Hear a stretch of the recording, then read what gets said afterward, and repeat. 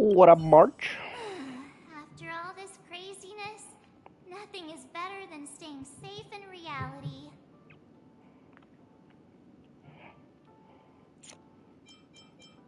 Yeah, let's go.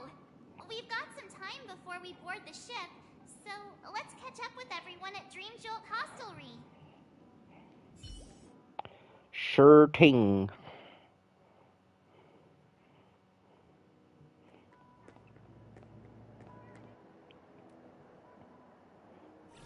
How extravagant. Just like Epsilon. How was it? Did it live up to your dreamscape expectations? You already asked that when we first got here. Yeah, and you said no back then. But after all this madness, I'd say you've grown fond of it. Just a heads up, you're still on the Bloodhound family's wanted list, so keep a low profile. And this time, it's Firefly in the picture, not Sam. That's gotta be a whole new experience for you, right? Indeed. In Kafka's words, that's also a missing part of my life. Still, it'd be quite inconvenient if I can't move freely. Could you help me out, Silverwolf? I knew you'd say that. Don't worry. I've hacked all the systems and left no trace. Don't do anything that may draw attention, and don't talk with guards. They might recognize you. Keep these 2 points in mind, and you can go wherever you want, unbothered. Thank you. No problem, Miss Samuel. I love this fake name. Now that we're done here in Penacony, what will you do in your free time? I hear the Genius Society is here. How about we go stir up some excitement? Well, you know my script isn't over yet. I didn't bring you back to hear an answer like that. Don't worry. The script says that I'll experience 3 deaths, but also receive an unforgettable reward on the planet of festivities. How will I know if I don't try? All possibilities exist until the outcome actually happens, right? You may not realize it, but you have a bad habit. Whenever you seem to be asking a question, you've already made up your mind, and no words will dissuade you. Anyway, Kafka asked me to pass on this message. If you see anything fabulous in Penacony, get one for me too. Just swipe my card, you know the pin. She didn't specify anything, but I guess she means a dress, coat, sunglasses, or something else. You know better about fashion than I do. Sure, I'll keep an eye out. There's tons of options at OT Mall. Do you think she'll like trinkets, like hair accessories or brooches? Those sound more like something for young girls. Maybe you should keep them for yourself. Oh, by the way, Blade wanted you to be more careful. He didn't explicitly say it, but I think he was trying to say something like, temptation will show up again in Penacony. He's always subtle with his words. Got it. He was just worried about me. Relax, Silverwolf. You know me. I won't do anything crazy. I just want to wander around and see more of the world for myself. I want to buy some oatcake rolls. I've had a cake roll every day since I arrived in Penacony, from the first day to the last. But today, I'll buy 2 and give you 1. And if you don't like them, I'll enjoy double the pleasure. Or I can bring one to Kafka, as she never refuses. Or maybe I'll give it to Blade. He'll appreciate it. That's not written in the script, right? But as you see, I have added new footnotes to my destiny.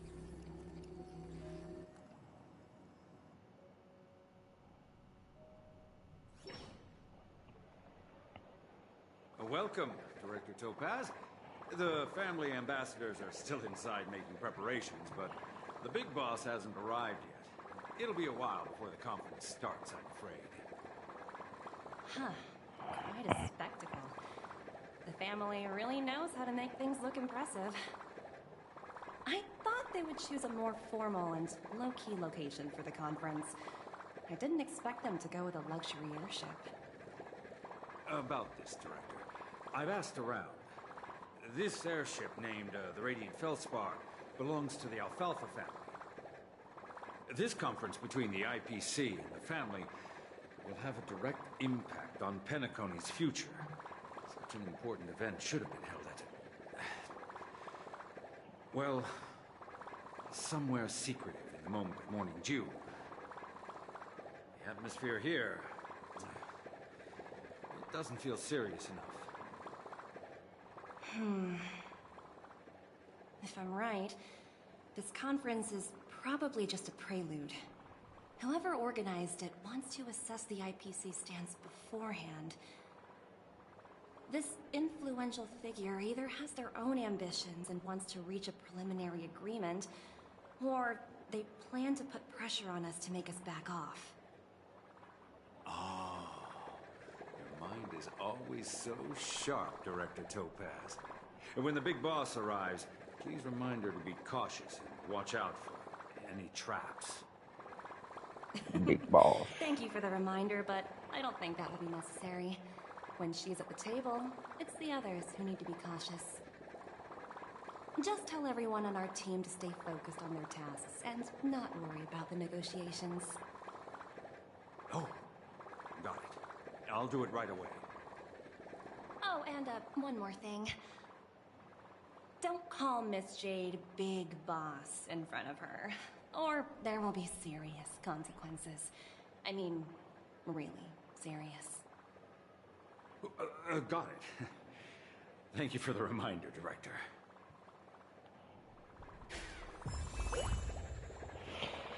It's Topaz.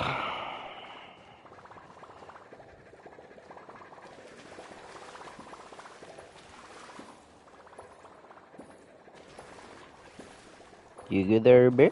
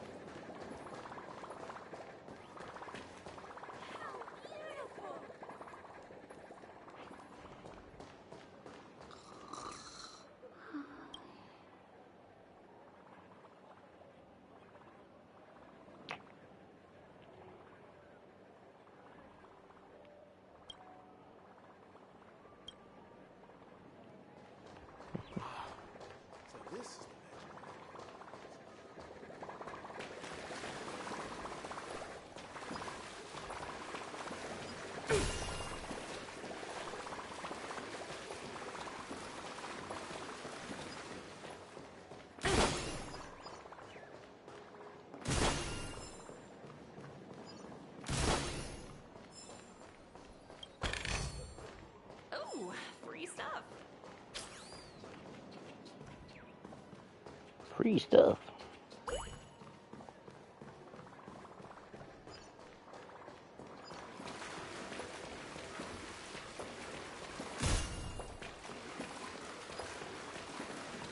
Why is that fucking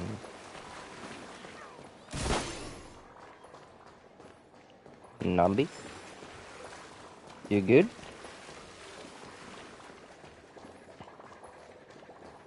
Why are you chilling here? Nambi?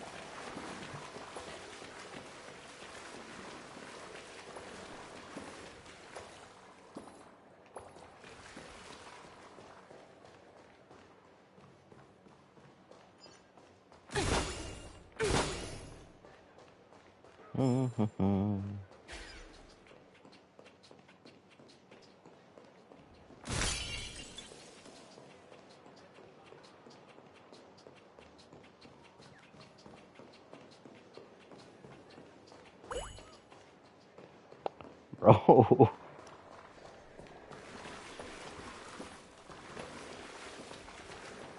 Like, what?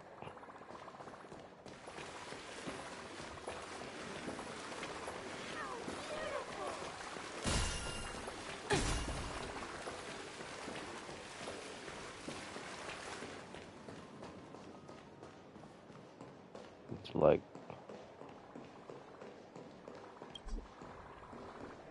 Cannot open. Well, fuck you then.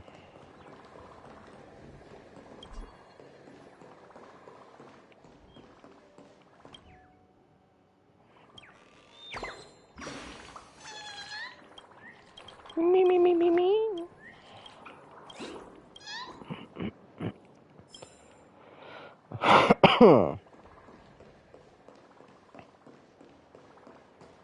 Bro, am I like blind or dumb or something? Like, why is Nambi here?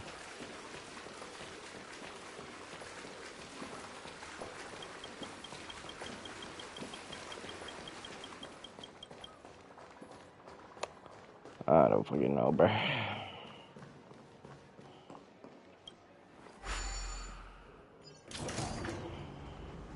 None of the important figures have arrived yet. Huh. Looks like the conference won't be starting for a while. Such a bustling place. I think I'll take a little walk around.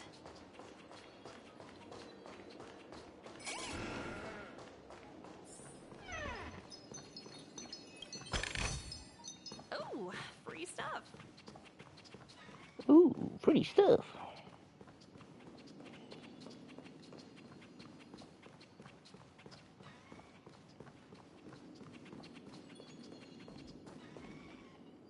Like,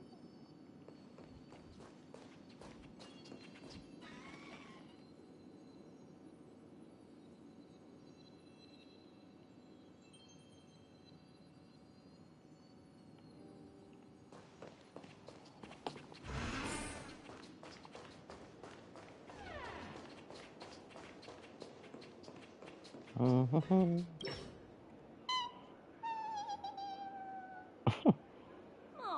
are you hungry, Numby?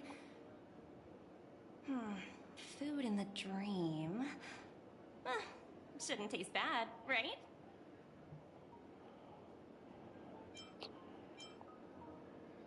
let's give me my burger.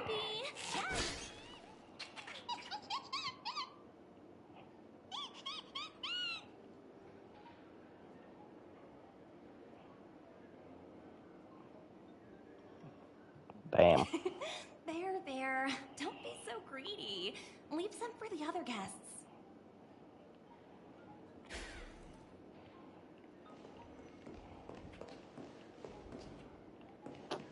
I can't give him more? Wow.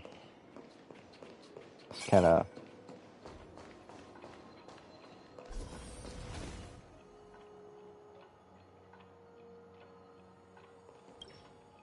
Greetings, madame. What can I do for you? Hello. Could you tell me more about the Radiant Feldspar? I assume you are the ambassador of the IPC Strategic Investment Department. It's my honor to assist you. The Radiant Feldspar is owned by Mr. Odie Alfalfa, head of the Alfalfa family. Mr. Alfalfa invested a significant amount in building this luxurious airship an Ember era ago. and it has been sailing across the 12 hours of the dreamscape ever since. Oh, so it's owned by old OD himself. No wonder the ship is so lavishly decorated. Indeed, Mr. Alfalfa has impeccable taste. Only the most prestigious guests are invited by the Alfalfa family to board this airship. Please allow me to continue my introduction. The Radiant Felspar had been cruising over the Sea of Dreams in Penacony for an entire Ember era. But its voyage was temporarily halted due to the recent reverberation. Reverberation? Such a formal way of putting it.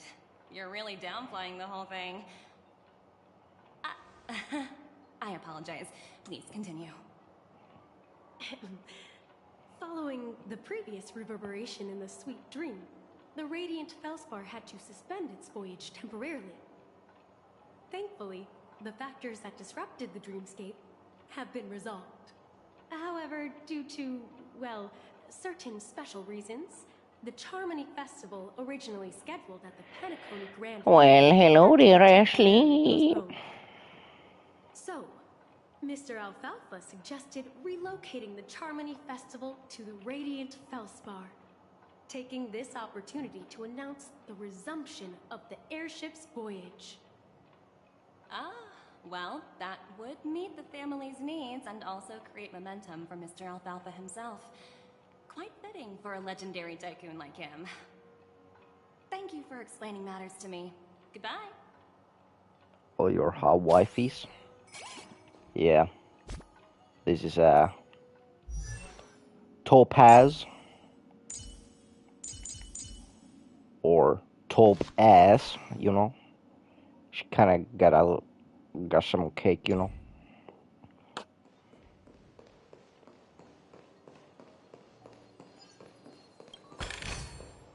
Hard work pays off.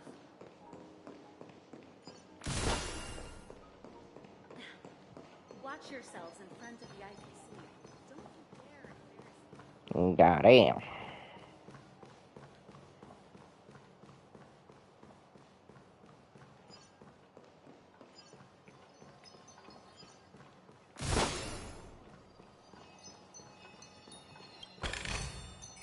Ooh, free stuff. That's my little guy Nambi. Just showing me where all the chests are, you know. Hard work pays off.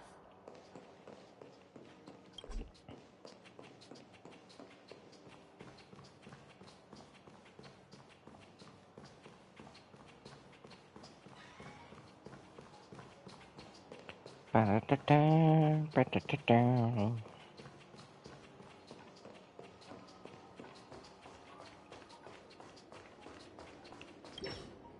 So many buttons. How many centuries would it take to press them all? Huh. Didn't expect those pooches to actually recycle them all. Huh? What are these?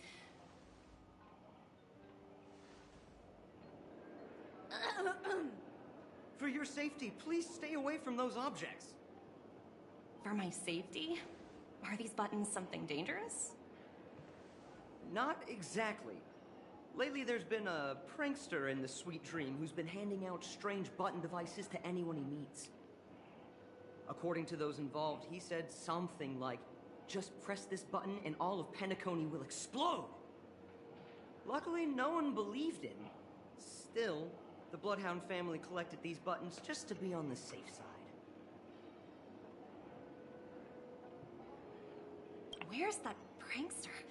Haven't the hounds caught him yet? Yeah, that guy has some skills, I'll have to admit that. However, you know, the Bloodhound family won't give up. Whoever disrupts order in the dreamscape will face severe consequences. The plot twist is that guy's actually the prankster. That's Sparkle. Anyway, The family will spiky deal bro. with these things. Please kindly keep your distance. You could hear their voice before we talked to them, and then he was like, starts talking with that dude Talent voice. Motivation Department? Again?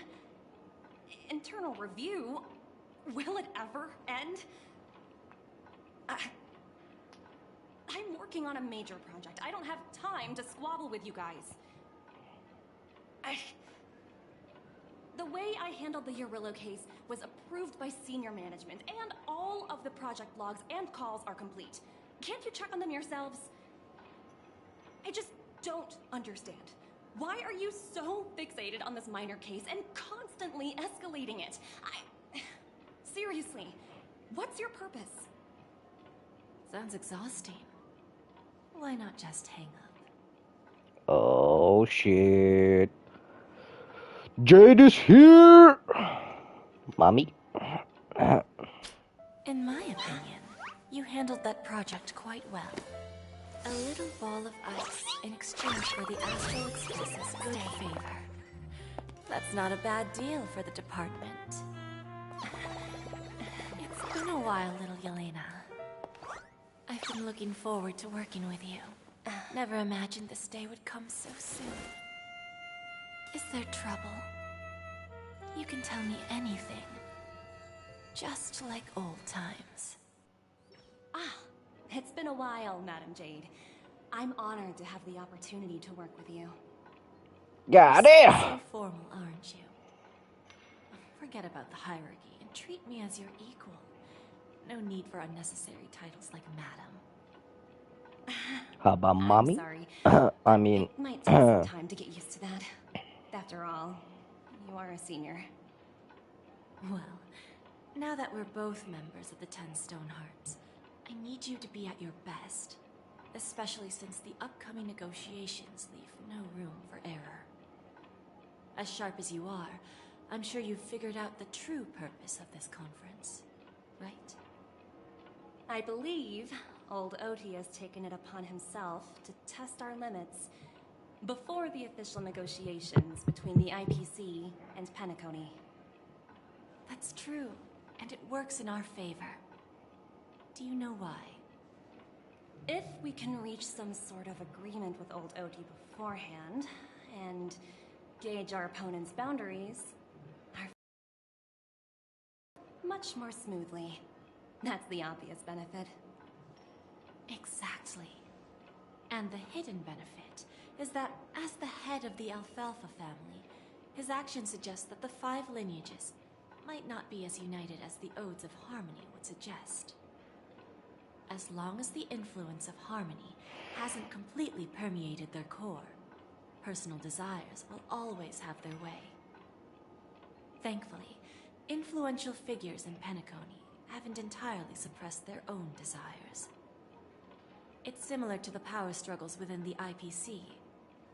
The supposed all-for-one philosophy shared by the 5 lineages. It's just a slogan now that the Dream Master has gone. After the downfall of the Yoke family, old Oti's faction became the dominant force in Penacony. Even if we consider only the succession order, he's the longest serving and most senior among all the family heads. Yes, that's exactly why we need to handle the conference following an agreed-upon strategy.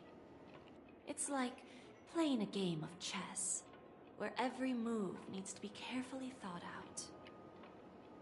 Absolutely. The 3 steps of negotiation. Listen, test, and strike. That's what you taught me. Pretty clear.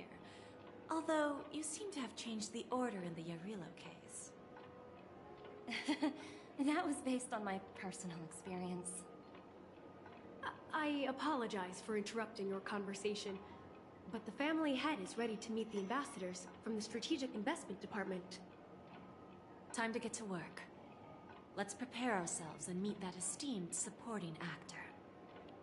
Remember, our goal is to create an opportunity for the IPC to enter Penacony. Aventurine has already made a small opening, and you and I, we're going to tear it wide open.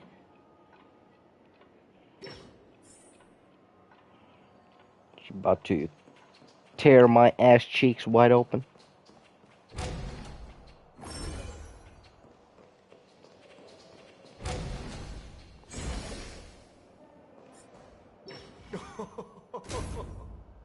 Welcome aboard my ship, the Radiant Feldspar, smart and charming ladies. Please, have a seat. Let's have a pleasant conversation.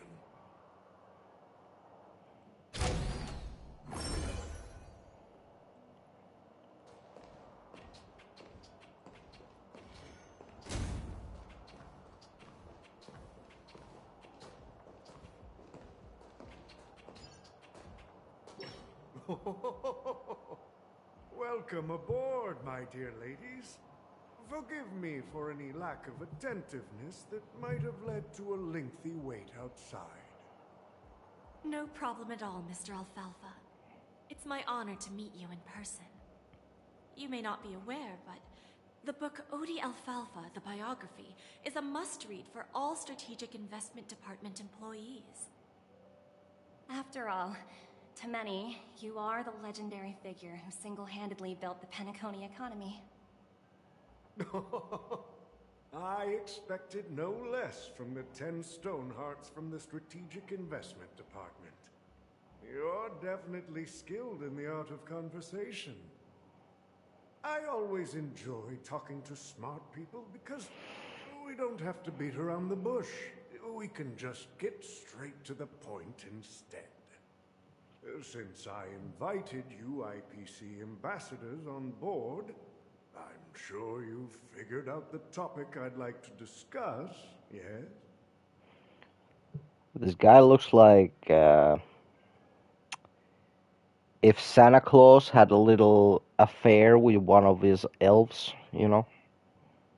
And then this guy looks like their child. The future of Penacony, if I'm not mistaken. Precisely. Those few words represent a terribly complicated situation indeed. Let's take that golden-haired guy who's not showing up, for example. He put in great effort and almost got himself killed. But what was it all for? Wasn't it eventually to create an opportunity for you IPC to regain control of the precious Astana? The wisdom and experience you've accumulated over 10 Amber Eras are truly impressive. Let's assume your assumptions are correct, Mr. Alfalfa. How would you respond to the IPC's actions? I appreciate your composure, Miss Jade. You must have witnessed much in your worldly experiences. However, perhaps you don't know much about Penacony. Old Oti won't sit idly by when faced with a greedy wolf.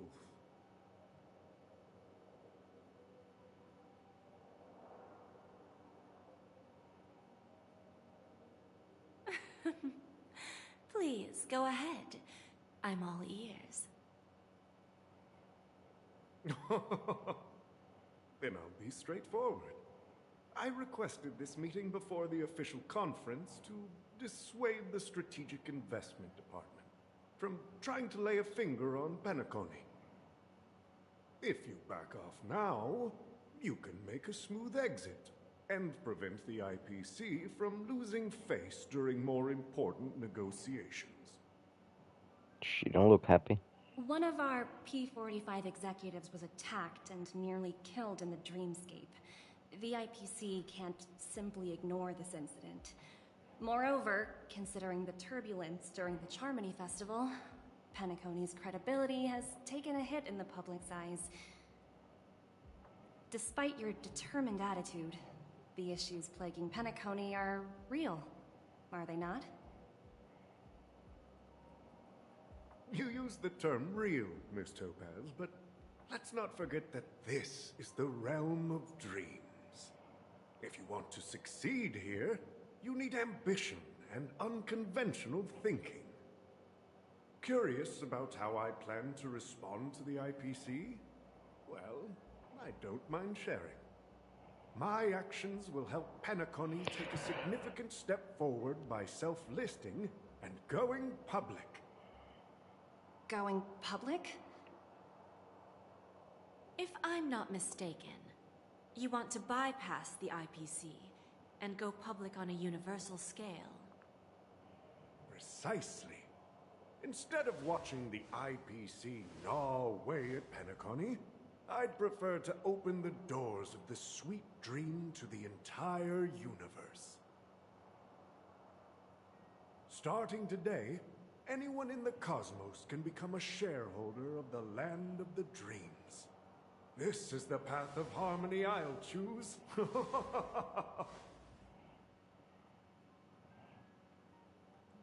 This reform should have been implemented earlier, but unfortunately, the Oak family were a bunch of blockheads blinded by order. Their level of intellectual flexibility doesn't even come close to an old fellow like me. Thanks to the little reverberation earlier, the biggest obstacle between me and my reforms has been eliminated. The Alfalfa family will publicize the financial results of Sweet Dream Paradise, so that the entire universe can see that despite the catastrophe, Penacony still holds immense potential and opportunities, and that the family remains confident in its future.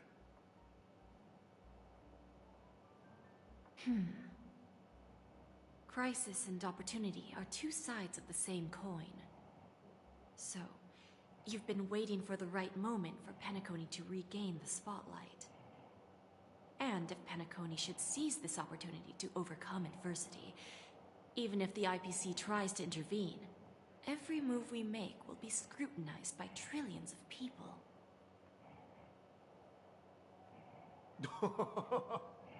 Now I'm convinced that you've indeed familiarized yourself with my biography, Miss Jade. So, about your next move. Please, consider it carefully. Indeed. We need some time to digest such a wealth of information. I suggest we conclude the first half of our conference, Mr. Alfalfa. Please allow Topaz and me to confer privately for a few moments, and to respond on behalf of the IPC later. Of course. Take your time, dear ladies.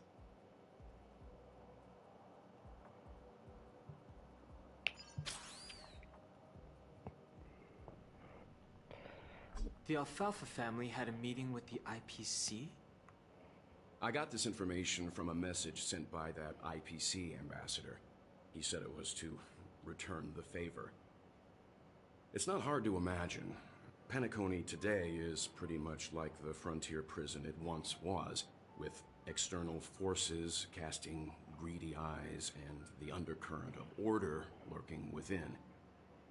Instead of falling into a situation where they are plagued by both external and internal threats, Penacony would rather take a step back and invite the IPC to negotiate at the table, ostensibly to cooperate, but in reality, to secure more opportunities for their own survival. Well, no wonder they sought the mediation from the Astral Express. In your opinion, who should we stand behind? I don't think the followers of the Harmony are completely innocent victims in all of this. For reasons unknown, they have a strong desire to smooth things over, which leads to speculation about their motives. If either the family or IPC were to assume full control of Penacony, it would return to its previous illusory dream of hedonism, and the efforts of those previous nameless would once again go to waste. There you are. Did you rest well? I didn't disturb you since you were in a deep sleep. Ah, she went to negotiate with the family as a representative of the crew. She'll contact us once her arrangements are ready. After Anna's dream was shattered, the family branch from the Montour system soon arrived and swiftly took control of the situation. Most members of the Oak family fell unconscious, but fortunately, their lives were not in danger. The mastermind behind the plans was confirmed to be Gopher Wood, the previous Dream Master. But by the time we arrived, he was dead already. He'll face a trial. As for further details, the family would rather not disclose them. Ultimately, the public perceived the incident as an attack by evil forces targeting the Charmony Festival. They believe the family failed to safeguard the sweet dream, significantly eroding their credibility in the process. While quite different from the truth, this appears to be the outcome with the least impact.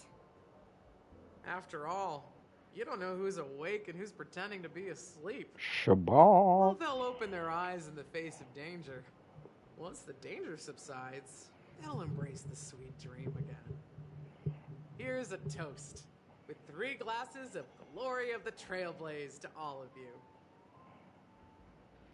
Yeah, it's good to see you all again. Although we might be saying goodbye again after this reunion. When will the Astral Express leave Pentagon? We'll stay a bit longer, but not too long. So, this is our final meeting then? If this is a farewell, then it seems to be missing something. Music? Atmosphere? Maybe a special drink to honor those who are not here. Let's see. The mixed drink should be solemn, dignified, and unique. As we'll use it to pay respect to those fallen heroes. To the nameless, resting in peace. And to Gallagher.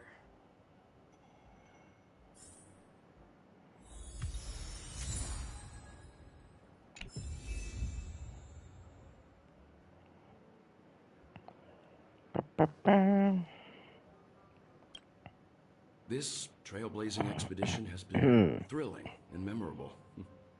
Hopefully we've all gained insights about ideals, paranoia, clarity, and dreams from the experiences we've had.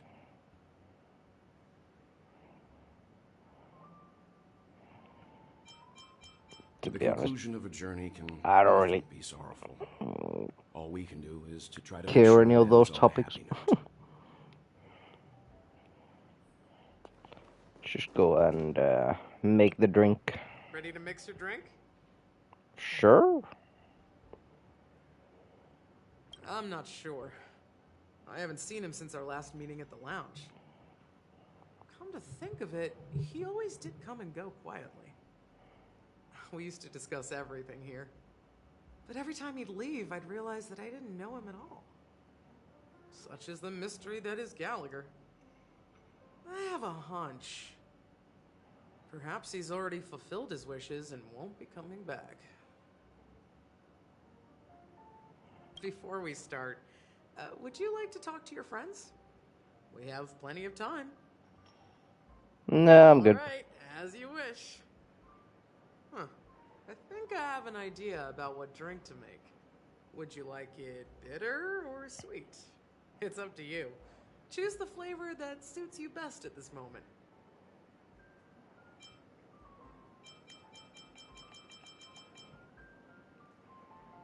Let's go bitter. Here's Bitter Dreams, the least popular drink in this bar. It's bitter and sour, just like the harsh realities of life. Sounds good to Not me. a bad choice. Let's start mixing.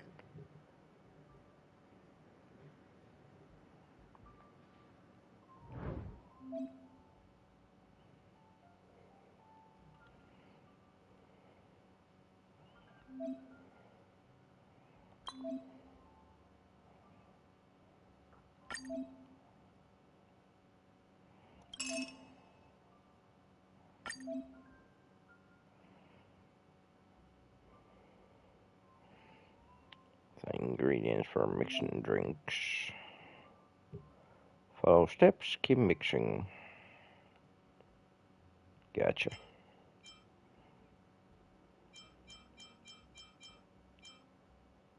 So I need this.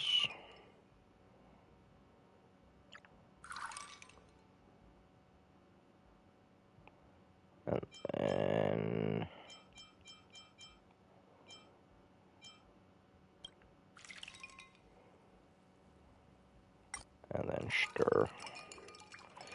Stir, stir.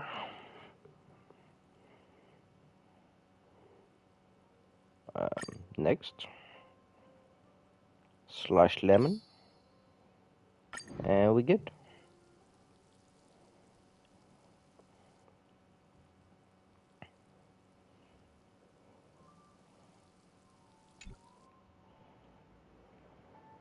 Words always fall short. If you want to bring closure to past events at this lounge, there's no better way than mixing a drink. Blend all your memories and emotions together and stir them well. Through the filter of time, what remains in the glass is something to savor. Well, it's done. Here's to the nameless resting in peace, and to my friend Gallagher.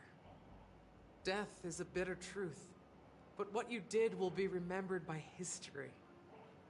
We're not accepted by the outside world, so we've gathered here. And one day, our souls will return to the same place. Cheers. Cheers. New message.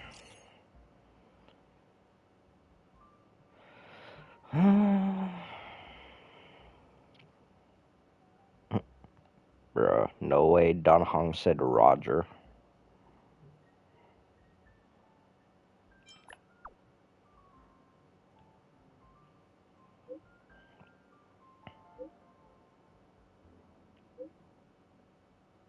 It's a secret.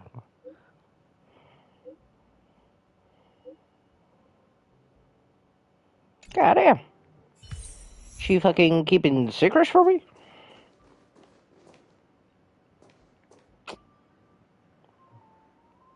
Well, I guess we gotta Oh, are you leaving?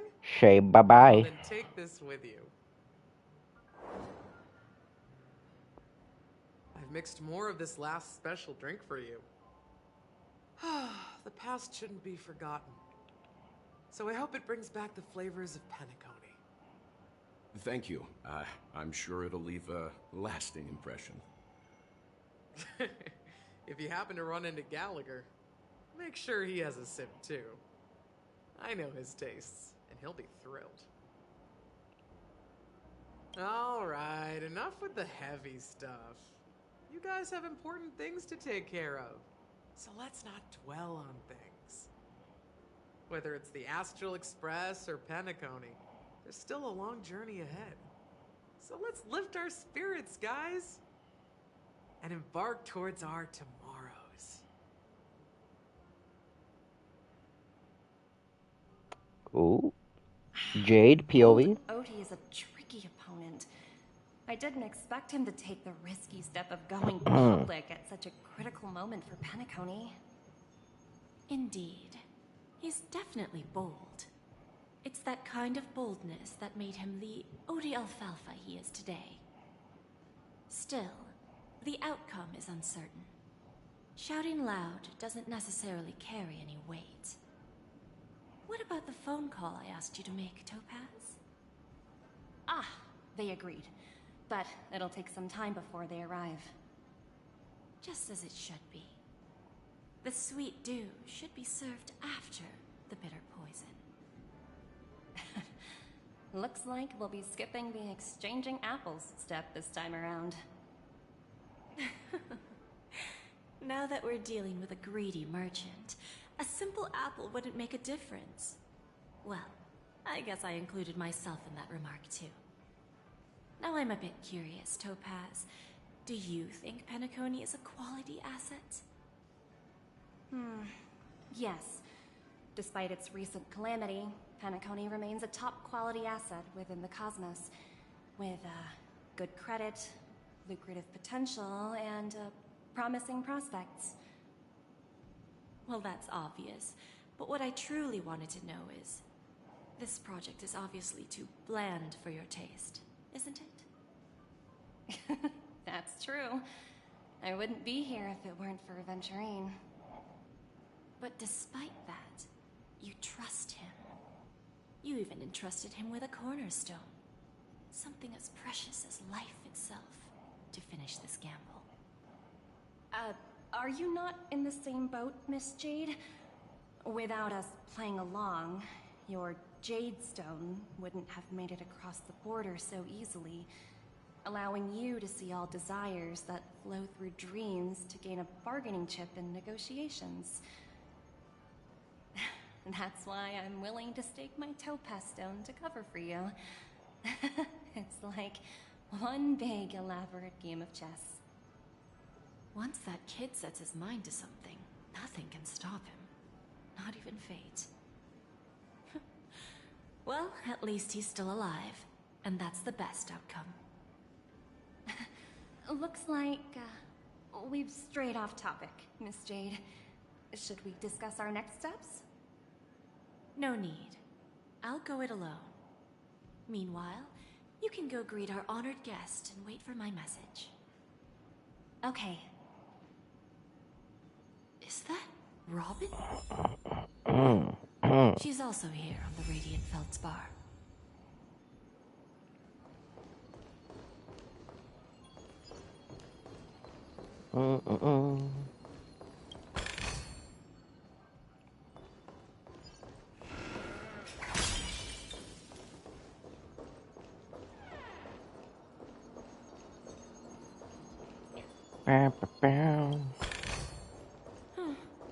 Not exactly eye-catching.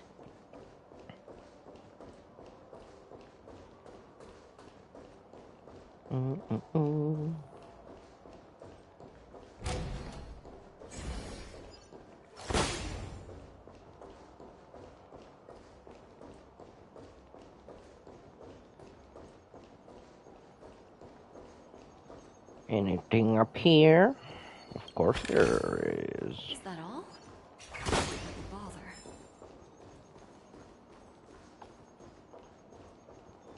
Damn, she was like, is that all?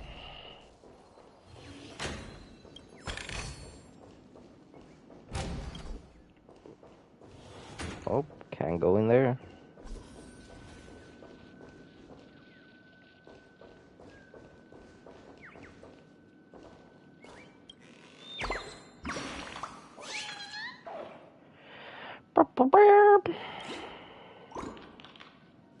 All hands on deck.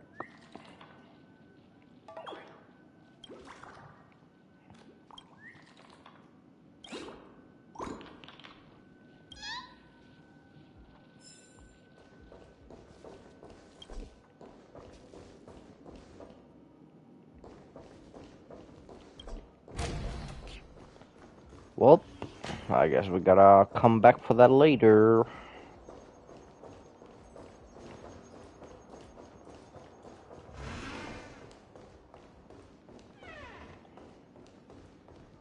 Go say hello to Robin.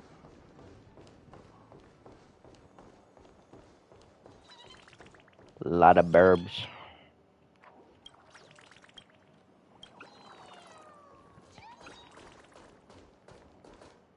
If you jump, I jump? Huh?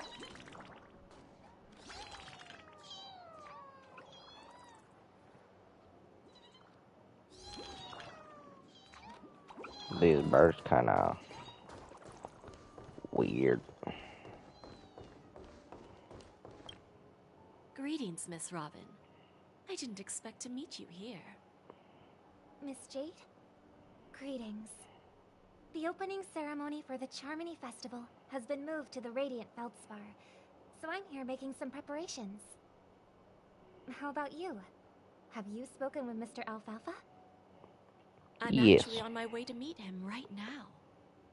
Do you know him well, Miss Robin? Unfortunately, I've never met him.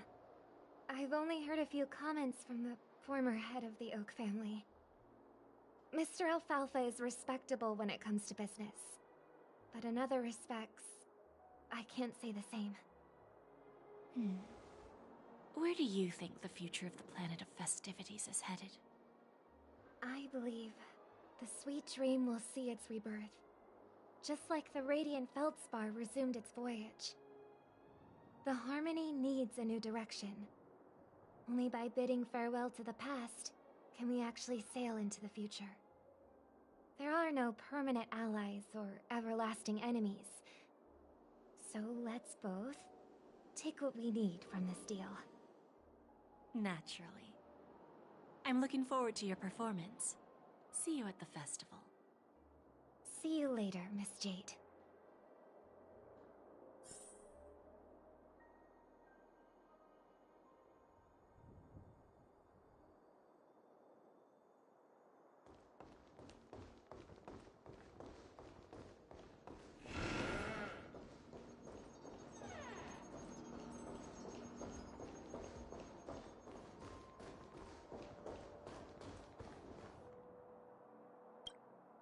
Thank you for your patience, Mr. Alfalfa.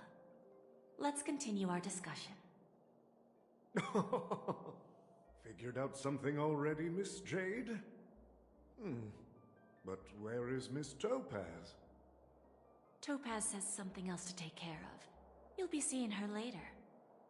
Talks can still continue between the two of us. Is it just me, miss? Your tone sounds very different now. I need to set a good example for my junior. It's not a good habit to be too loose-lipped during negotiations, right? Now we can speak frankly and openly. Do you believe what I said, Odie? You're not the only merchant who has seen the changes in the cosmic market over the past 10 Amber Eras. Interesting. Now that's interesting. Good. It's good to be straightforward. Openness and transparency are my things. So, tell me, what's your next move? Unfortunately, I'd like to speak the harsh truth before laying out my plan. Let's cut to the chase. First, your plan won't work. Penacony has no way of sidestepping the IPC and going public. Second, you can't stop the IPC from entering Penacony. We've got all the time and connections in the world to find a way in. We'll keep tearing down and rebuilding this place until the Asdana system gets used to the IPC's ways again. Now, I'm repeating your words exactly. If you don't want to be a laughingstock and have everyone gunning for you at the official conference, you'd better drop your little pie-in-the-sky plan. Oh, interesting. Indeed. You surely have a way with words. Now, I'm curious to know what you have up your sleeve. Mr. Alfalfa, let's not forget that the IPC controls the biggest interstellar publicity platform. More than half the news networks in the universe take their orders from us. The moment news spreads about Penacony going public, trillions of customers will immediately receive a message like this. The family's protection for Penacony has expired. Any mishaps in the dreamscape could result in permanent brain death. Care to guess how many ways we have to turn alfalfa credits into worthless junk within a measly 24 system hours? With the entire cosmos keeping a close eye on Penacony, I assure you, it won't be too hard. You really think you can pull that off? Even from Pier Point, as distant as it may be, I'm more than capable of keeping you on a tight leash. However, if you agree to give up that half-baked plan to go public, the IPC will assure you that we'll never jeopardize the interests of the family heads under your leadership. After all, we also need allies here in Asdana. The IPC can assist Penacony with financing, starting by acquiring 30% equity shares. With our financial support, stabilizing and rebuilding Penacony will be a piece of cake. 30% equity, you say? Who can guarantee you won't want more in the future? That's the brilliant part of it all. The answer is simple. No one. There are no guarantees. It all hinges on self-awareness and mutual respect. However, the board of directors will consider the interests of the family heads to some extent. You're a smart merchant, old Odie. Isn't the whole purpose of this elaborate game to showcase your business acumen and seek more benefits for the family? It benefits us if we both take a step back. And if that's not enough for you, I'm pretty sure that another goal of making Penacony go public is to expand the influence of the Planet of Festivities and attract more customers. I understand your concern, and I have a solution for that, too. Fine. Now I see your sincerity. As the head of the Alfalfa family, I don't think I have any reason to refuse your offer. However, as their chosen one, I still need one final answer. Go ahead. I'm listening. When I was a child, I heard the adults recite the tale of the ancient Amber Era, about the ascension of Shipe, the Harmony, and the downfall of Enna, the Order. The Order and the Preservation used to be close in ancient times. So, why does the IPC, as a follower of the Amber Lord, seek collaboration with the family instead of aligning with the Order? The answer is simpler than you think. It's all about credits. Everyone's favorite thing and the universally recognized currency among the stars. The IPC has the power to perpetually ensure their value. With each new world integrated into the credit system, the IPC adds another building block to its cause. Eventually, all exchanges, capital, and businesses will operate within a unified monetary system. By then, all planetary developments will be recorded in accounts with well-defined values and the ability for exchange and circulation. And the heart of everything will be Klepoth's credit.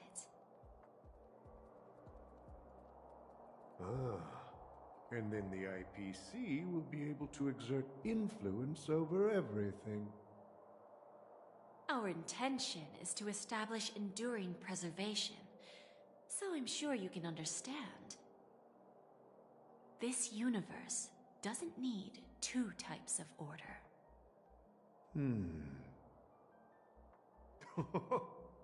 Well said. Now you've convinced me.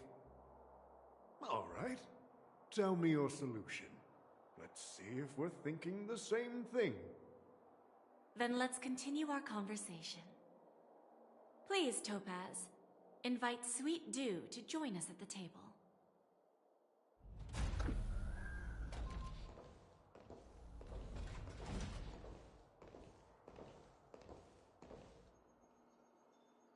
Thank you for your presence, Miss Himeko. Please allow me to introduce her to you, Mr. Alfalfa. This is Miss Himeko from the Astral Express, one of the future shareholders of Penacony. I've heard so much about you, Mr. Alfalfa.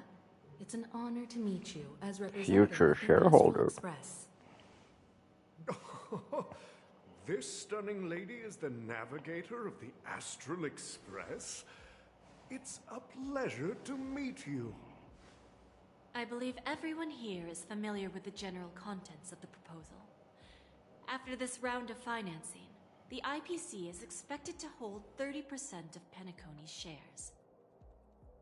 Then, the IPC will transfer 5% of that stake to the Astral Express and recommend Miss Himeko as an independent director to honor the sacrifices and contributions made by the former Nameless to the Land of the Dreams.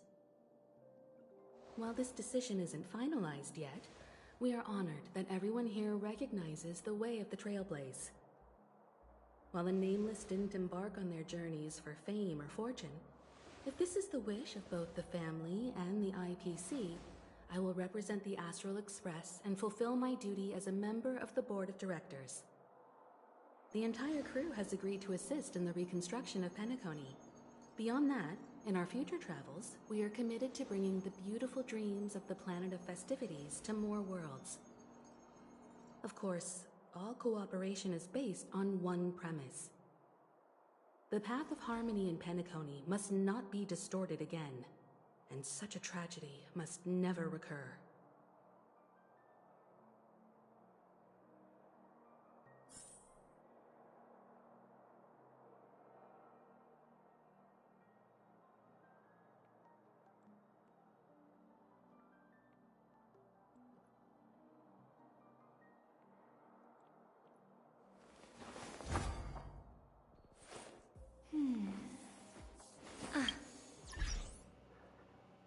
La la la.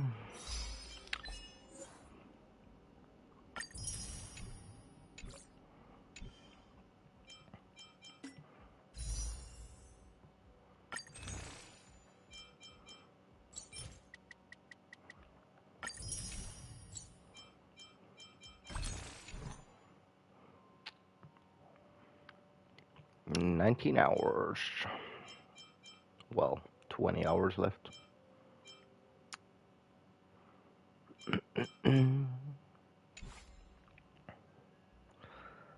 Well, I'll go for a quick smoke. So I'll be right back.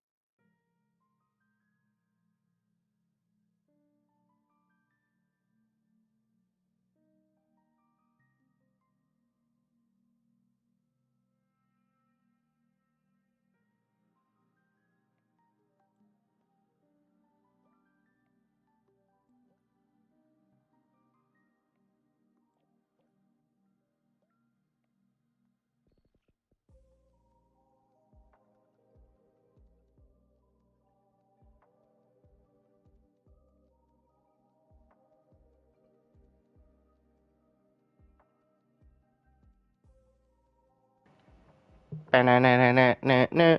Tequila.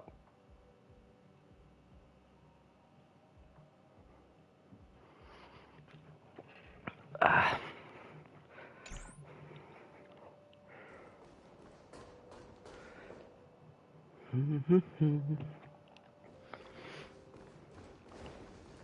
Let's see, can I go in this room now?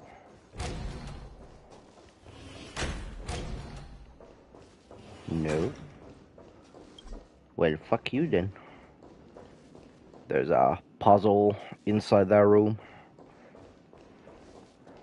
as you can see from the icon.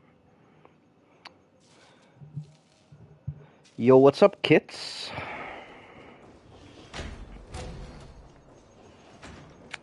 Yo, yo.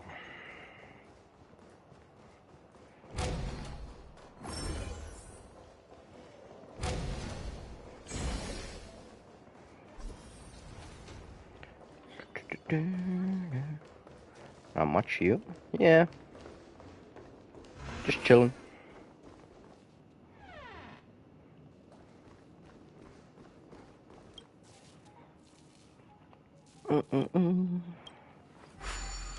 Speedrunning? Nah. Um.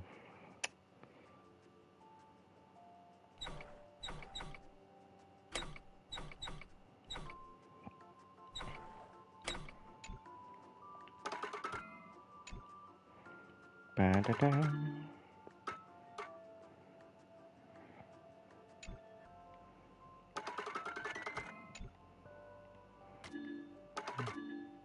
A lot of pieces on this one.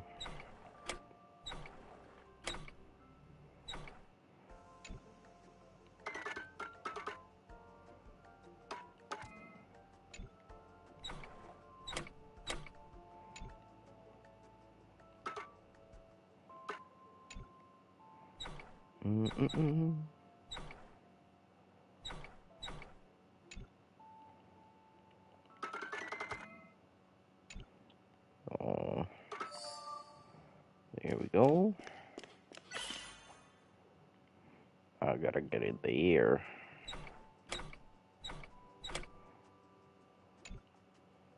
Um.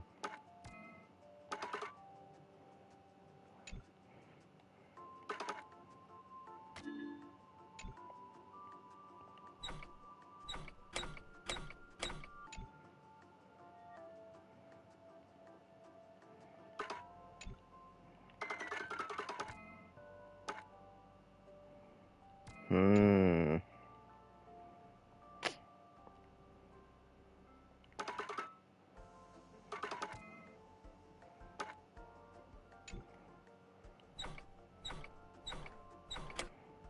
Well, I would assume this has to be here, so this connects.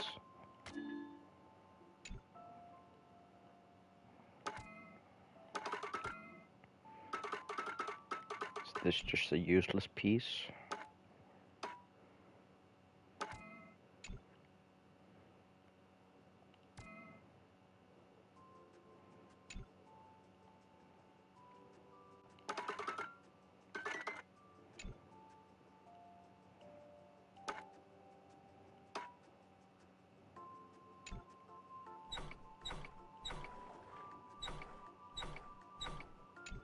Or maybe it's...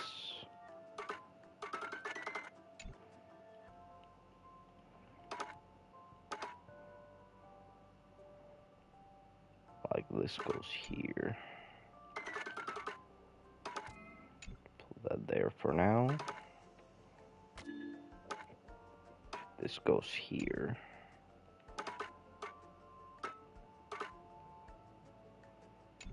Bro, my brain is not functioning. I'll just fucking do that later.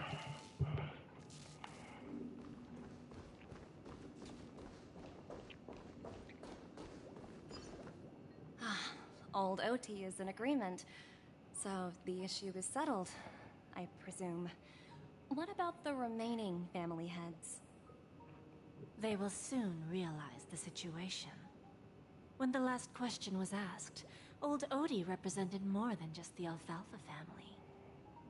When should we schedule the formal negotiations? I'll handle the arrangements.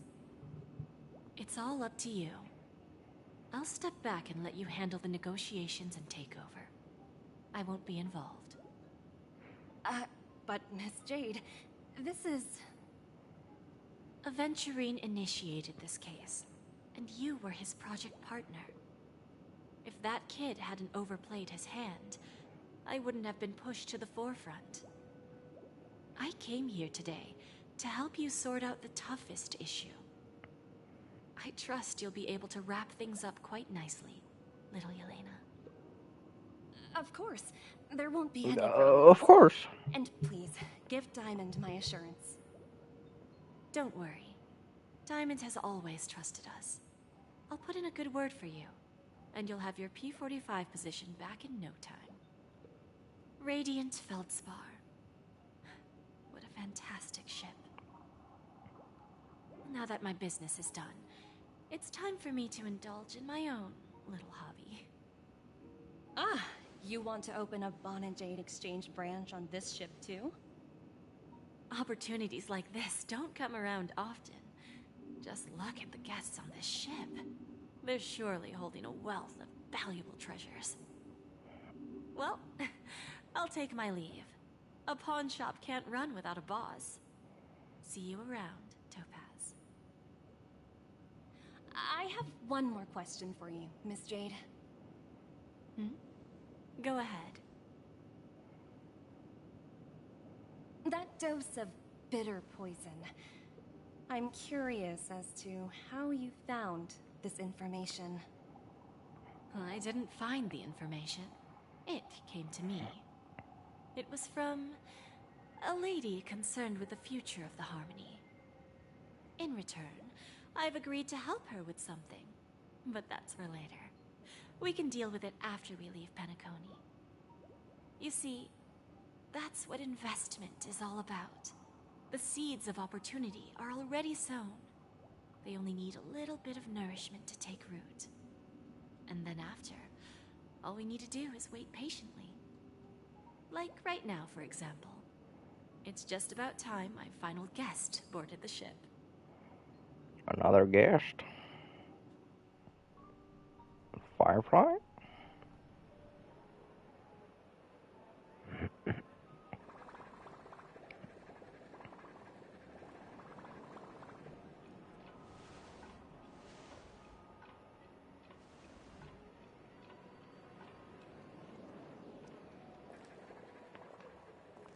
Sneaking in was way easier than I thought.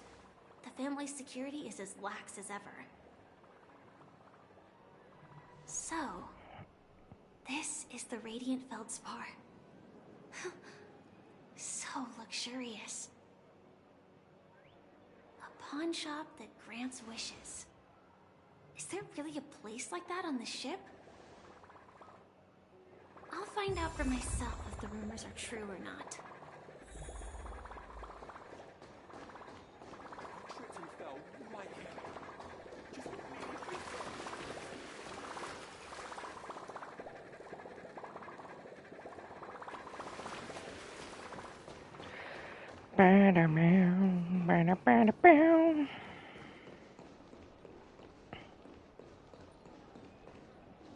Yeah.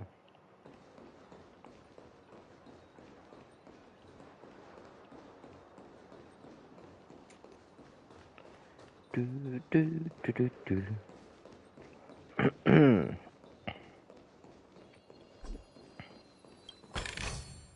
Inspection complete. Nothing suspicious. Is that her? Is that her? Vanished in the blink of an eye. So the Astral Express is here too.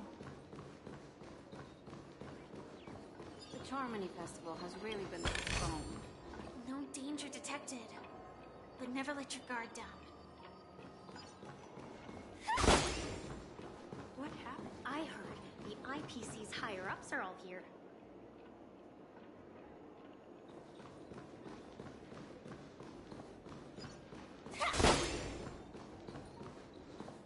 By the way, there's one more thing. Mr. Alfalfa and I discussed it.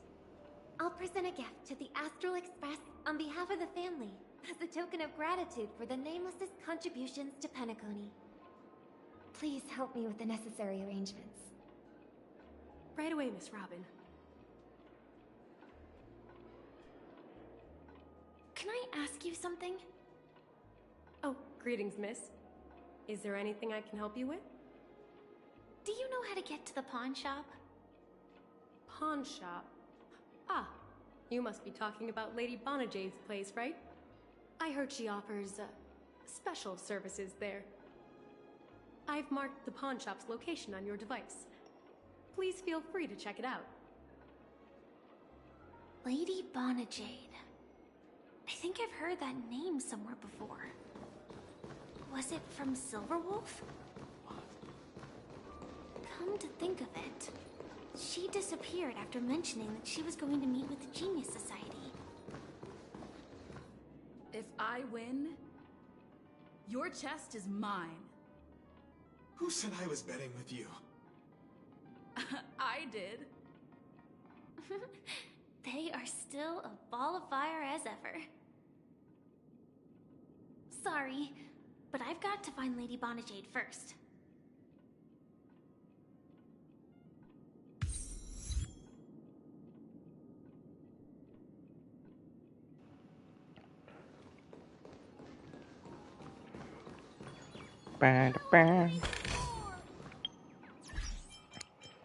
So, what was this? Oh. Can I even get that chest? No, it's not the best time to do that. Well, that answers my question. But I've got to... I just want to get that chest. Fuck's sake.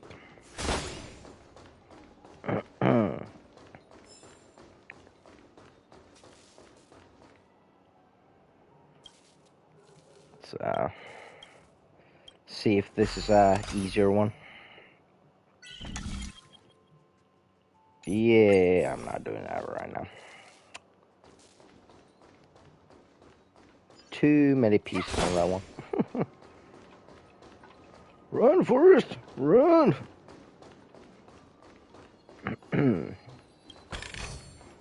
Inspection complete. Nothing suspicious.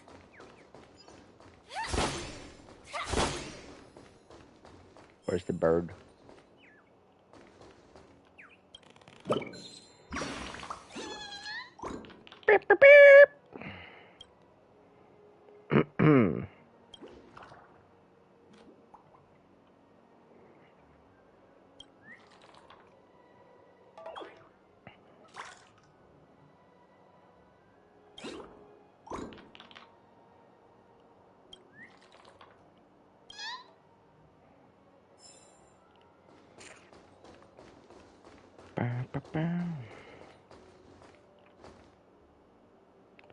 Look, such a beautiful view.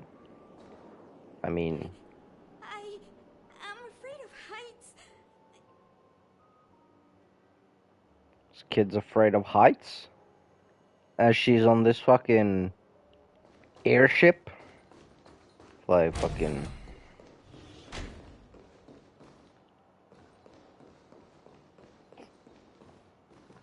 Like, you're in the wrong place, kiddo.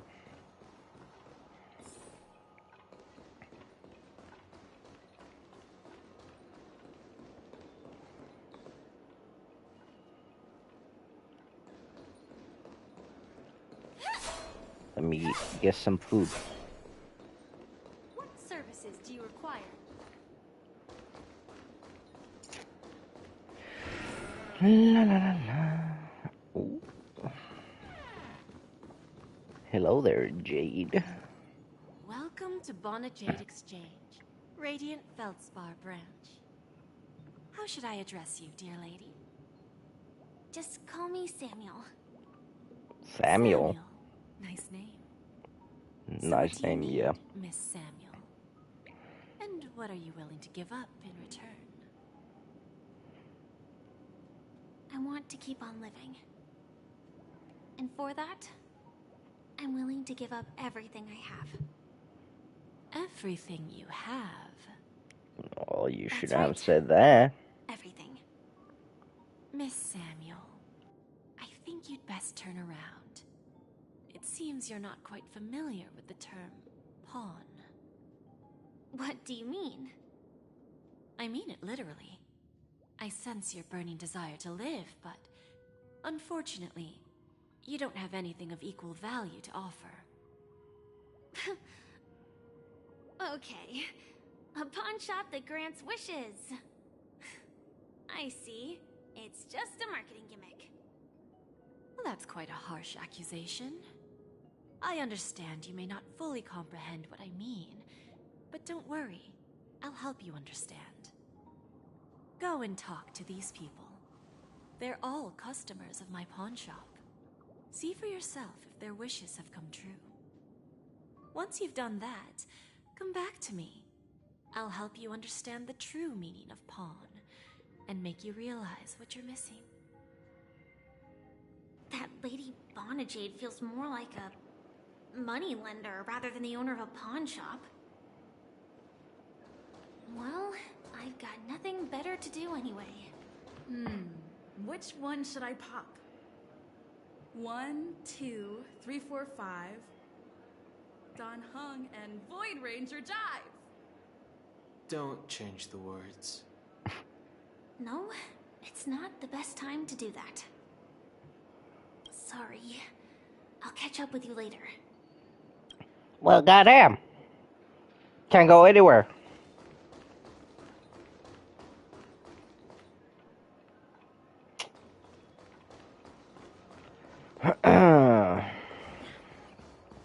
Well, let's go talk to some bitches. Should be able to get the gist now.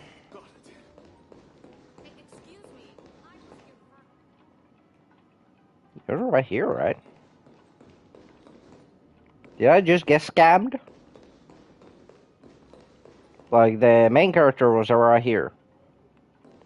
And there was a chest here. Now the chest is gone. Huh? Am I tripping? You stupid little girl. Coming back to lose more money, huh? Talk. Let's get started. Goddamn. This will be our final game. I'm betting my entire fortune. Oh, a big talker, huh? All right, let's see what you've got.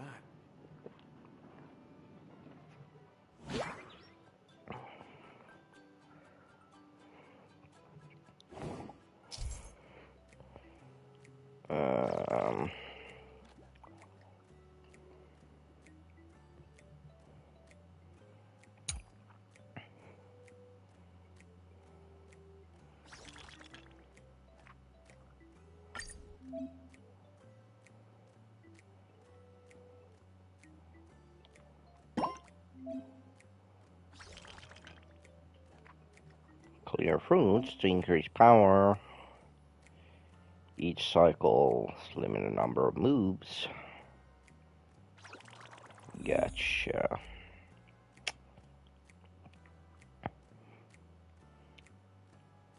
Oh, it's showing me this one, which I probably would have done anyway.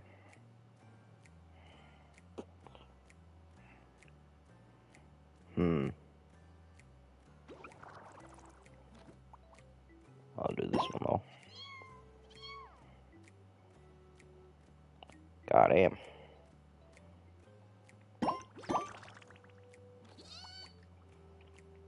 And then I kind of want to do this one.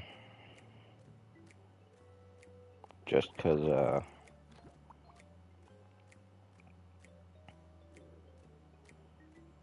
yeah, let's do it.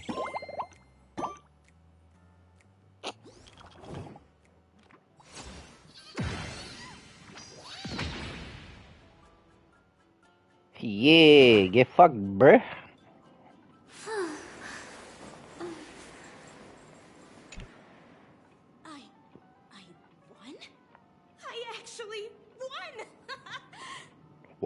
I did. This can't be. You lost to me 10 times in a row. How could I possibly lose to you at such a crucial moment? It's true. Lady Bonajade has truly blessed me. Finally, my luck has turned for the better. Great new era for Stacy. The Master Gambler has arrived. Master Gambler? You gotta chill there, Stacy. Got it.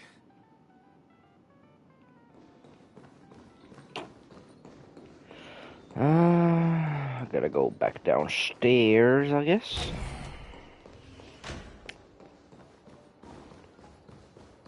Run, bitch. Run.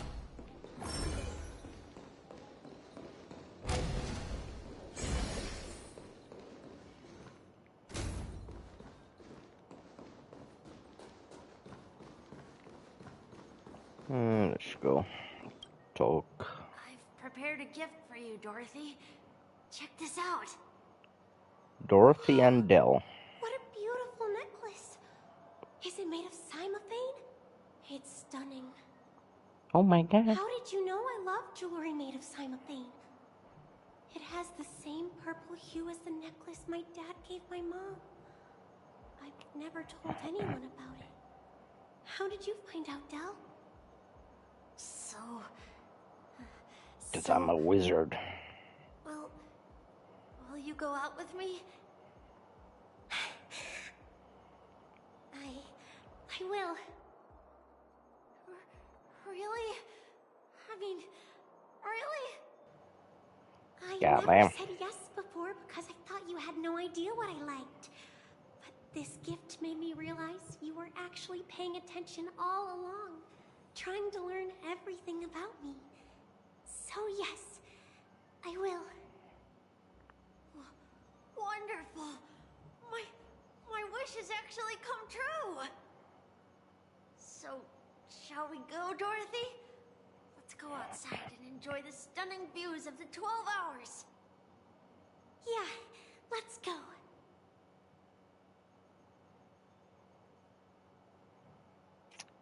Well.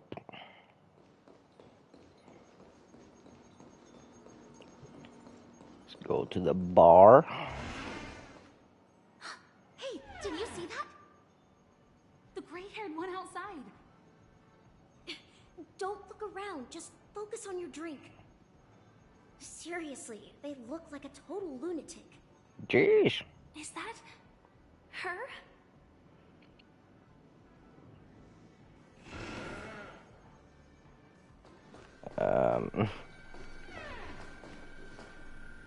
I guess if I go to her. You heard right. I've got him. He's been hiding at the moment of soul in Pinnaconny, using a fake identity. And he even posed as a professor at Paperfold Academy. I've made a deal with the family. We'll leave the extradition-related paperwork to you.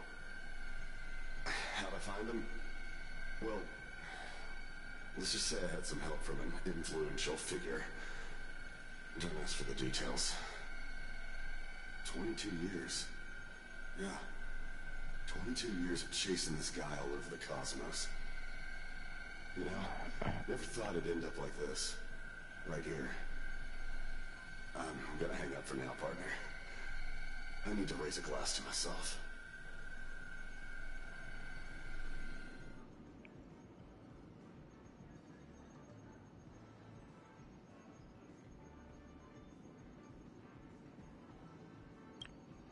All of their wishes actually did come true.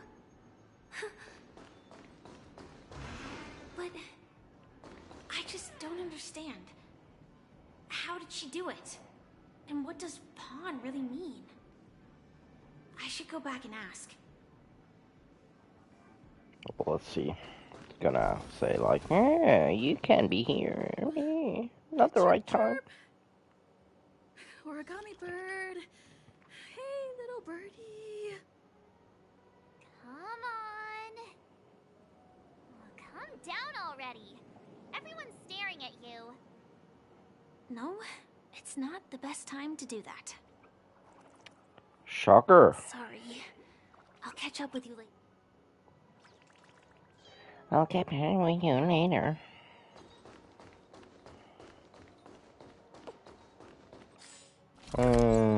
We'll just teleport somewhere closer. Don't need to run back and forth on this goddamn ship.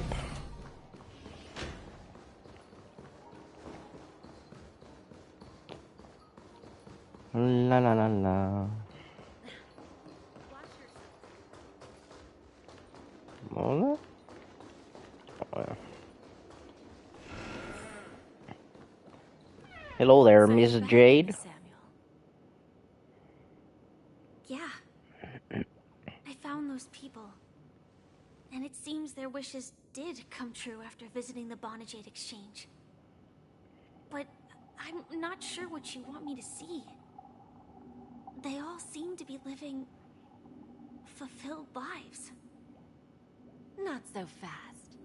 This step was just to show you that the Bonajade Exchange is genuine. That I had the power to grant their wishes. And now, I'll tell you the price they paid. Dell was from a wealthy family. He was head over heels for Dorothy, and wanted to win her heart. So he made a deal with me. He put up his entire fortune in exchange for a gift that would impress Dorothy. It was a piece of cake for me, thanks to my IPC connections. However, Dell will soon find himself evicted from the dreamscape because he can't afford his room. Whether he can bounce back from poverty, well, that depends on him. Damn. Let's just hope that necklace will keep their relationship from crumbling. Then there's Stacy, a lady with a gambling addiction. She wanted some serious luck, but she had nothing to offer. So I took something else instead. I took away all her close relationships. From the moment she stepped out of the Bonajade Exchange, every casino in the cosmos would remember her name. But her parents and siblings would sever ties with her, and it would be impossible for Stacy to make any real friends again. God damn. She will accrue a vast wealth due to her good luck, but she'll never be able to use it for the people who truly matter to her. As for Detective Walker, he spent 2 decades chasing down a wanted criminal for some heinous crime. But he never caught the guy. In his desperation, he came to me. He offered his own memory system as collateral. In due time, his memories as a detective will be erased, and he will completely forget his own identity and all the sacrifices he has made. Interesting, don't you think? I fulfill people's desires and grant them favors, and soon they come back to me with even greater desires. When people see others' desires get fulfilled, they develop their own desires.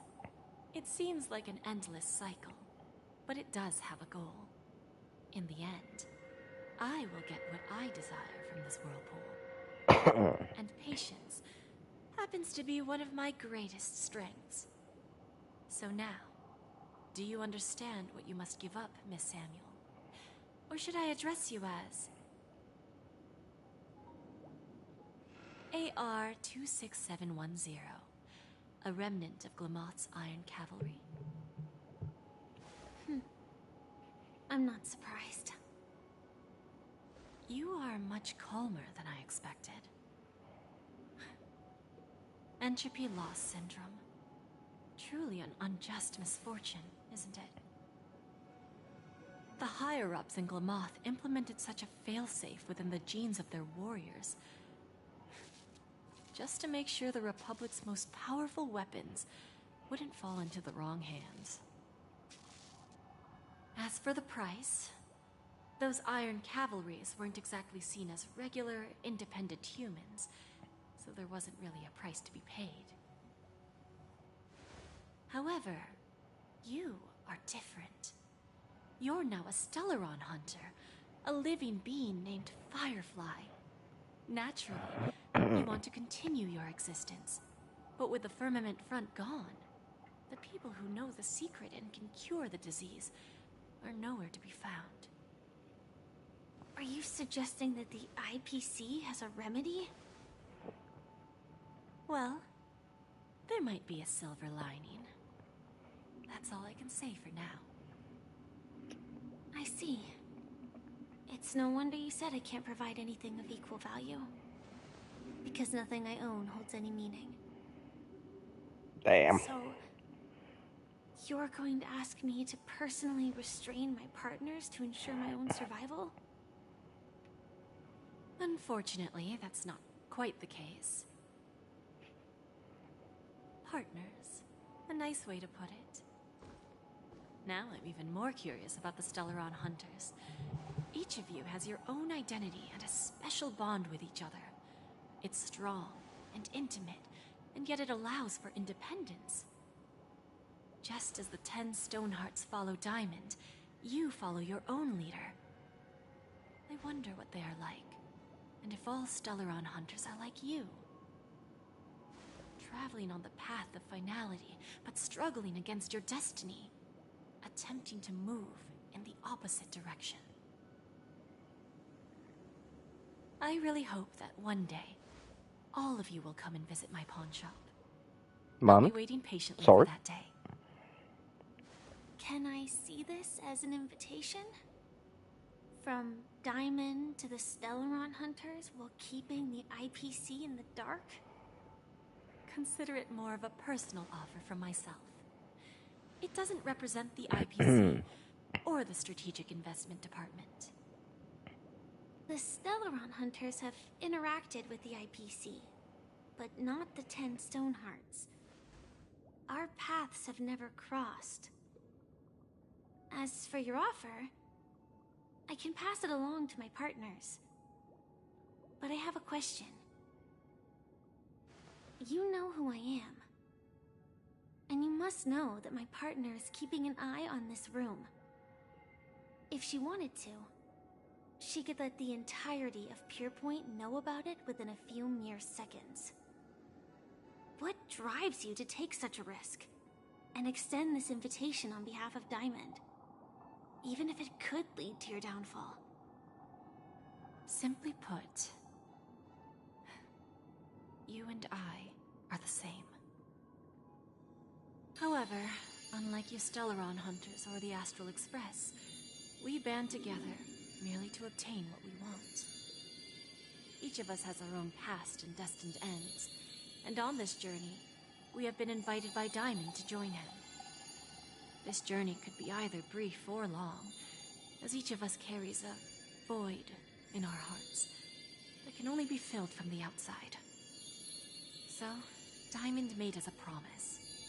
To divide the power of the Emanator of Preservation into 10 pieces, and give each of us a cornerstone to fill that void. Mortal flesh is fragile, yet my heart is unyielding like the monolith. For without this resolve, the way of preservation would fade into oblivion. So, you understand? This pledge goes beyond a mere oath. It's our collateral in exchange for opportunities, wealth, survival, and a future. And whatever we gain from it will fortify the Stonehearts in return, allowing us to achieve the great cause of the preservation when the war among the eons eventually comes.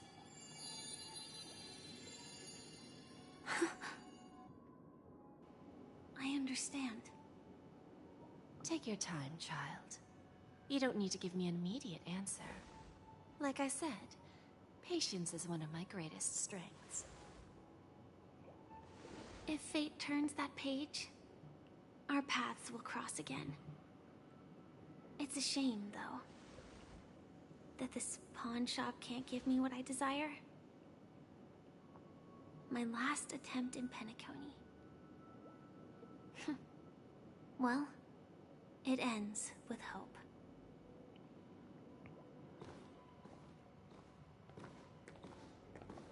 Lady Bonajade? I've come to deliver the collaterals promised.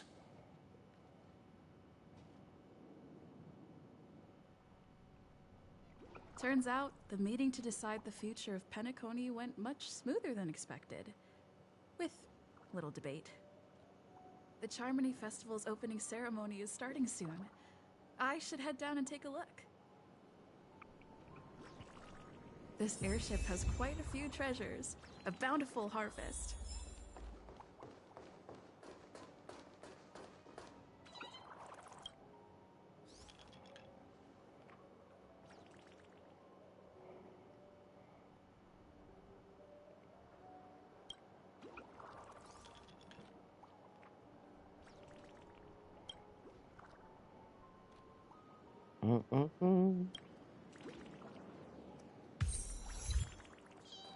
My heart will go on. No. Bruh, no way.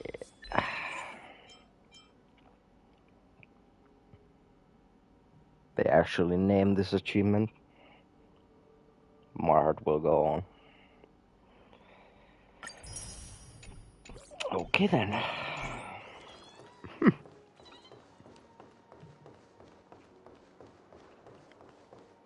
Can I open this now?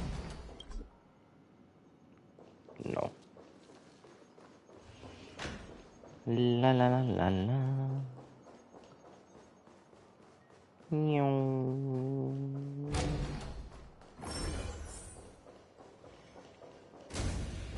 What?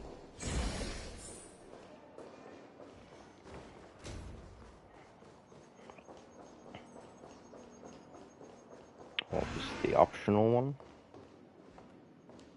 Oh, it's a boat hill. Boat hill. It's your favorite, Ashley. Remember, I can take you out with just one shot whenever I choose. Oh, that'd be my honor. Don't worry, I hate cheating at the table. You better. Ah, look who's here. The great hero of the Astral Express. The most dazzling trailblazer in all of Penacony. Oh, you're here too. Long time no see, friend.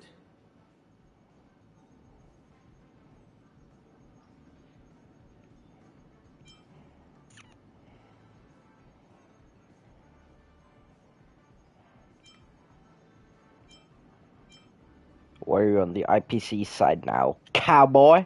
This fella is also tracking down that son of a gun. What's that saying again? The enemy of my enemy is my friend. Let's set aside those under-the-table dealings for now, partner. Don't want to spoil the festive mood Partner. of the Charmony Festival. Oh, I agree. Now let's congratulate Miss Trailblazer. I hear the family intends to thank the crew at the Charmony Festival. It's a real pity I can't personally be there to witness this. La la. Yeah, let's say thanks to the cowboy. No problem. Punishing the wicked and eradicating evil is a top priority. Would have been strange if we sat it out. Making an entrance like that, us Galaxy Rangers are making a comeback. Reckon you'll meet quite a few followers of the hunt on your journey. Do me a favor, pass on my regards, will ya? Sure thing. Thank you. And I also hope you enjoy yourself, great hero of Penacony.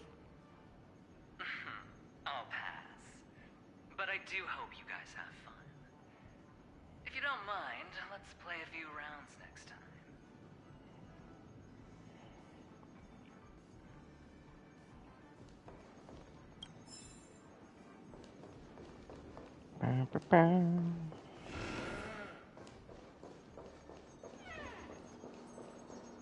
Oh look, it's Dr. Ratio.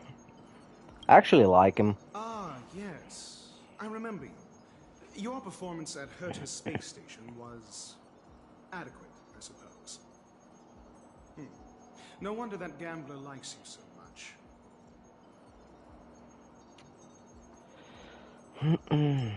Can I please get your autograph, Dr. Ratio?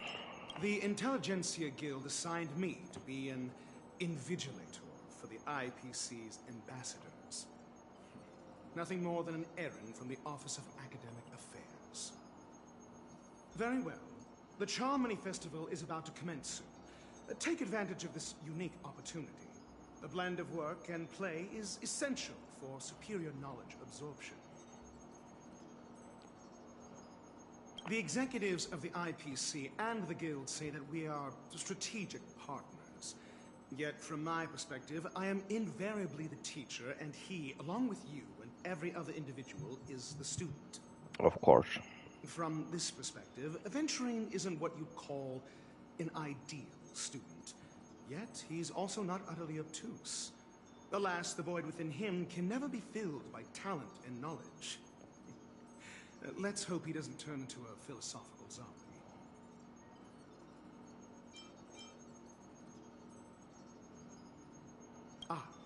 Saying such a thing merely indicates that you have not truly grasped the essence of learning. The principle of balancing work and relaxation is scientifically grounded, with the relevant proof process detailed on page 21 of the 31,467th issue of the academic journal Star Caesar. Acquiring knowledge aims to enhance living. Don't invert priorities like those dolts at the Guild. Then you'll excuse me. Excuse me. So, guess no more guests here.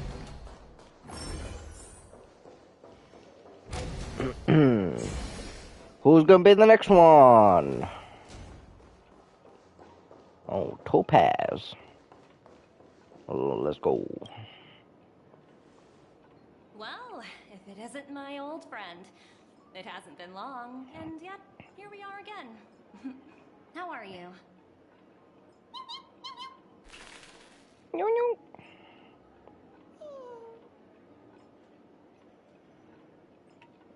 Mood for a job change?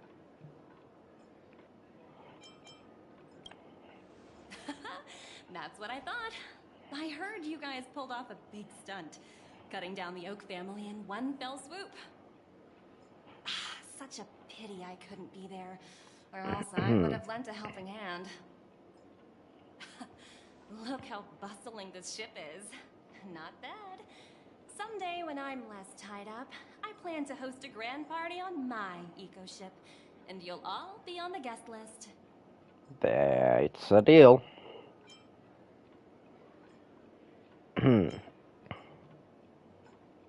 Transform? What are you saying? Oh, I understand now. You're referring to Aventurine's cornerstone, right? Sorry. Compared to him, my ability is not as visual. Guess there is no harm telling you. The abilities of the 10 Stonehearts' cornerstones are all different. Some can even read your thoughts, grasp your desires. So, be careful. Damn. Now that I think about it, it was good that Branya got there when she did in Bellabog. If she came any later, we probably wouldn't have ended up as friends. Well, next,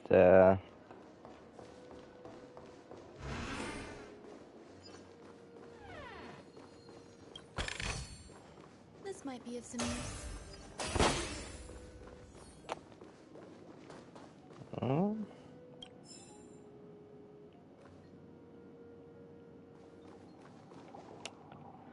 Mommy? Hey there, lively lady. Welcome to the Bonajade Exchange. What should I call you? My name is Marshaman. What a unique name. So, miss, what do you wish for? And what are you willing to sacrifice for it?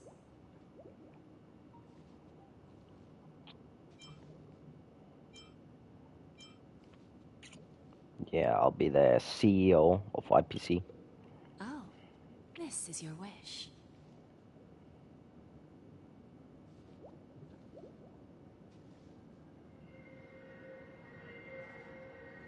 Sounds simple enough. Very pragmatic. Then, let's discuss the cost. To fulfill this wish, the thing I need is simple. The tail of an animal. Sounds easy enough. Well, it's a two-legged animal with black fur, a round head, and long ears. It's omnivorous and is prone to mood swings. Most importantly, it has mastered the human language and can communicate. Bring its tail to me as collateral, and your dreams will come true.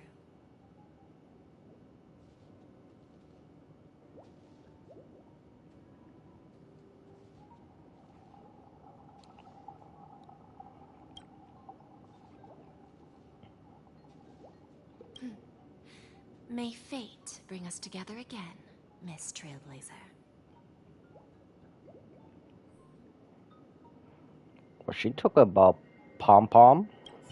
May fate bring us together again, Miss Trail.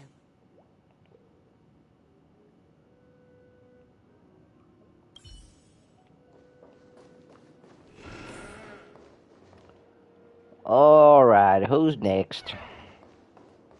What services do you require?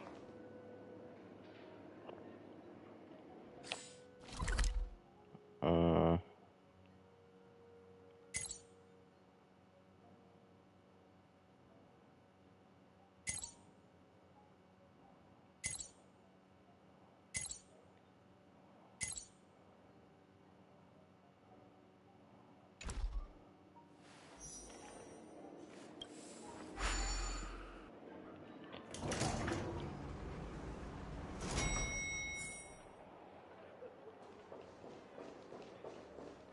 Oh, it's Argenti.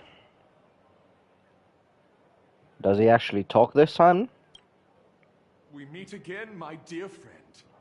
Your journey Oh, of yeah. beauty is even more elegant than mine. My most sincere regards to you.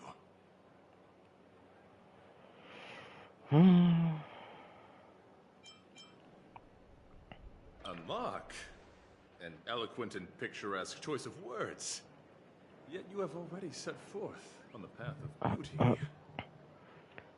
But like his voice actor was changed.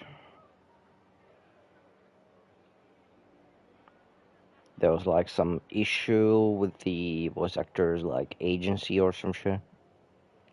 So that's why Argenti wasn't actually talking in some of the previous quests. And now he has a new voice actor. I have heard of your valiant deed in leading others to vanquish the omen of evil.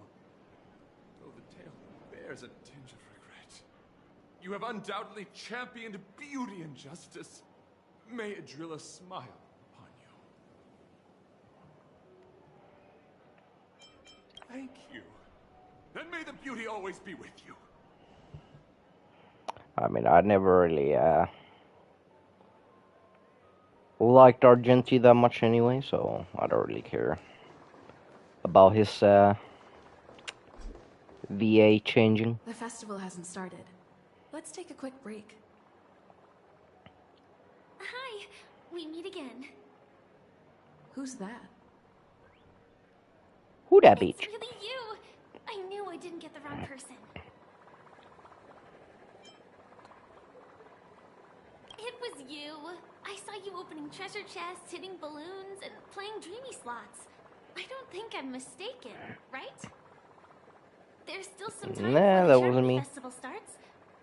Do you want to chat? Sure.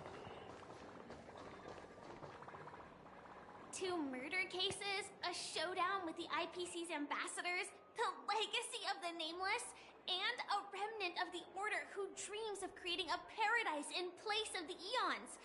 You guys even ended up shattering the dream. It's truly been quite a vacation. Yeah, that It's a don't good sound thing like a you guys vacation managed though. to overcome all those difficult problems. Congratulations! After the Charmony Festival's opening, will you guys be leaving again?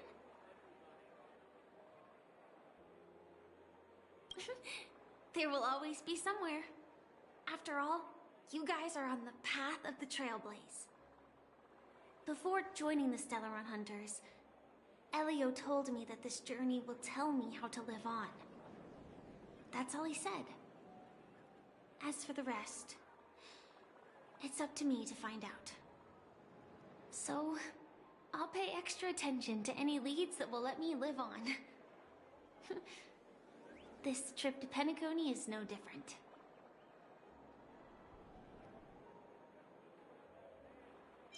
Yes, initially I thought the answer might lie with the riddle of the Watchmaker. I was looking in the wrong place, but I did reap some rewards. Do you know Miss Jade from the IPC Strategic Investment Department? Bonajade Exchange belongs to her. She told me her price, but...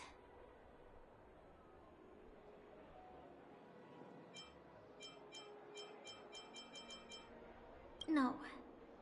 But what she wanted wasn't my answer either. Of course, I want to live on. But... what fate owes me? I want it paid back, not passed on. No one else should be involved because this is a grudge between me and fate. Speaking of which, actually, I feel that I still owe you a formal apology for that matter with the performer of the Iris family. Even the smallest of lies can turn into a betrayal as sharp as a blade. I'm sorry.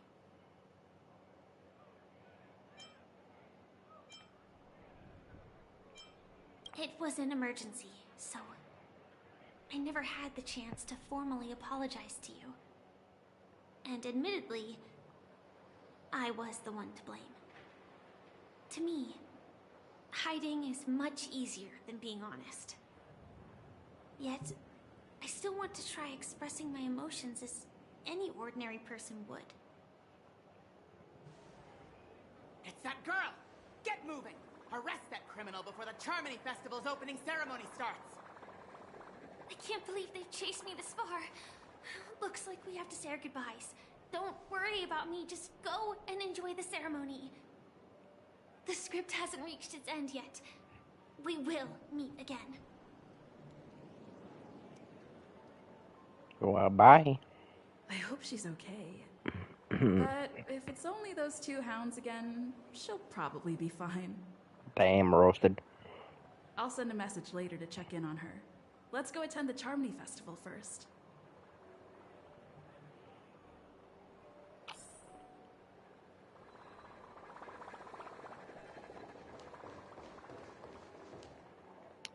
Let's take a seat here. Everything is settled. But there's still some time left. Maybe I should take a walk.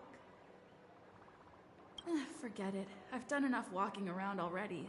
Let's take a seat and rest for a while. Well, Firefly message.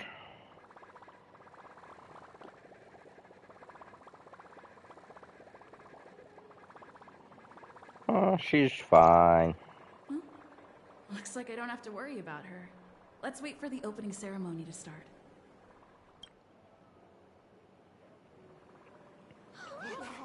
It's Miss Robin! Hey, Miss Robin! Hey, over here, Miss Robin! Miss Robin! Miss Robin! Miss Robin! Miss Robin! Glory to the family! Glory to the family! I'm your biggest fan, Miss Robin! Jesus.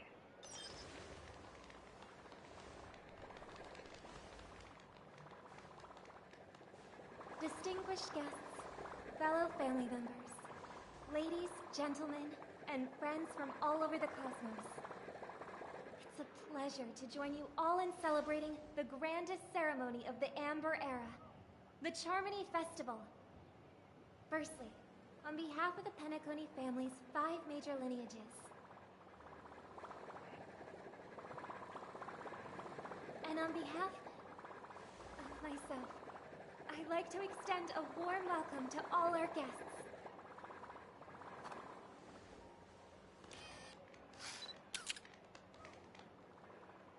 As you all may have noticed, this year's Charmony Festival is far from regular.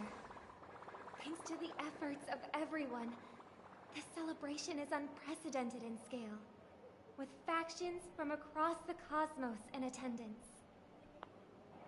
Not only that, the customary opening ceremony held at the Penacony Grand Theater has now moved to the Radiant Feldspar, the very airship you all stand upon. We invite you to express your warmest applause and deepest appreciation for OT Alfalfa, head of the Alfalfa family, for his selfless devotion to the Harmony's cause.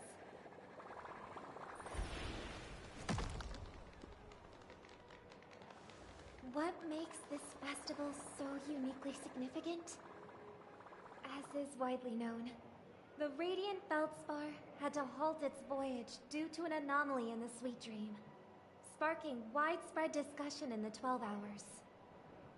Thanks to the hard work of Penacony's internal and external factions, we've finally gotten the Dreamscape back on track, just in time for the Charmony Festival. And as they say, good things come in pairs. The Charmony Festival not only celebrates this achievement, but also marks the relaunch of the Radiant Feldspar. And finally, the last reason. Does everyone remember the Watchmaker? In truth, the family has poured their efforts into this festival just to commemorate this legendary luminary. The father of Penacony, Mikhail Chard Legwork, one of the legendary Nameless who laid the foundations of Penacony. In the most bewildering times of the planet of festivities, it was he who descended from the sky with his companions, who taught us through trailblazing where freedom lies. It was also they who led the vanguard in the pioneering of the Dreamscape, in exchange for what is now known as the Paradise of Harmony. It can be said that Penacony's splendid success today is deeply rooted in the trailblazing ethos the Watchmaker planted within us. Only by honoring this trailblazing spirit can we fulfill our mission and spread harmony to a broader audience. Aw, that's so nice of her. She's talking about us.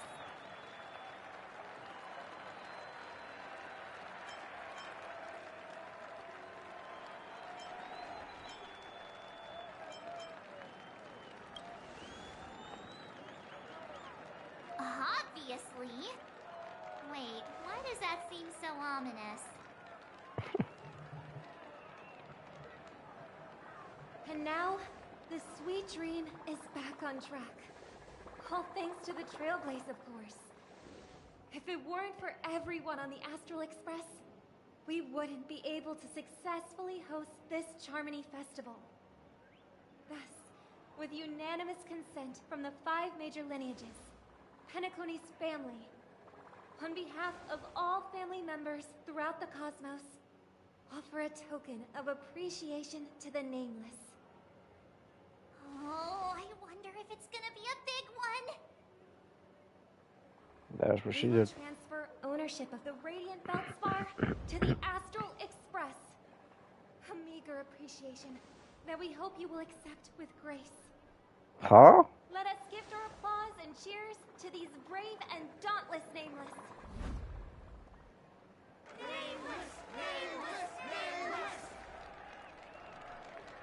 And now, I propose a toast to harmony, to the Trailblaze, to the future of Penacony and the universe, and to the generous Alfalfa family head, Mr. O.T. Alfalfa. Cheers! Cheers!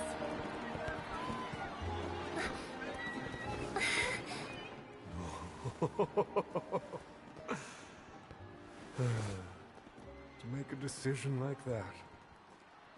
This little bird is no less capable than her brother.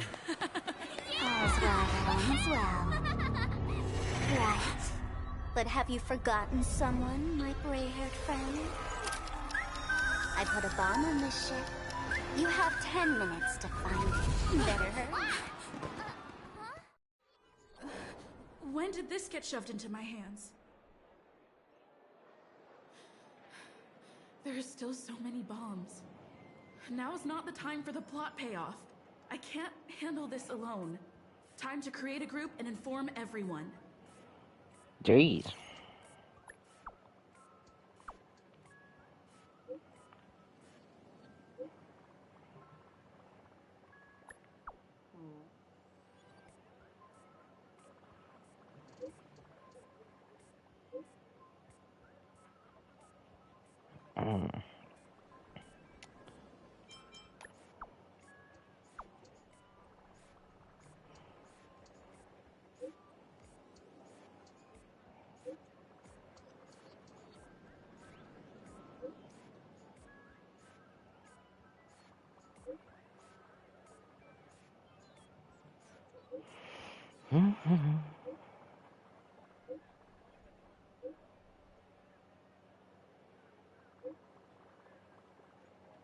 What the fridge is wrong with you?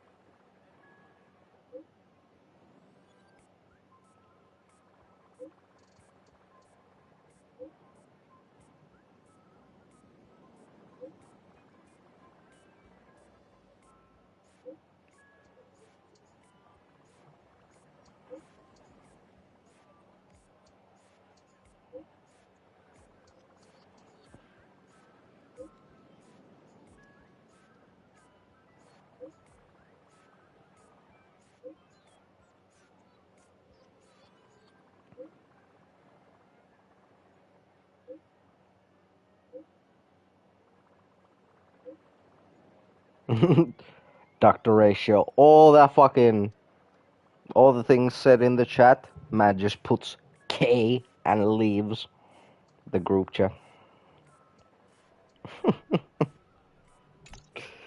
All set. Let's start following the plan.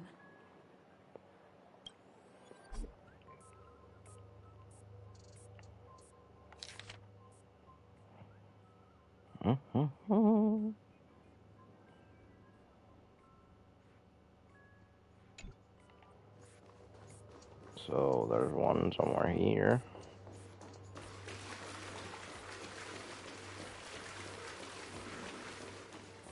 Wasn't it?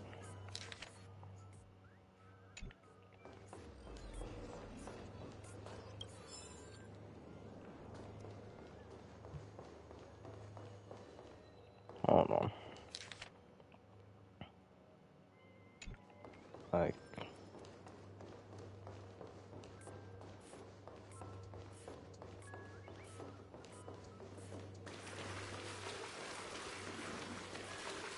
not here. Like,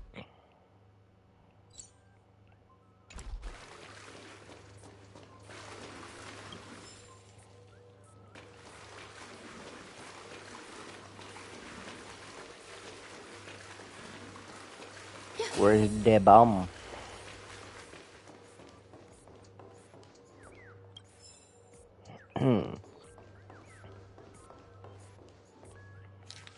Like, shows it should be like somewhere here.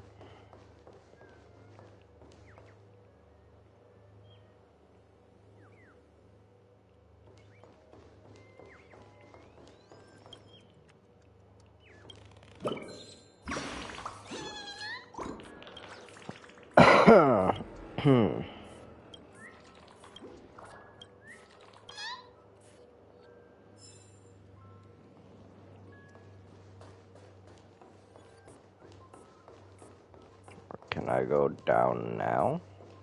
Like, is it down here? Yeah.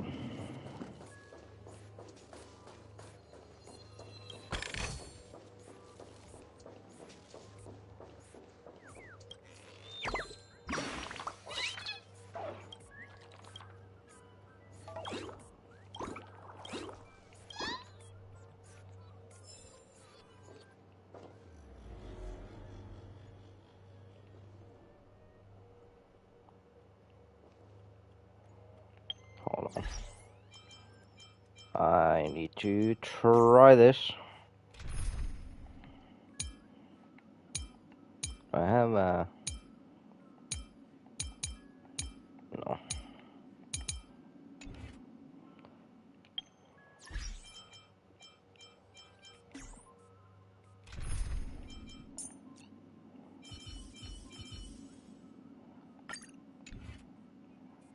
Can I... Found.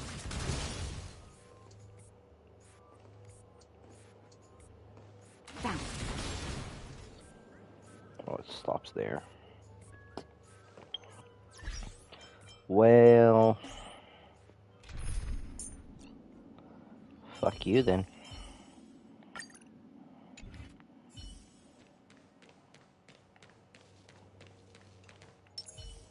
Like, no way I need to fucking repair that shit.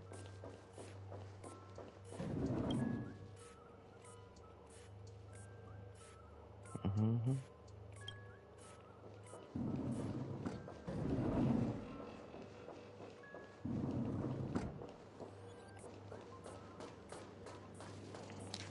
Like...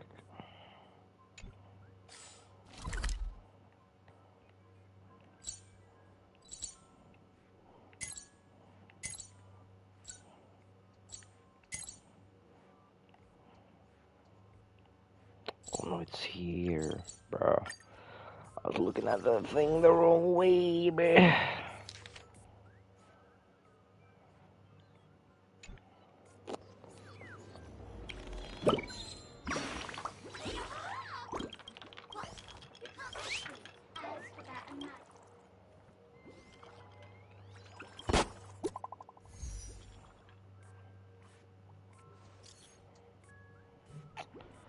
Progress.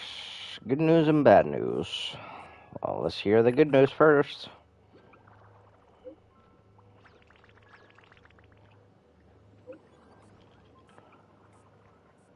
Black Swan has found 131 bombs by herself.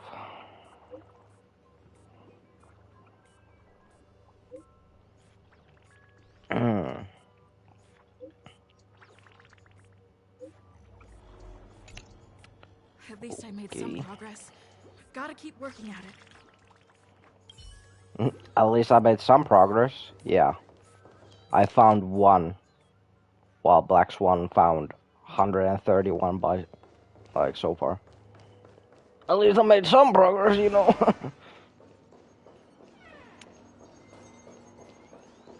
So, is the next one, like, around the lounge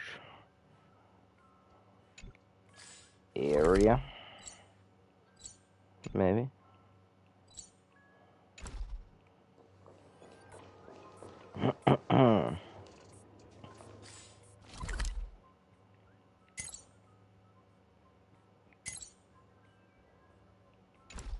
Is it there?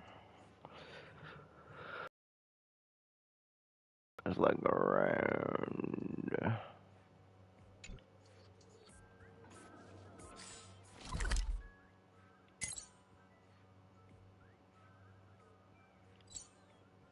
No, it's there. So I went too far.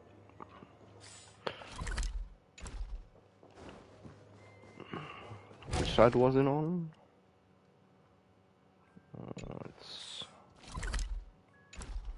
left. Left, left, left. Hello, lovely actor. You can call me the director doll. I often use this name in film credits. Jeez, that's kind of creepy. I'm the one who directed the entire farce in Penacony. As the leading lady of the show, what did you think? Feel free to share. This is like some jigsaw shit. Actually, due to the current slot requirements, you're only allowed to say one line. So please try and resist the urge to share your thoughts.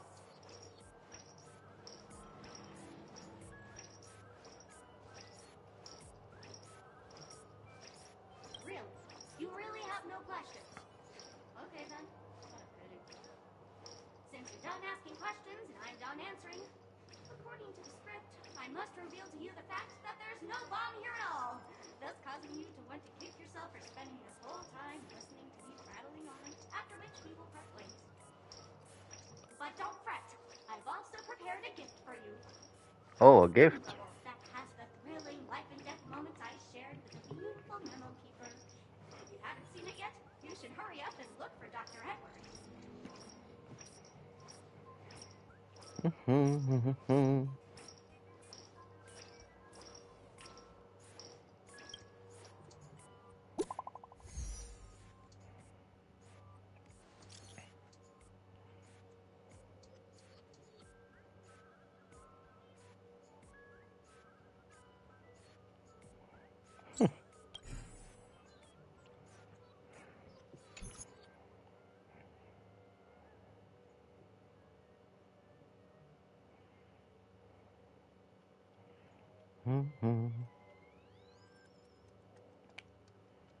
Beauty will guide us.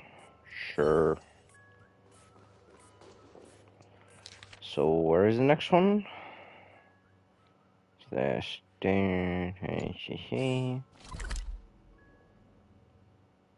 isn't that like right where I was? Like here?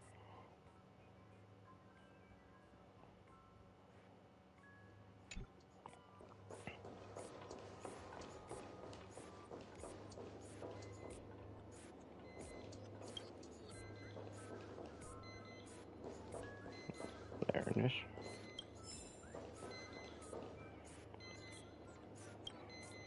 Oh, by the laughter! To think you've seen through my disguise this quickly! Honestly, my dear Miss Greyhair, you're just like a ferocious pangolin in Madame Susan's bedroom. Keep your shirt on. A watched pot never boils, miss. I'm on to you. You're here because you accepted bribes from the duplicitous and corrupt leader of that Sparkle gang. The scoundrel who wants to become mayor of Sparkle City. Brazen Bro! This evil city has fallen into depravity. As the sheriff dog, I cannot idly stand by and do nothing. And now, only this imaginary neutron bomb can completely cleanse Sparkle City of your ilk. If you wish to defeat me, you'll have to face off against the great Sparkle's dogs. They're my fiercely loyal companions, and you'll never defeat them. Nah, I'll whoop their ass. Good times. Time to say bye. Boom. Boom. Fiends or devils, I'll crush them all!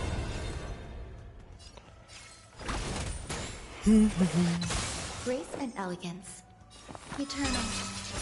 Don't really need to even use a rum here, but might as well.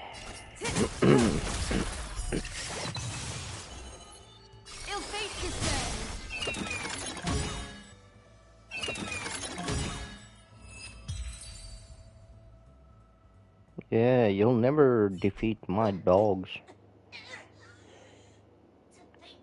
I was defeated by the despicable underling of Brazen Bro. You'll never get away with this. Because I'm just an adorable doll. Not some imaginary neutron bomb.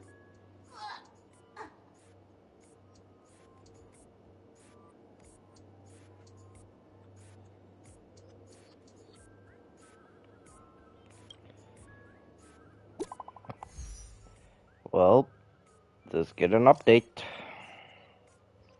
I bring saddening news.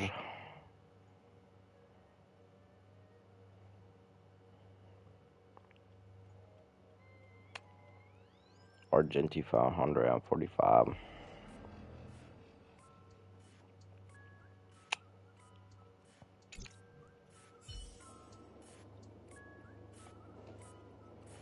So next one is close.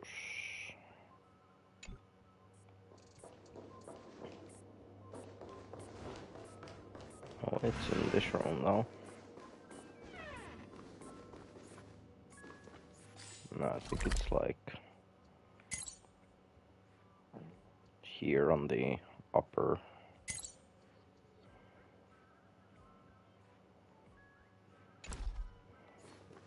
I think.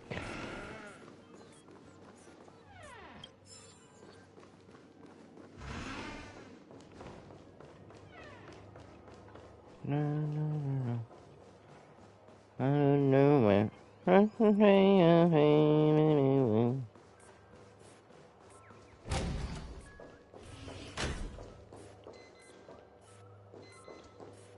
Yep. Here it is.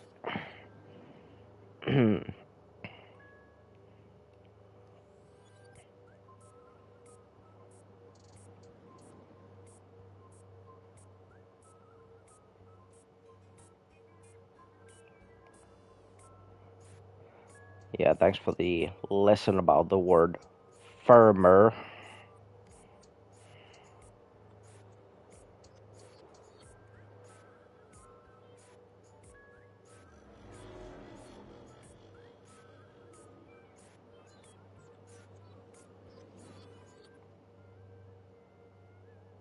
Should we just stare back at it?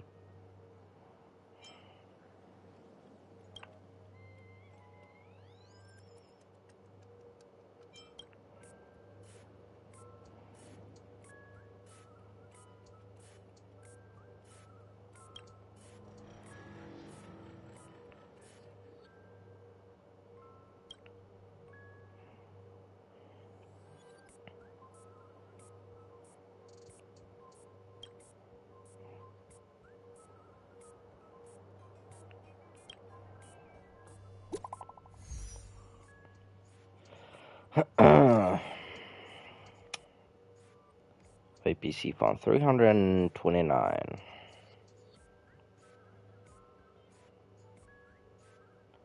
Holy forking shirt balls.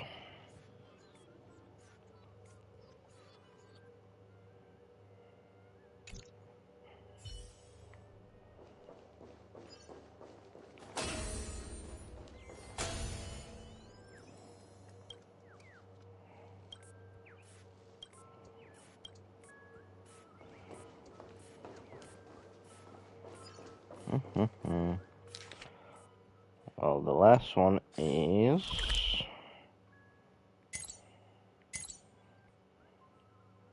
like around the corner.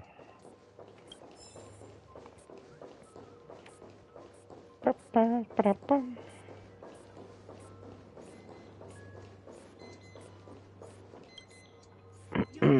arrived, oh great gray-haired little one. I'm the constable around these parts, and right now I'm posing as a bomb.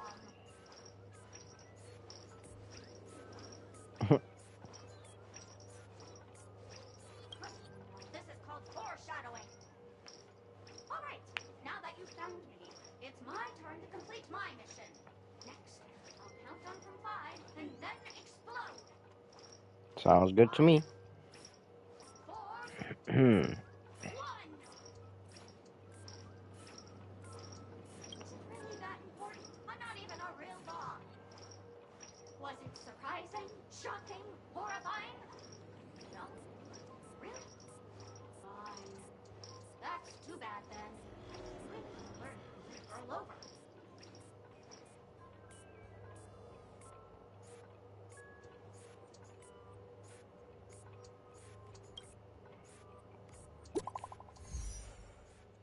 Well, found the remaining, and they're all dolls. And here comes Sparkle.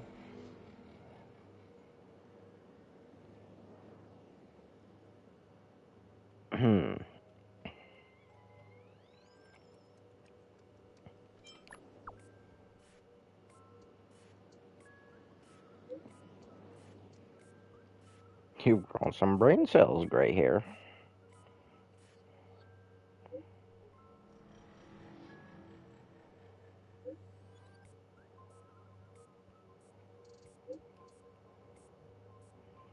Bro. Can you, like, chill so I can read this shit?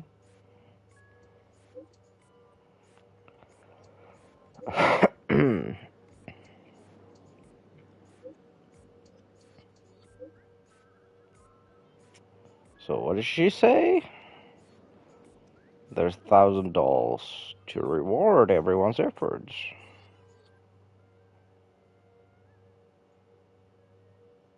And she'll give the coordinates to final doll.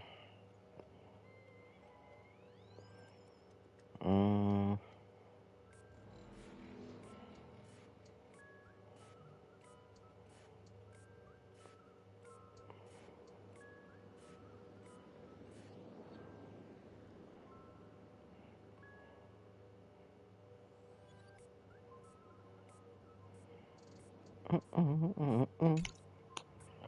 Not much time left. I hope I make it.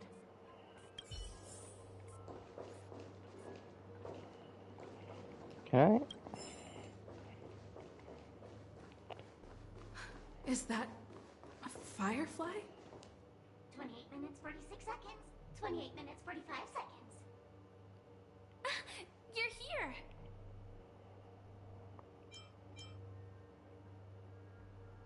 Sparkle, eat my bat. Don't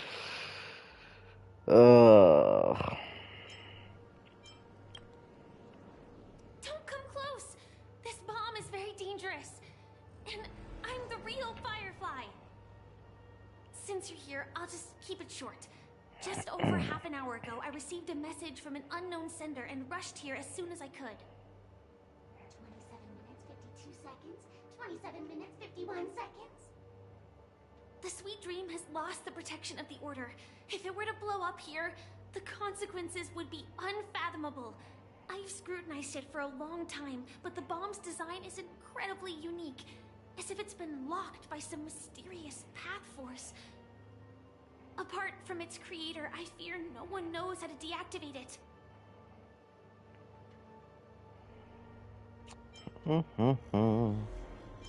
Mommy, I don't want to die.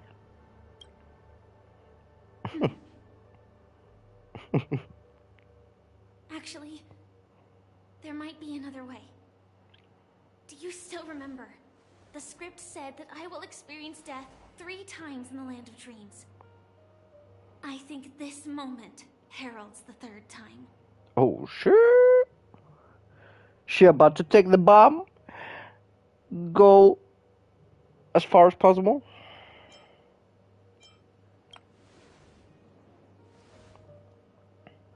You may already know that I have no way of evoking dreams.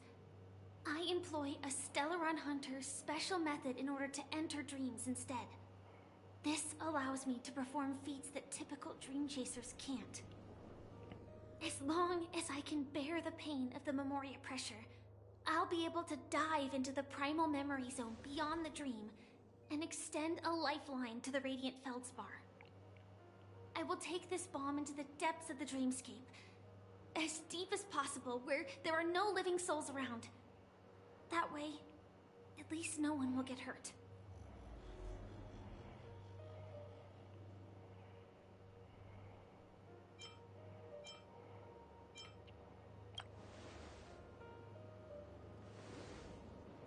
Don't worry.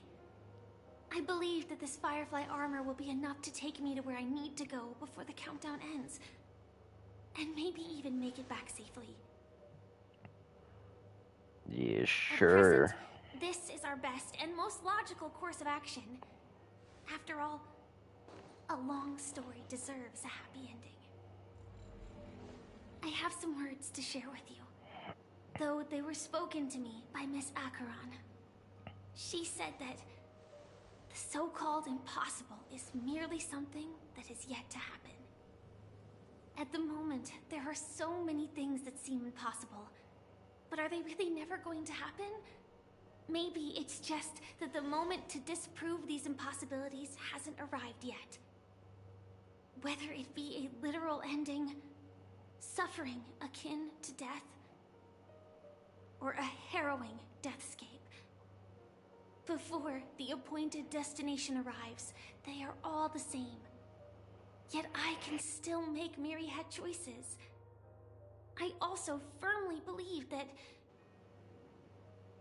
when that moment arrives for us to make a choice, the answer to our end will already be within our hearts. It is not destiny that shapes us, but we who shape destiny. The Astral Express and the Stellaron Hunters are like light and shadow. We walk on different paths, intertwined, moving forward and growing together. Maybe the end is predestined, but it is not today. Since things are going too well, let's speed up the countdown. Human life is short, just like fireflies to a flame. So if you have an answer in your heart, always remember, don't leave with any regrets. We have this right, don't we?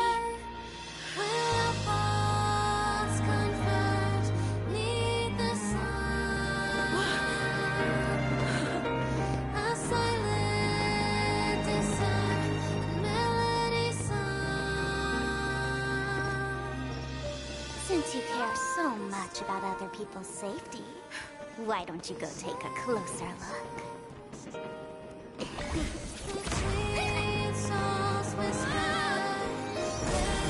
You see, everything is possible in this land of dreams. We each came here with our own goals and realized them in unimaginable ways. Regardless if the result was a sweet illusion or a bitter reality. It was an answer we longed for, day and night. So, why do people choose to slumber? I think it's as you said. Because in the end, we will wake up from our dreams.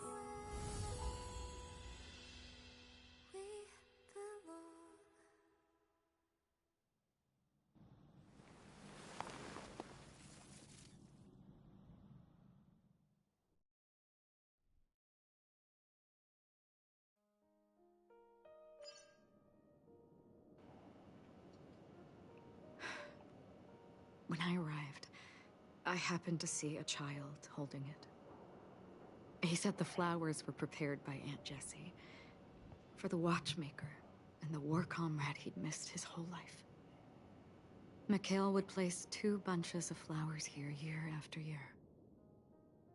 And after he left, it became 3. Your wishes will always be remembered by someone. Now, Penacony, as you hoped, has welcomed the dawn after a long, dark night. The path forward may not be a bed of roses, but at least people are prepared to step forth towards freedom. Tiernan, you can go home now. While the Nameless are also preparing for the next stop of their voyage.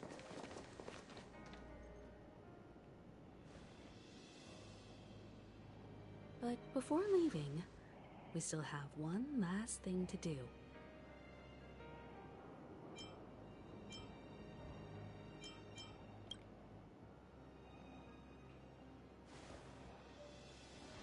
It is my honor. I've said many goodbyes.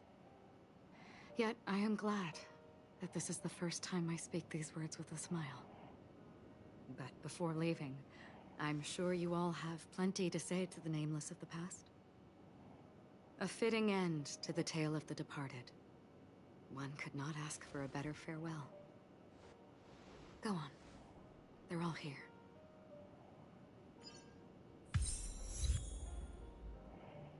Ship of Fools.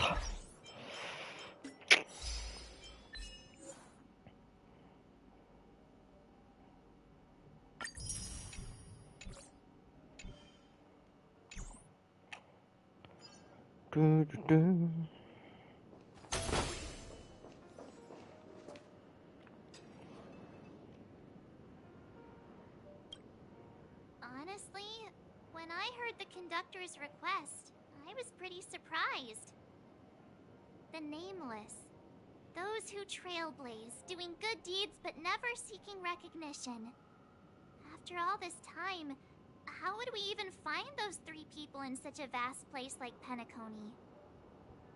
But it seems, in the land of the dreams, anything is indeed possible. History may not remember the names of the dead, but the stars will attest to their journeys.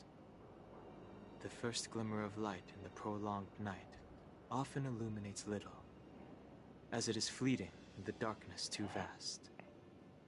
But because of this, people will remember. As long as something shines in the night sky, then when the first star falls, countless more will follow, streaking across the horizon.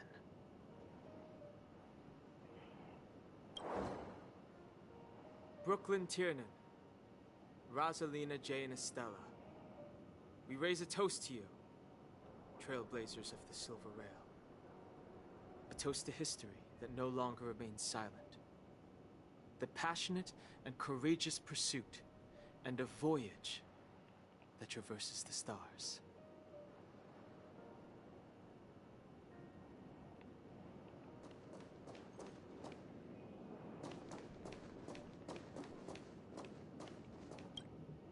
That statue.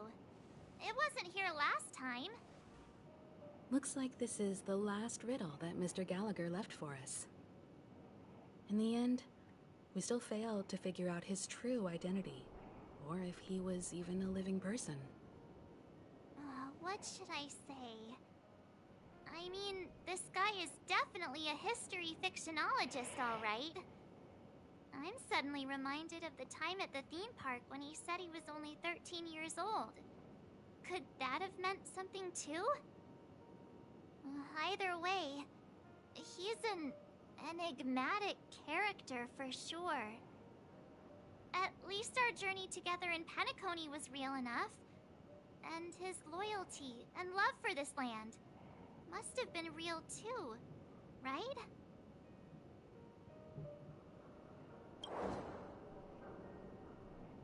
Gallagher, we raise a toast to you, the slumbering hound. To the festival's invitation, to all lies and the singular truth. If we ever meet again, please don't talk in riddles. Yeah, riddles too hard for March. You know.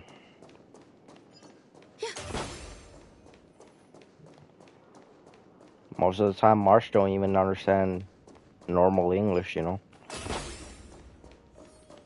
She don't want them riddles.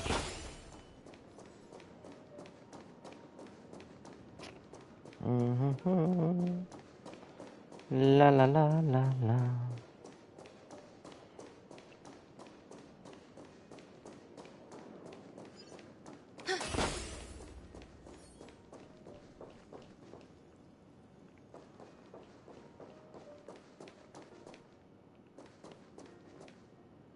Thought I heard a chest.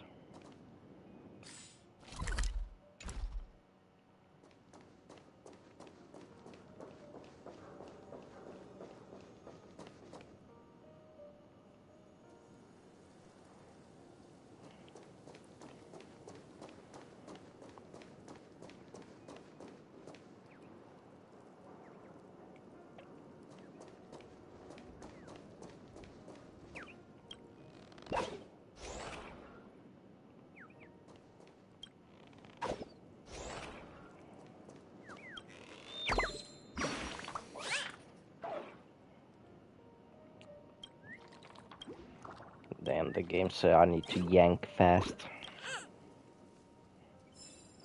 You know.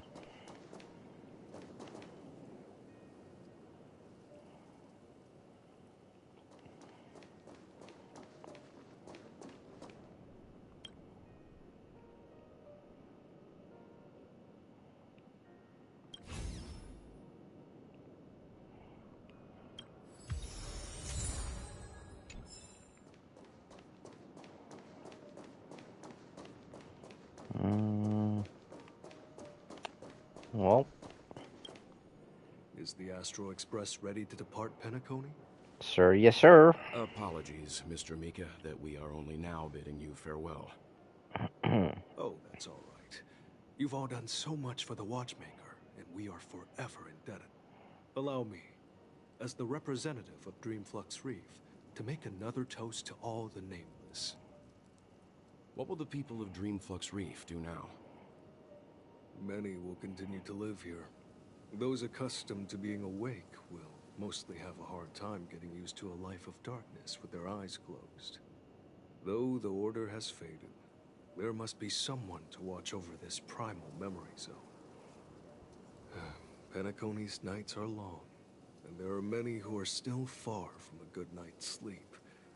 As for the sweet dream over there, we're still managing without it, aren't we?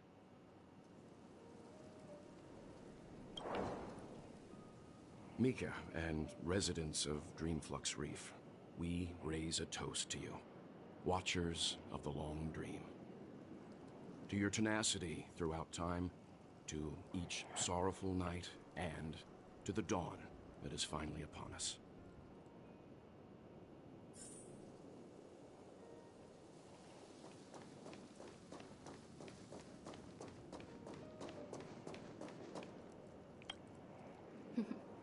In the end, we still came full circle. This trailblazing expedition started from the moment you and a bellboy ran into each other. After going on a journey of many twists and turns, they still ended up where they started. Just like a clock's hands that turn round and round, the start and end of each day will always land on 12 o'clock, the advent of time moving forward. There shouldn't be much left to say.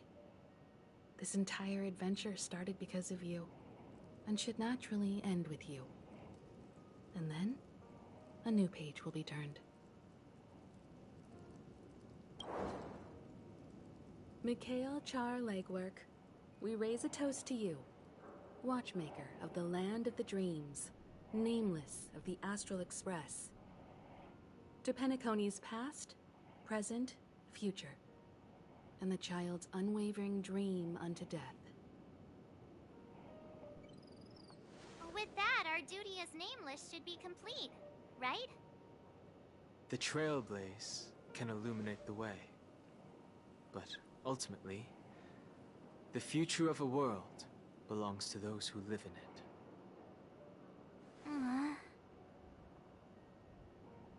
I still feel that Mr. Mikhail must have really wanted to witness this day himself. What's on your mind, March? Just a strange feeling. I had it a few stops ago, but it's super strong this time. Why not talk about it? Maybe everyone's thinking the same thing. I can't help but think that whether it's Mr. Mikhail, Mr. Tiernan, or Madame Rosalina, their lives must have been long, and they must have experienced plenty of stories. They were also young once, stumbling and bumbling around just like us, getting into scraps and mischief, that sort of stuff. Companions, enemies, journeys, adventures, all the sad and happy memories. The everyday that we're used to, they've lived through them too. But those things are all in the past.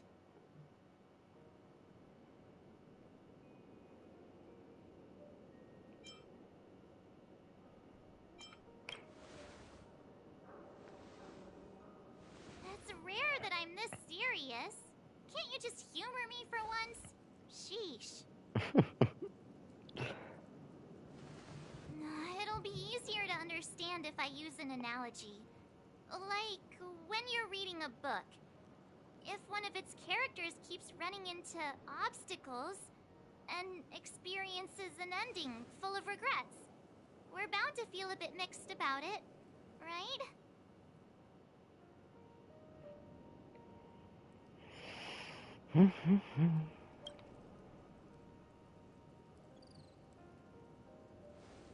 Because we've seen every nook and cranny of their lives, we see these people as special. So, if Even if there are parts of it that aren't really realistic nor logical, we still hope that their story gets a good ending when it comes. But what if they and we aren't really that special? When Mr. McHale sat in this chair, waiting for the Astral Express to arrive every day, what was he thinking? And if, at the end of his life, he could still firmly say he had no regrets, then what is this regret we feel in our hearts right now? I think each and every one of us is searching for the answer to this very question. The universe is vast, and our lives are but specks. The trailblaze never ends, but against the backdrop of the cosmos, the average person's lifelong journey is merely a short stretch. But it is in this minuscule distance that paths cross and countless worlds connect. The universe may not remember every person who leaves a tie along the Silver Rail, but we will. As long as we remember, their stories will never end. And what Mr. McHale has left for us is his answer to this very question. It may not be perfect, but it left a smile on this storied, jaded old Nameless's face at the end of his life. And its meaning will be interpreted by those who come after us. It's not the answer that's important, but what we can learn from others' answers, right? This is what trailblazing is. Sure. I'm really sorry for bringing down the vibe. Quick, Don Hung, tell us a dad joke to lighten the mood.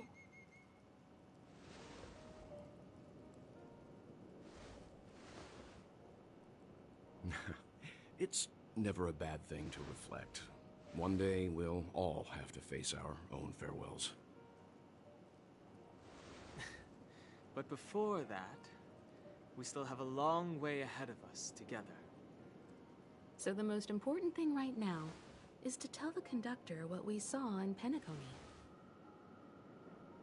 Then prepare ourselves for our next trailblazing destination. I should get back to the Express. Or maybe I could say my final goodbye to Acheron. Akrod, I'm coming for you. Oh.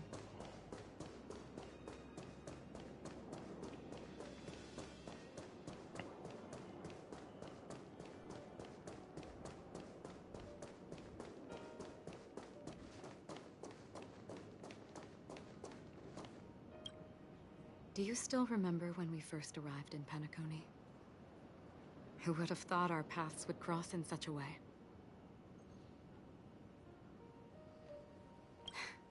Come to think of it, I didn't even get a chance to formally introduce myself. Simply put, I'm a self-annihilator who was cursed by the Nihility. My hometown was destroyed a long time ago, and the whole world was erased beneath their shadow. In order to fight against the cruel end of self-destruction, I went on a journey, in search of a way to sever the chains of the Nihility. After a long and grueling search, I am convinced that my destination lies within the depths of the dark web, where reality and the Nihility are separate. In there lurks a secret called Device 9. One day, I'll reach it. The ocean of stars is vast, and given our destinations, I'm afraid our paths may not cross again. But the trailblazing expedition ahead is always full of unknowns, and my blade is sharp enough to sever fate. As long as we maintain our original resolve, I believe there will come a day where we will meet again. Ah. In that case, I must apologize for my rudeness. Do you remember when we first met? I once said you reminded me of an acquaintance. Because of the Self-Annihilator's curse, my memories are stripped away, blurring my past. And after our journey together, what I originally thought were familiar feelings were merely illusions. I believe this was truly our first meeting.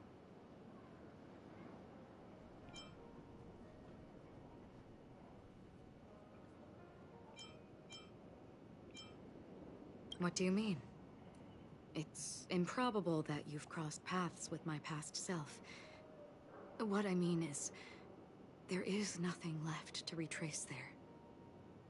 Only nihility.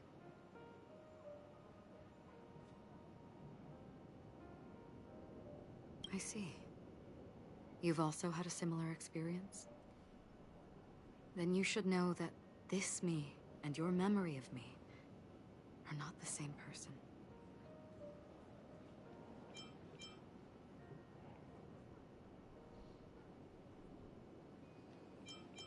Why is this one all red? Do I wanna click this?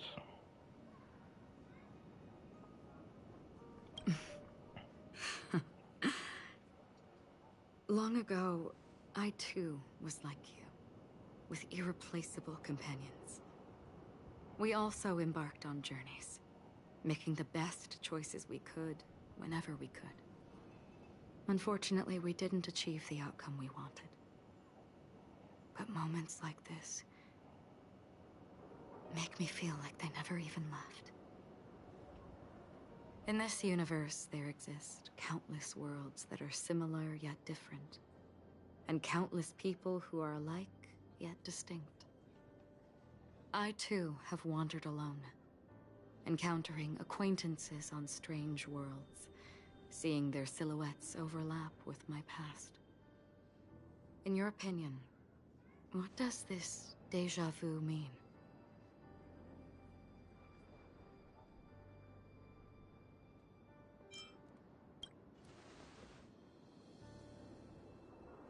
Attachment, desire, longing. They may all be right, but they are all incomplete. I believe it's not something external, but something that originates within us. An emotion that traverses time from a certain moment of our past to reach us. Perhaps it's a source of warmth and happiness. Or maybe it brings pain and sorrow. Each time we reminisce on our past, we always seem to notice a tiny but unforgettable instant that we left behind us, along with certain other things that remain constant throughout.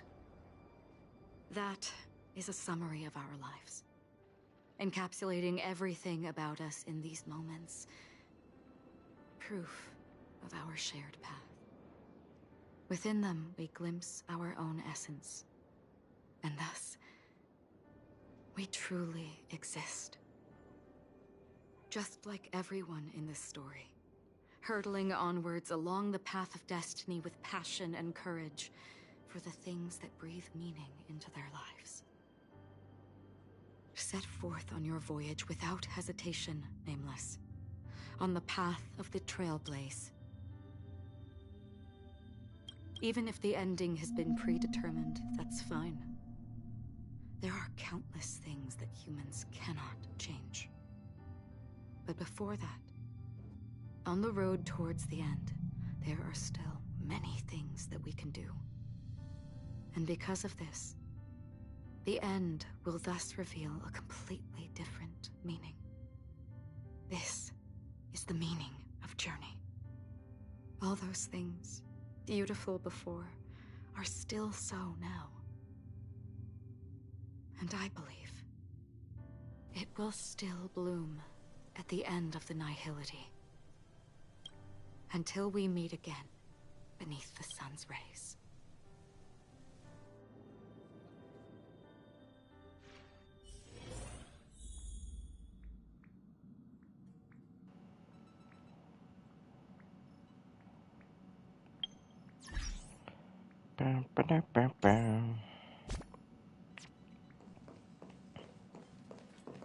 What's Pom Pom said? Pom Pom, what you say now?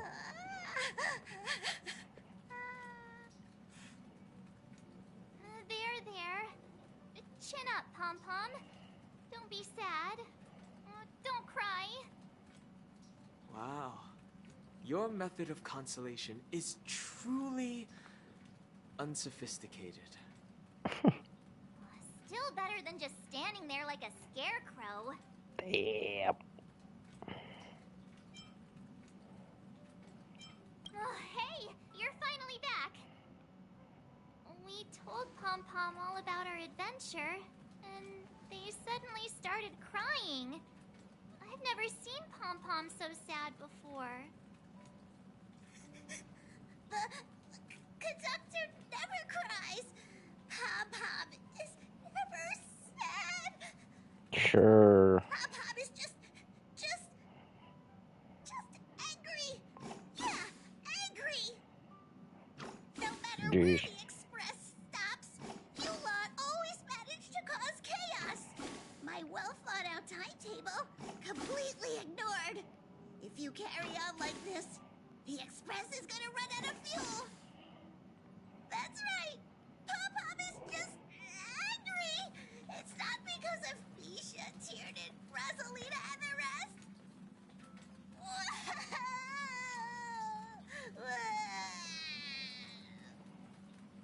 It's okay. Oh, Pom Pom, just let it all out. Everyone, could you all take a break in the next car? Don't worry. I'll stay here with Pom Pom. But...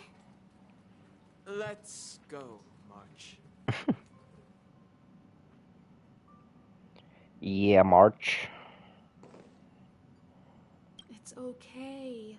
Oh, Pom Pom, just let it all out.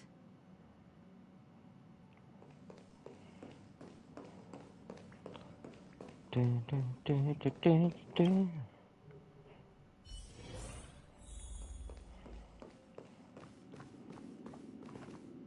I never expected Pom Pom would be so distraught. Those three nameless must have meant a lot to Pom Pom. No one knows exactly when Pom Pom boarded the Express, but one can surmise that their journey has been filled with many hellos and goodbyes. Probably more than we can imagine. The fact that they're crying so hard is probably a good sign. It proves that Pom Pom's emotions haven't become dulled by the grind of time. They still deeply cherish every nameless who has boarded the Express and value every journey shared with them. Leave it to Himiko. When it comes to comforting, there's no one better on the Express. Well, they were a little emotional at the time, but I'm afraid that's not out of the question.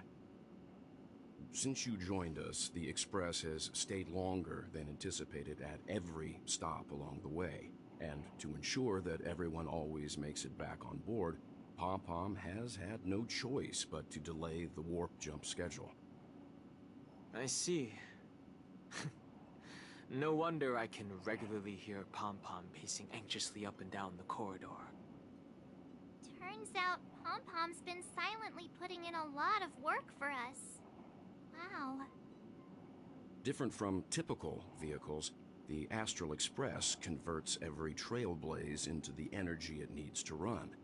Ideally, as long as trailblazing expeditions continue without interruption, the Express will receive a constant flow of energy, much like a perpetual motion machine. But because of our previous encounters, fuel is being used up much faster than expected. We can probably only pull off 2 more warp jumps at most. Only 2 more? Isn't that super risky? I don't want to become an ice cube floating around in space again.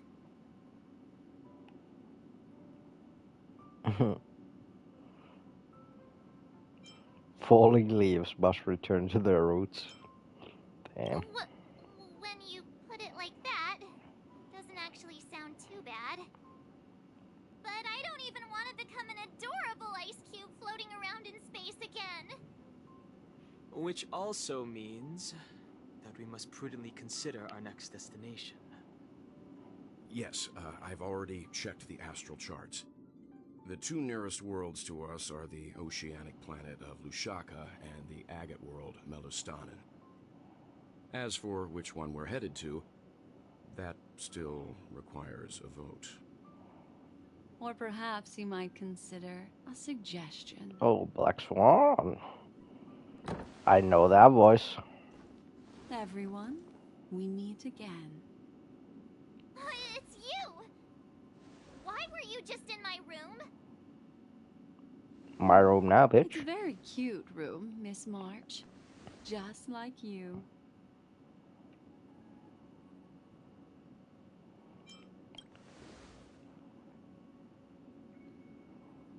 Memo Keeper, let's put aside how you managed to sneak past everyone and board the Express for now.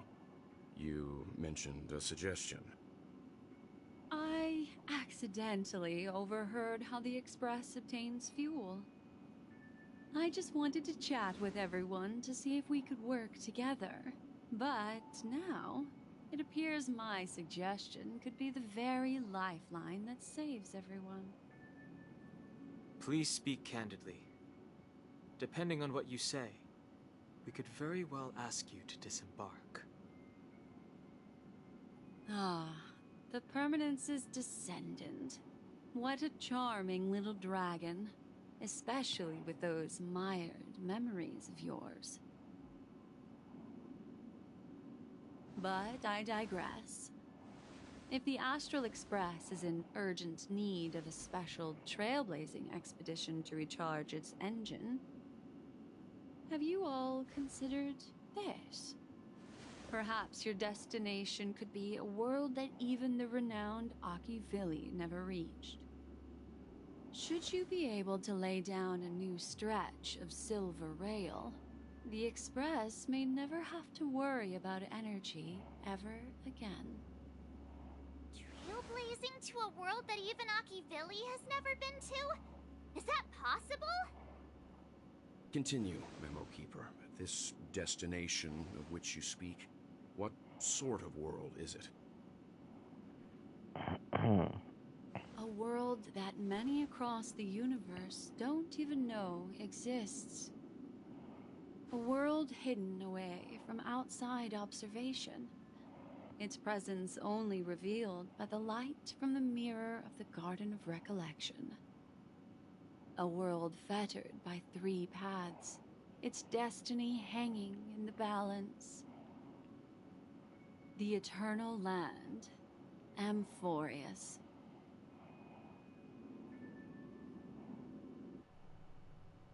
I hope I'm not too late, child. I wasn't expecting it to be you. Don't you know how many sentry posts the family has built? And how hard it is to get you out of here? Looks like my time's up. What do you mean? What time? Negotiation, interrogation, or death. My fate lies entirely in your hands, Lady Bonajade. The dance is done. Why bother with the compassionate pretense and give someone who's about to die the chance to talk? Despite your fall from grace, you still look well. I'm very glad to see that you're so full of verve. Do not insult my pride with half-veiled sarcasm. Have you specially come to see me just to sate your vile vanity? Oh, of course not. I merely came to fulfill your younger sister's wishes. To offer you a generous trade. That is, if you're willing to accept. Robin? To build a true haven where everyone can attain peace. That's the oath between you siblings, isn't it? If I told you there was still a chance to realize this vow, would you be willing to talk to me then?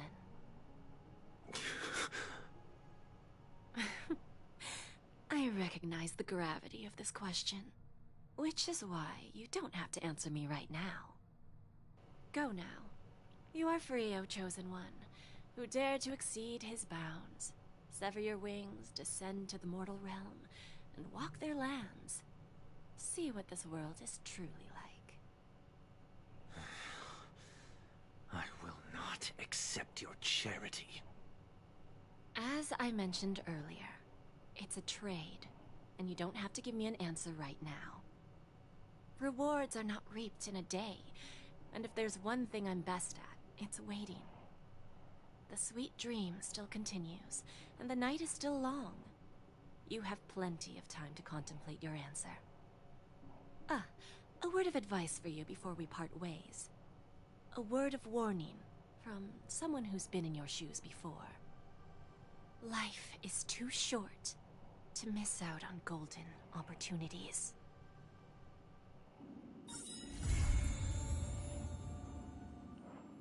Damn, Sage.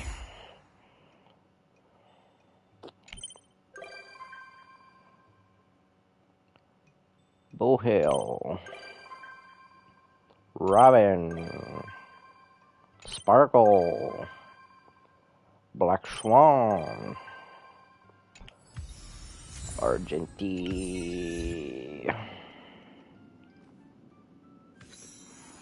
I do not need your charity. Yeah.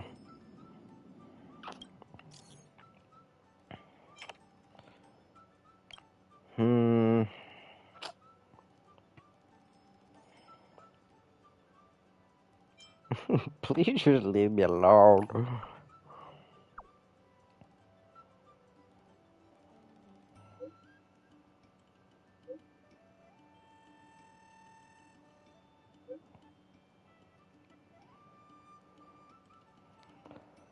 Miss Sparkle hasn't even revealed her motive yet. Aren't you curious? Sure. Tell me.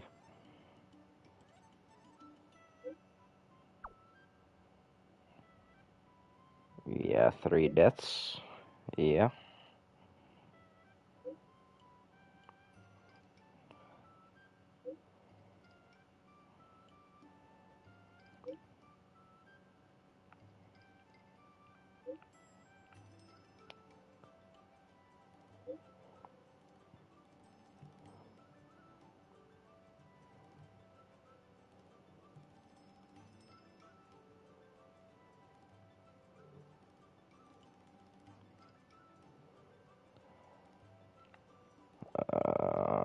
So what did she say?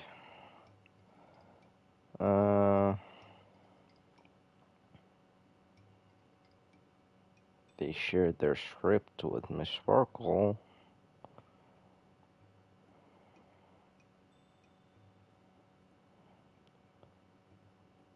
Miss Sparkle isn't some control freak. Yeah, like some people. I mean, what? It's like the actors decide. Did you press the mutually assured destruction button? No.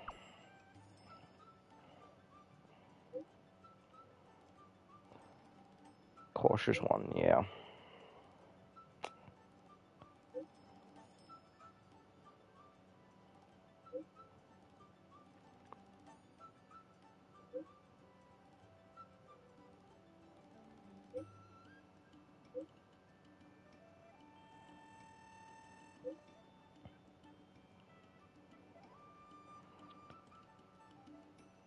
Miss Sparkle has decided to share another secret with you. More juicy gossip? Tell me more.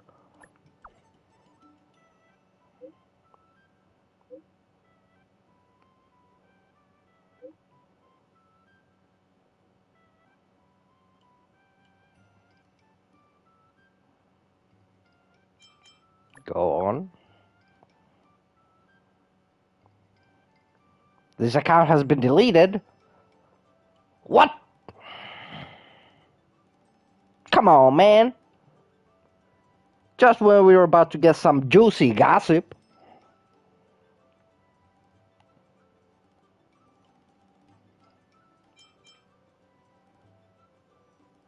I have something important to announce. I confess.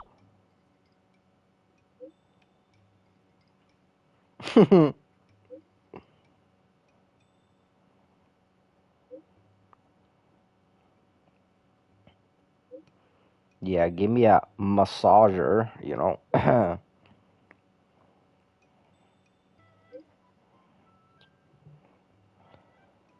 Astral will be going where? Bro, why they always have to do like a billion fucking messages? So I need to fucking scroll up.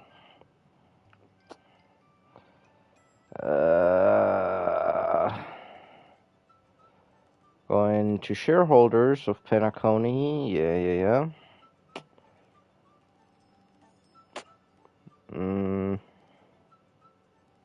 Yeah, 30%. And Astral Express get 5%. Yeah, we know. Only 5%?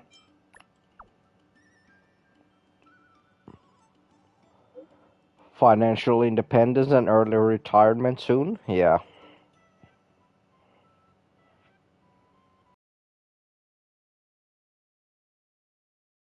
Poverty this entire time? Yeah.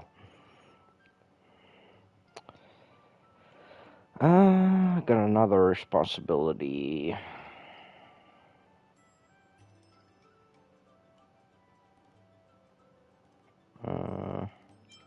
Penacony, your girl boss is here.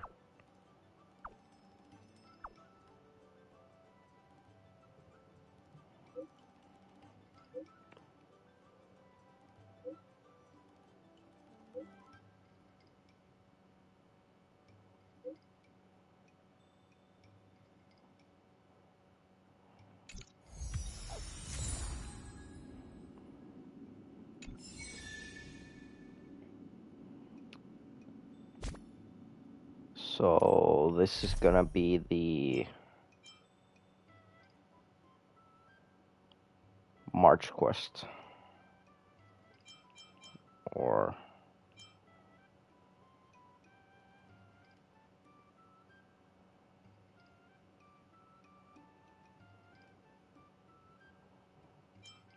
what's this Bellabog quest though?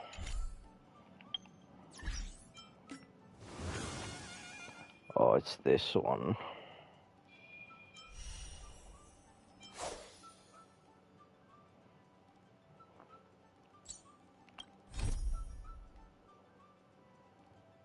Yeah. It's kind of what I get this March quest started.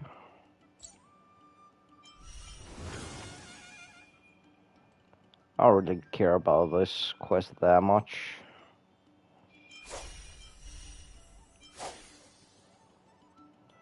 I want to get the new March.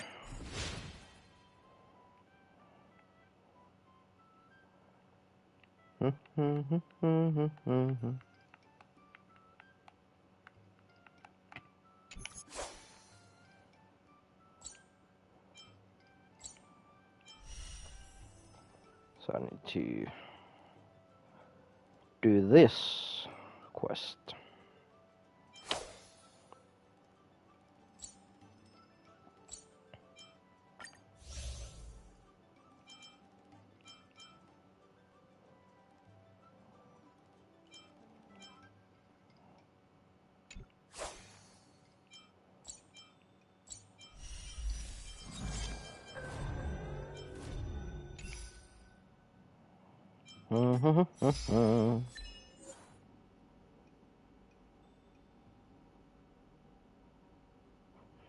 Decide upon the next stop at Penacony.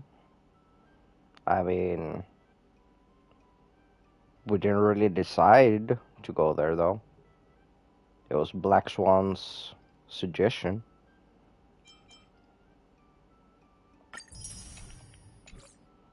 There needs to be a vote, you know.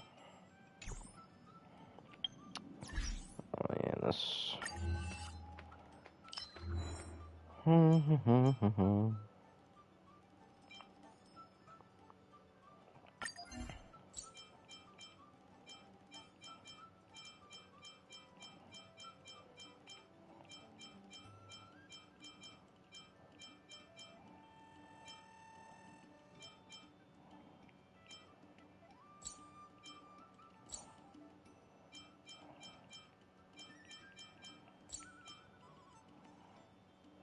No, no,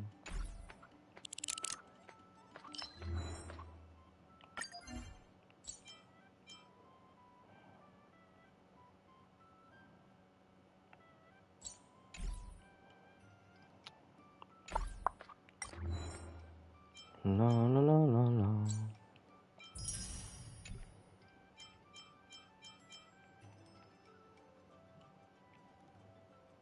But I'm 2 stickers away from another. Goddamn.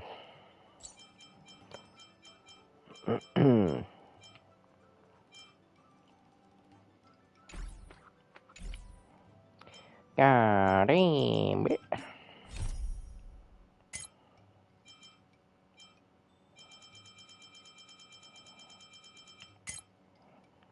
Bro, like, look how many fucking quests I have.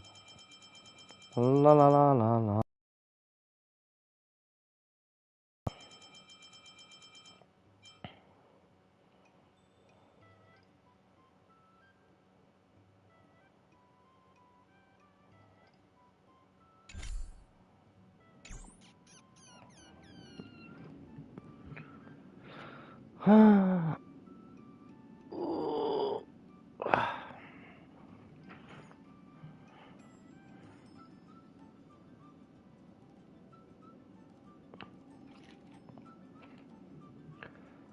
Well, I'll be right back.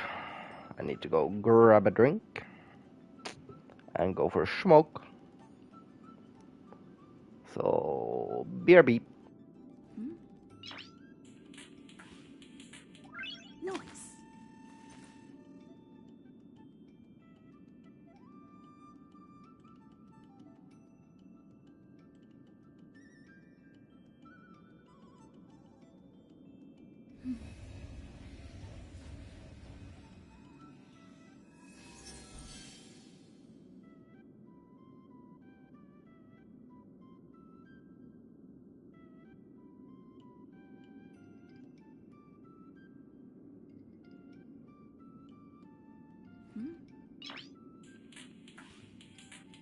Nice.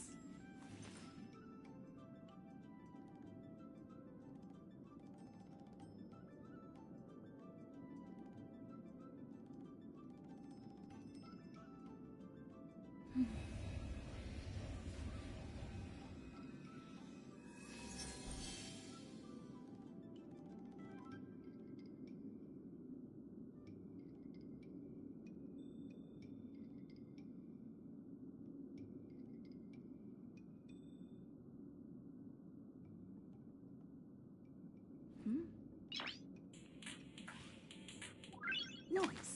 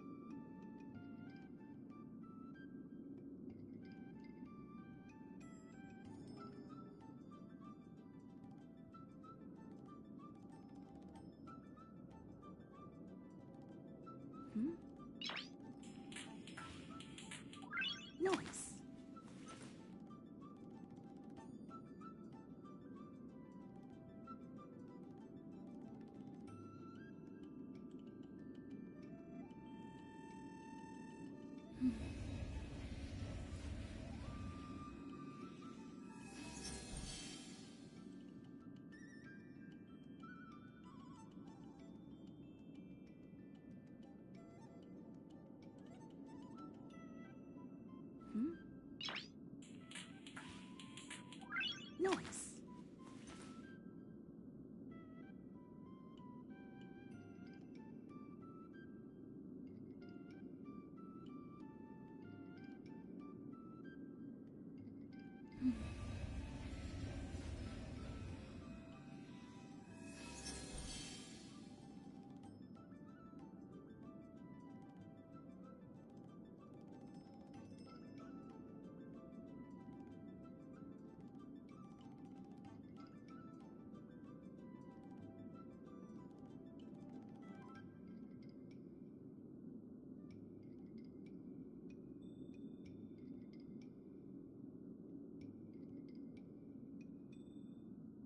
Noise.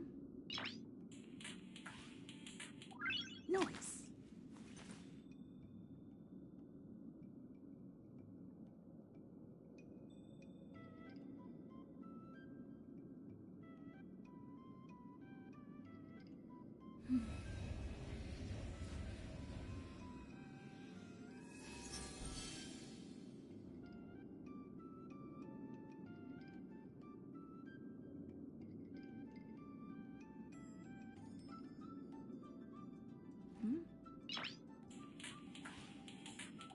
Noise.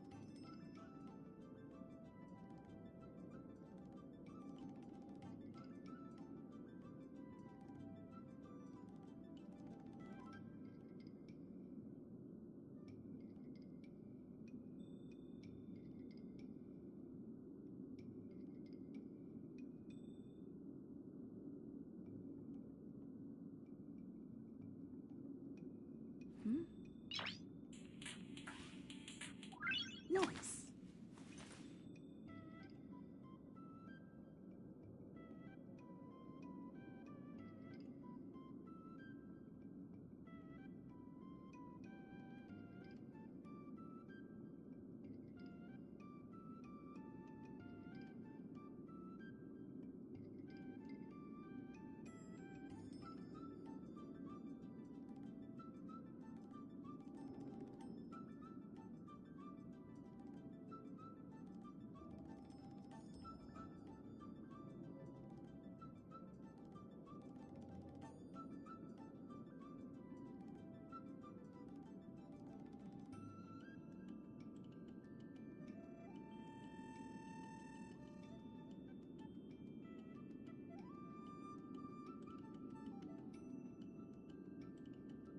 Okay, I'm back. Paralympics over. Noise. Learn French. Ew. Ew. French. Ew. Ew. Also, here's Bubbles. If you haven't met them yet, Ashley.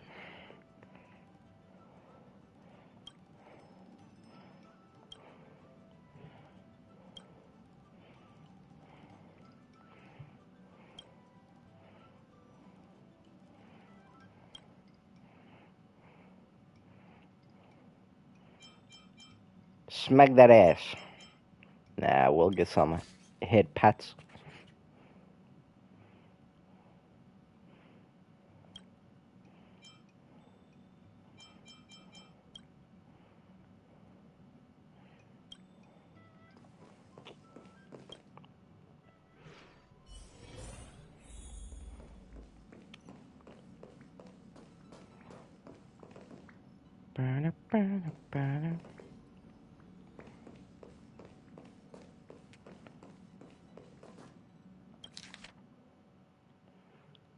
Note left by Gallagher.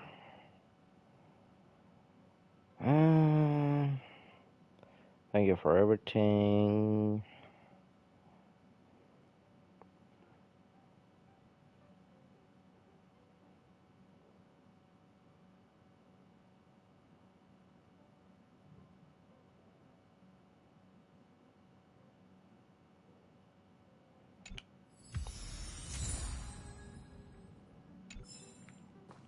Okay. Well, let's investigate.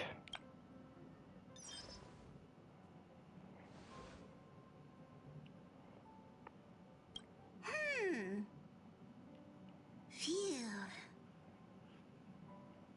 What's up, Pom Pom? Just got a message from the Xianzhou La Fu. Looks like it'll conflict with our original schedule.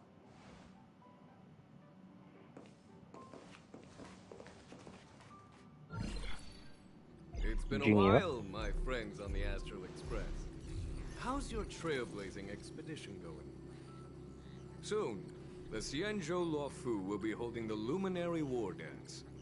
Those who have aided the Luofu in overcoming the crisis are cherished allies of the Xianzhou. Thus, on behalf of the Seat of Divine Foresight, I'm extending an invitation to attend the ceremony. Your presence would be greatly appreciated. Yeah, I don't know if you know, there's a VTuber and a streamer called Sayu, and he voices Jing Yuan.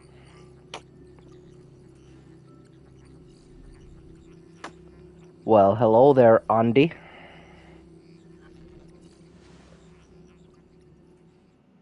Well, things are getting lively. We've barely recovered from the family's Charmony Festival, and we're already being invited to another special event. Oh, I'm good.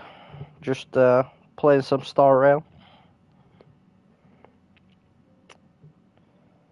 How's Siege been going?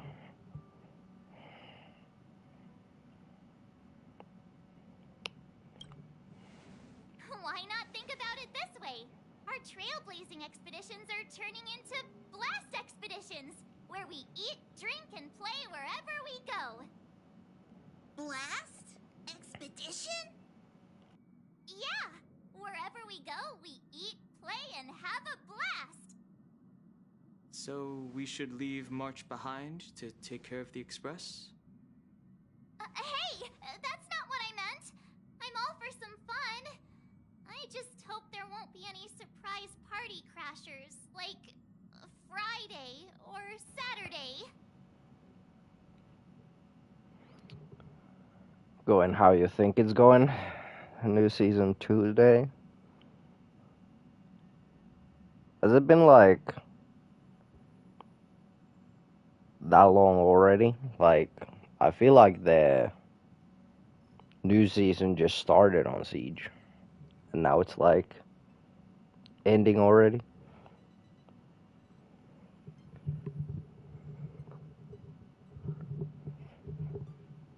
But yeah. So Frank's been carrying everyone in Siege still. Wasn't that long of a season? Yeah.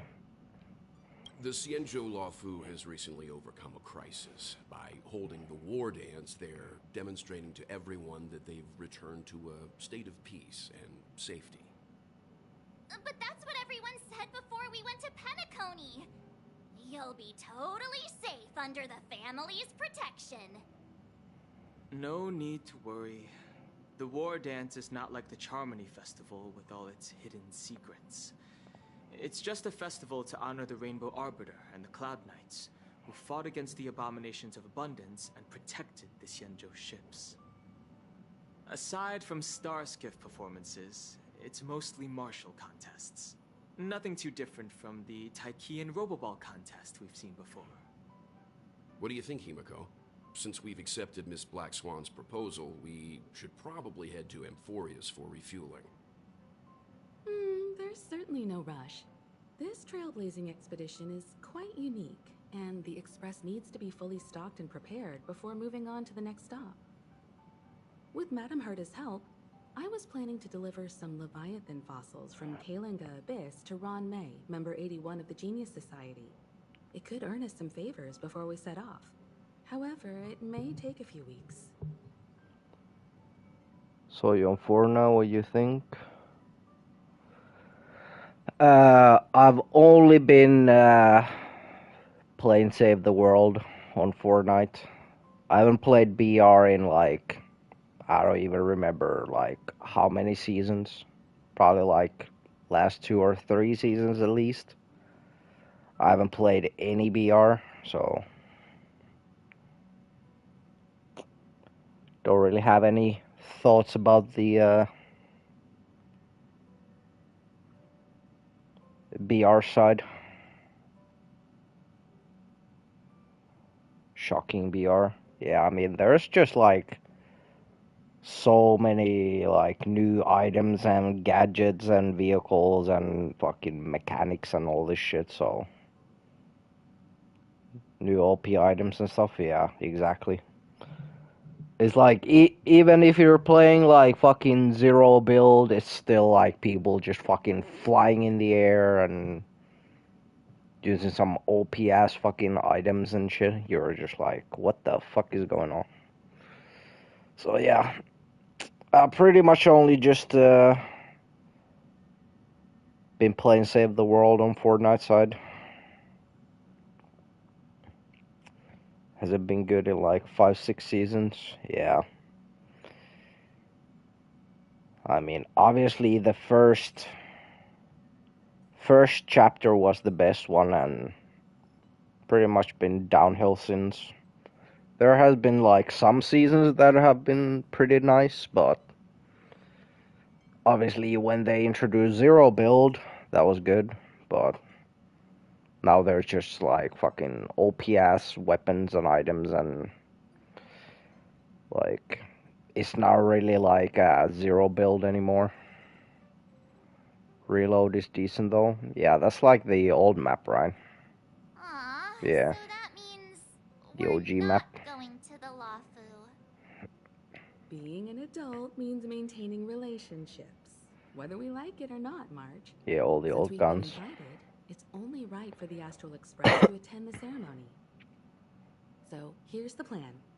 Pom Pom will take everyone to the Cienjo Lafu. Mr. Yang Can you use the double pump on the reloaded? Meanwhile, you, March, and Don Hung will represent the Express and attend the war dance. Like back in the OG days.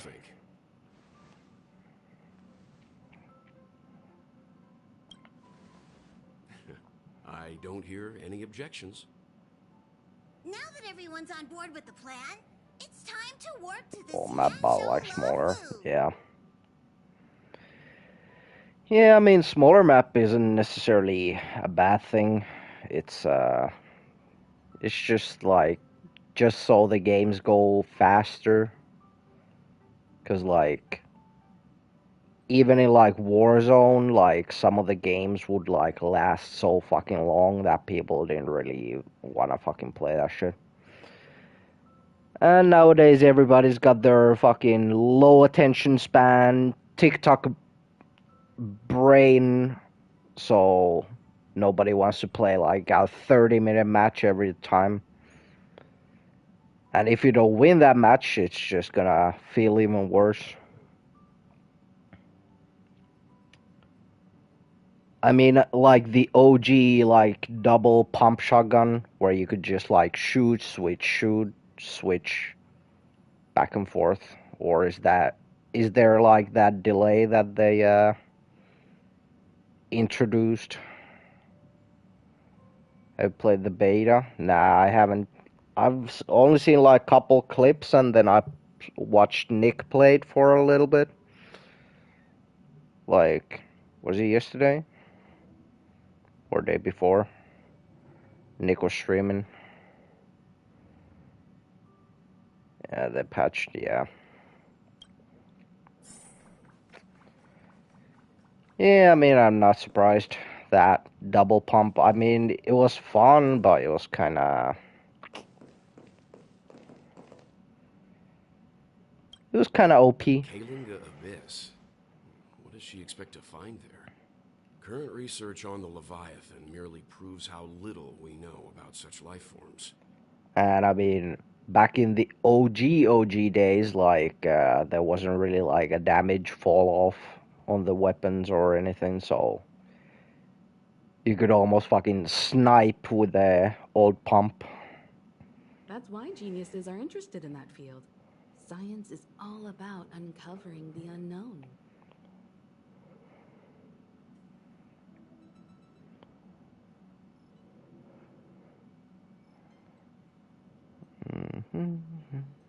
Don't miss us too much. If I stumble upon some cool Leviathan fossils, I'll bring a few back as souvenirs for you. Let's go. Played a bit of BO6. Yeah, I mean, I also saw, like, I think the current, like, reporting system in the new COD, or at least in the beta, it's like, if people just, like, mass report you, you'll get fucking automated banned, and then if you get, like, an automated ban, you can't, like, appeal for your ban, so you just gotta wait that, like, 30 days or whatever. So that's been kinda fun to see. Like, some people are like, hey, fucking pre-ordered the game, paid like €100 for it, and then they play the beta, and if they're like good, people are gonna fucking report them like, oh, this guy's fucking cheating, and then they'll just get like a 30-day ban.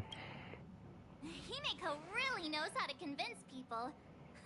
Between Leviathan fossils and the war dance, the latter definitely sounds more fun.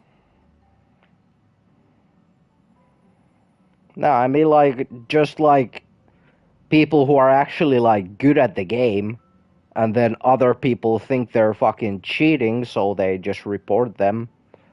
And I guess if there's like a certain amount of people who fucking report your ass, you'll just like get automated banned. Because there's probably like fucking millions of fucking people like submitting those reports, so there's like no way there's like people like checking all the reports, so they have some sort of automated ban system. So like there was a literal fucking pro, like Call of Duty pro player, and he went 31 and he got 31 kills, 0 deaths, and then like right after that game he just got banned. Like, he's a fucking COD pro player. Just cause like people fucking mass reported him. Man got fucking banned. By the way, Danhung, this time you'll be taking a stroll with us on the Lafu, right? Just let you two wander around aimlessly on the Luofu by yourselves? I don't think so. Plus, Mr. Yang is right. The Ambrosial Arbor crisis just ended, and both the long life and short life species are still feeling uneasy. And that's why Jing Yuan wants to organize the war dance, to show that the Xianzhou Luofu is stable and safe. Yeah, I think they did actually like sort it out on like the next day or whatever. But it was like, I think it was on the first weekend, like a week ago. Like last weekend, people were just getting fucking banned left and right. And then like even the people who got the automated 30-day ban, like all of their like bans got lifted, so they could actually play the game again. But like still, imagine like pre-ordering the game and then play it for a day and then just fucking get banned. You're like, yep, 30 days. Yeah, on the private beta, yeah. I mean, I haven't really watched like this weekend when it's been the open, but I don't know how bad the banning has been. And since he has extended an invitation, it's only right that I visit my old friend. Paying for beta? Yeah. Yep. Coming back to this place brings back so many memories. You know?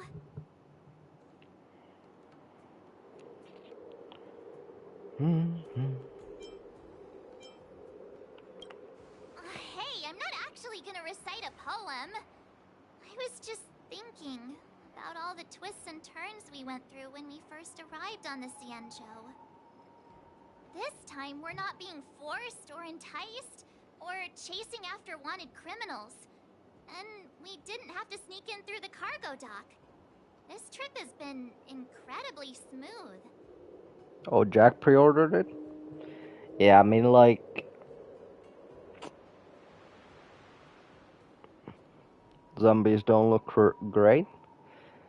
I mean, I don't really play that much zombies, but I think it looked pretty decent. I mean, I haven't really watched like that much zombies gameplay, but I saw a lot of people saying he pre-ordered. I think Marcus has. Yeah, I think Nick. Well, Nick buys like every fucking COD anyway, so. But yeah, I'm not sure. I think bunch of our friends are buying the next NHL game, so if I'll buy that, then I'll probably not gonna buy the COD, you know, because don't got time to play every single game, and I've been enjoying playing Overwatch too, so I'm like, I'd rather just play Overwatch. Quite unusual, I must say. Like, maybe if they would do, like, Black Ops 3, like, remastered or something, like, I might buy that, because I know my friends would probably buy that too, so, like, we used to play that shit for, like, 4 or 5 years or something. I agree.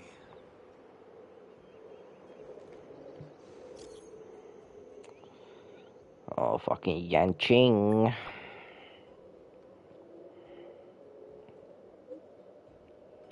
This fucking guy. Is the Starskip Haven always this crowded?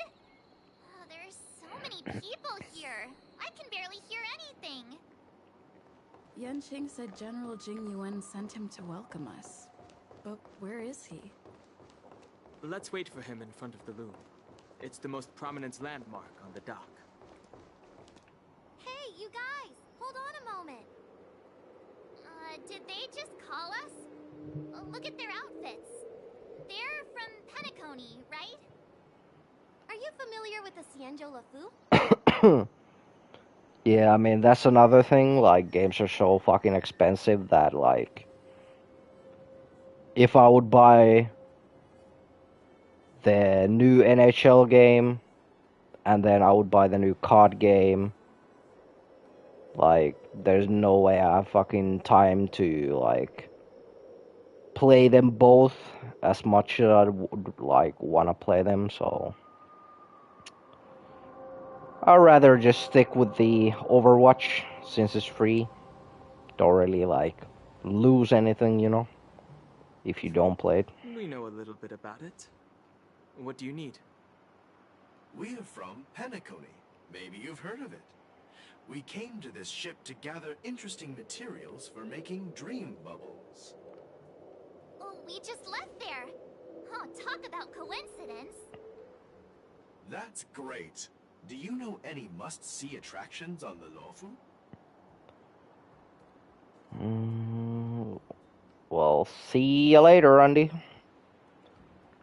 enjoy doing your challenges.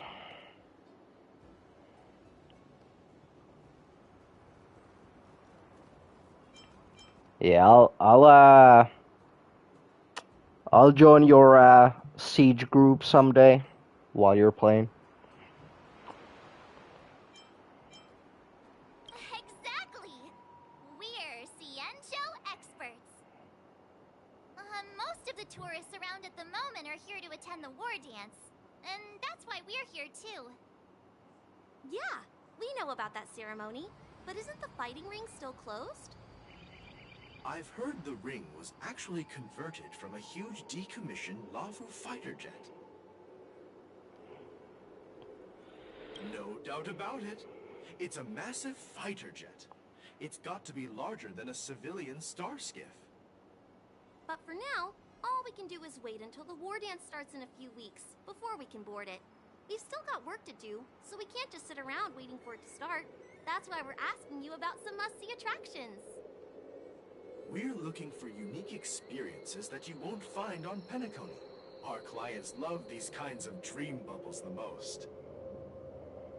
You're the expert Yeah, here. peace out, Andy. Give them some suggestions. Let's go with... Yeah, let's go Aurum Alley. Good idea. The everyday vibe of the Aurum Alley is a rare find on the planet of festivities. Everyday vibe. Yeah, our clients have had their fair share of adrenaline-pumping dreamscapes. Maybe something down to earth would touch their hearts. Thanks for the suggestion. We'll head to the Aurum Alley to gather materials. Maybe we'll run into each other there in a couple of days. Look, Yanqing's here. Really? Let's go catch up with him.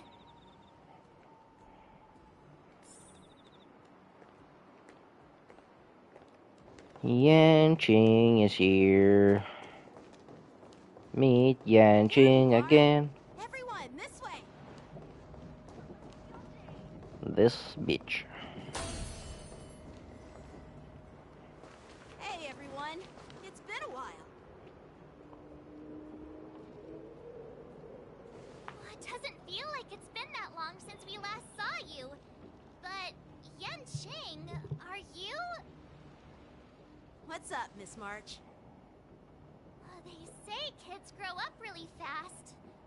Yanqing, are you a little bit taller than before? Looks like March is having a bit of crush on Yanqing over here. Like, oh, you've grown up so much. We've only been away for a few months.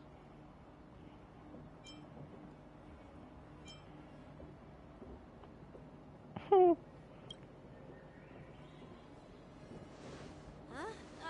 are you doing? Sorry, but after our previous adventures, I've become suspicious of whoever greets us first. Do you have to be suspicious around me too? Especially around you. The last time we came to the Cienjo, the first person who greeted us was... I get it. Better safe than sorry. Seriously, I've never seen the Lafu so lively before.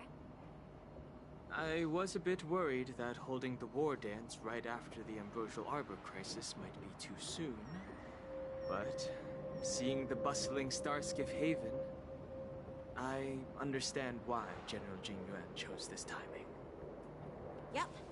There's people from other delves and travelers like you three who have come from afar. With the war dance coming up, there's a huge number of visitors pouring into the Starskiff Haven. The Cloud Knights are working hard to keep the security tight. The General said this ceremony would help the Cienjo Lafu recover from the crisis. It's a way to showcase our martial spirit, reassure people, boost morale, and attract visitors from other planets to promote trade and peace. By the way, the Cienjo Alliance places great importance on this ceremony too. The Cienjo ships, the Zhu Ming and the Yao Qing, have both sent messengers to offer their blessings.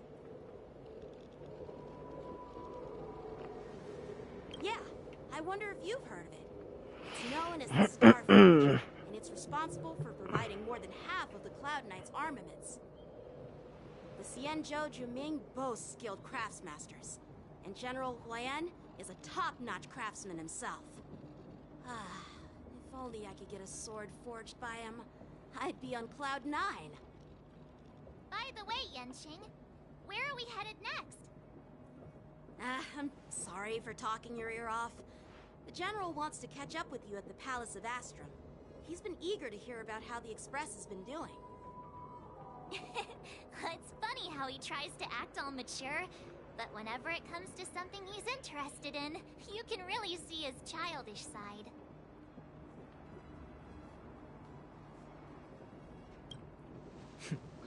I agree.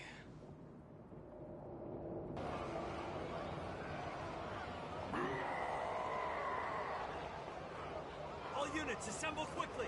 Get ready to protect the crowd! Just mentioned security, and now all of a sudden something's gone wrong. Excuse me, I need to go check out the situation.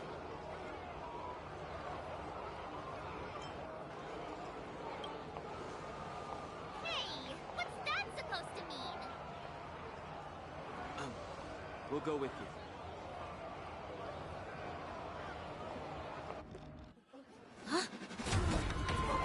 Watch out there!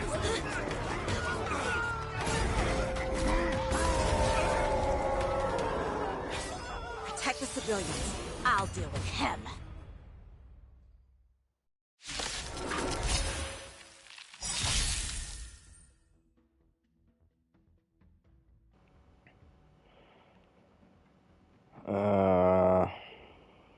Moon Rage.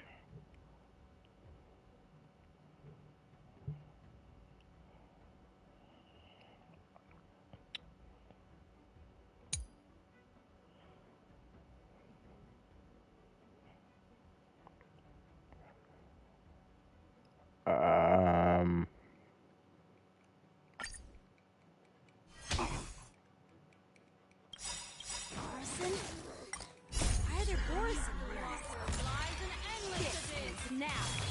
Time to say bye. Boom.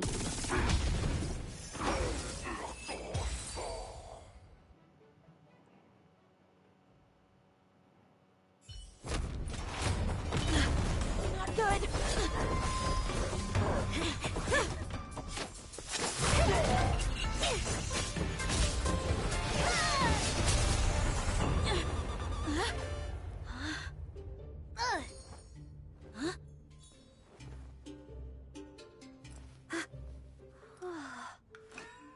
Thanks for the help. Sorry, no time to chat. Could you give me back my...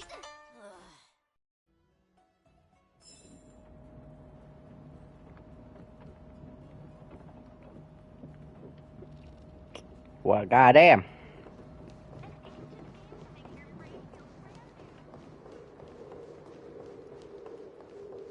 Hey, yo, Yanqing. I'm sorry, Who that bitch? but I'm afraid we'll have to put our plans on hold for now. I need to find out what's going on.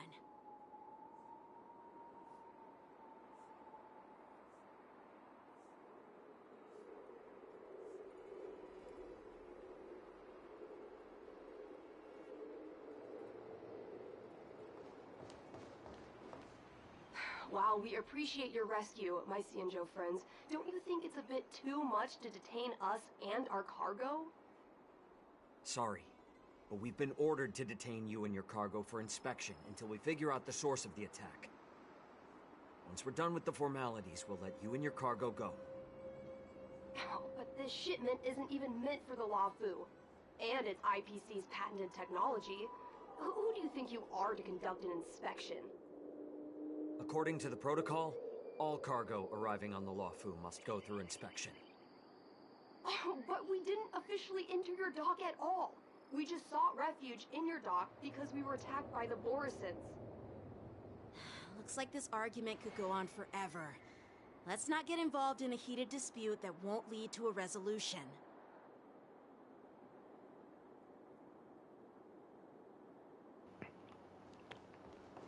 How dare you detain our ship? Who do you think you are?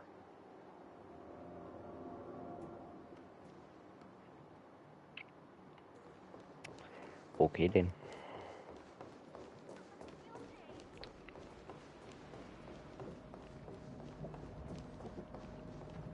Who's in charge here? I need some answers. It's my fault. We let our guard down for a moment. I take full responsibility. With the war dance approaching, safety should be a top priority. Now, tell me, how did Borisin prisoners end up in Starskiff Haven? According to the protocol, Borisin prisoners should be held on a starskiff and taken directly to the shackling prison under strict supervision without ever touching the ground. Who allowed a prisoner transport ship to dock at the passenger terminal? Please don't blame this captain. This incident involves the Ju Ming's diplomatic vessel. Who are you? I'm Liu Jun, an officer of the Patrol Defense Squad. Thank you for your help, Lieutenant Yanqing. The situation unfolded rapidly, and it shouldn't be held against the captain. Here's what happened. An IPC transport ship was attacked by the Borisin just before arriving, and the Ju Ming's diplomatic vessel came to the rescue. They fought off the Borisin pirates and imprisoned them on their ship. So, an IPC ship was attacked by the Borisin near the Luofu, and the Ju Ming envoys saved them? Sounds complicated. Honestly, it gives me a headache too. The Ju Ming diplomatic ship, adhering to standard procedure, docked at the passenger terminal to hand these criminals over to the Luofu. You know, with all the outsiders flooding onto the Luofu, the Starskiff lanes are under immense pressure. The Borisin desperados decided to put up a fight before the prisoner transport Starskiff could get there. And that's what you just witnessed. We'll make sure these prisoners are sent to the shackling prison as soon as possible. I see. It's an unusual situation indeed. I'll report it to the security department of the Realm Keeping Commission and ask for their cooperation in handling the aftermath. Maybe I should gather more details from others so that the Seat of Divine Foresight can have a better understanding of the situation.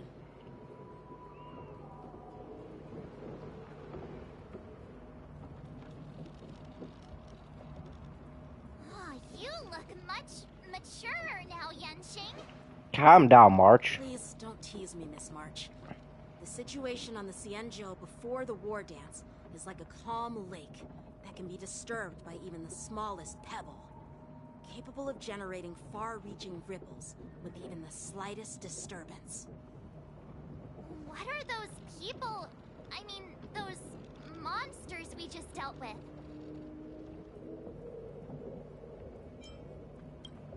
Yeah, those werewolf monsters are known as Borisin. They're abominations of abundance, and we've been fighting them for a very long time. The Borisin have been a powerful force for a long time, plundering and enslaving many worlds. The threat they pose is just as terrible as the Swarm disaster, and the Alliance even had a fierce war with them 3 decades ago. Their presence has faded over the years, but who would have thought? According to that officer, they attacked an IPC ship near the Shenzhou Luofu. Such a brazen attack seems quite unusual to me. Yeah, that's what I find strange too. It seems like the IPC and the Borisin have some serious grudges. Well, enough with the chit-chat. The General wants me to take you to the Palace of Astrum. I'd love to chit-chat a little longer, but there are some things that can't be left unchecked. Is it a serious matter? Maybe you'll need our help in hunting down the Borisin? Thank you, but it's no big deal. By the way, that young lady who just appeared, she took my sword. I'm thinking of filing a lost property report at the Realm Keeping Commission to see if I can get it back. I doubt she did it on purpose.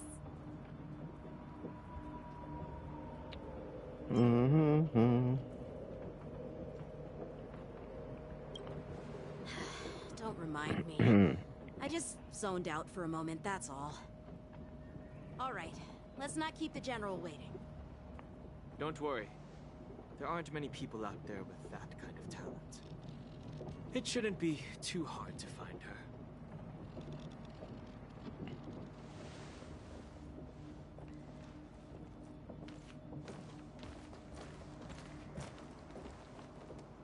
There sure are a lot of troublemakers around.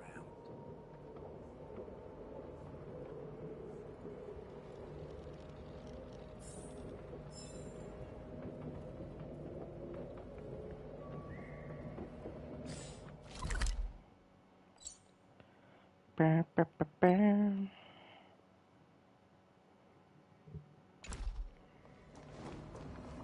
Success and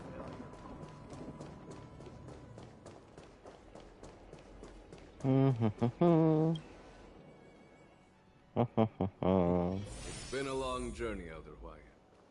Thank you for your presence. Don't mention it. Thank you for taking the time to welcome me.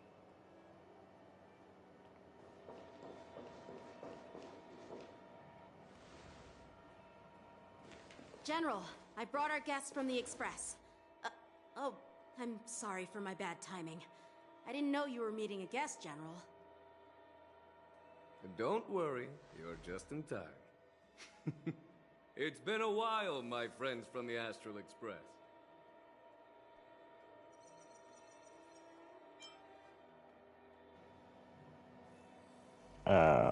What now?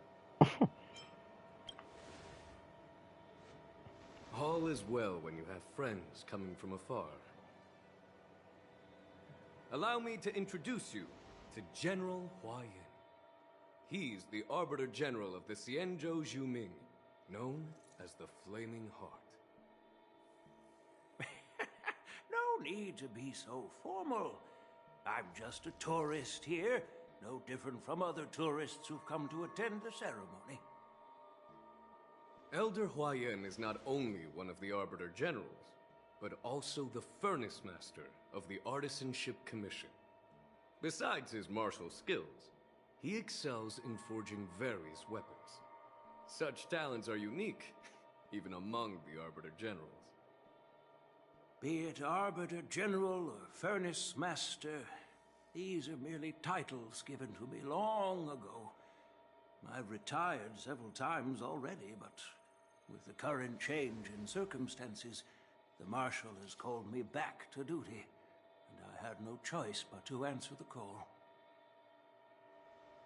Well, in the end, I'm to blame.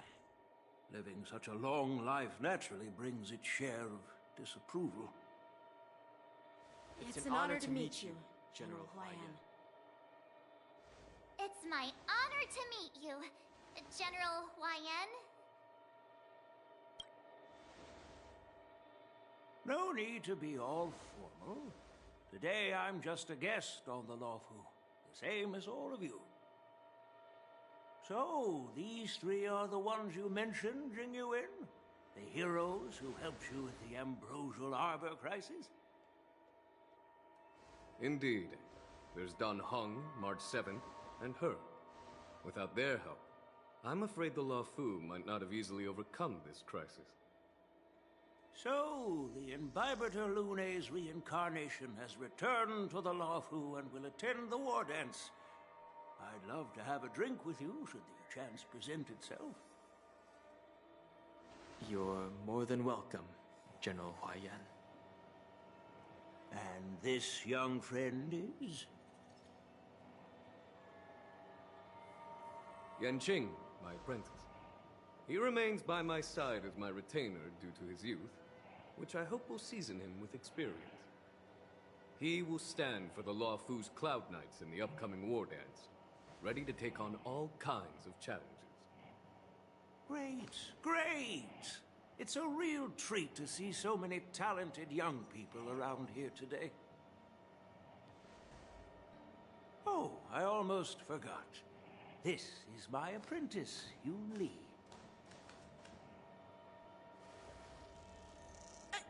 It's you!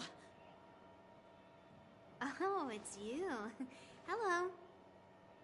Oh, you two already know each other? Guess we don't need any introductions then. What a coincidence! I was afraid I'd have trouble finding this girl. Oh? Now you've piqued my curiosity. Tell me, how did you two become acquainted? She helped me capture the escaped Borison prisoners at the Starskiff Haven. Allow me to express my gratitude for you.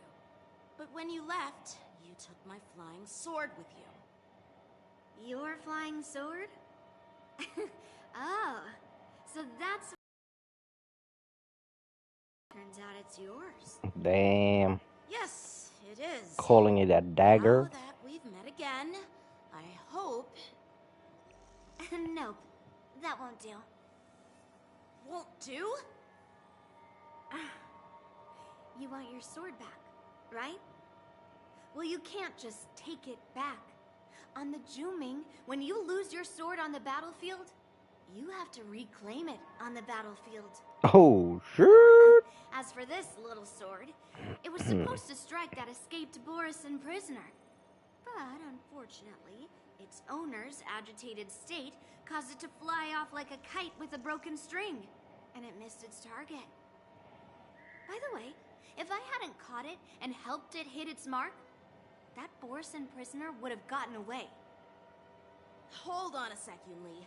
You took my sword without even asking, and now you're refusing to give it back? So much for Luofu's sword masters. What did you just say?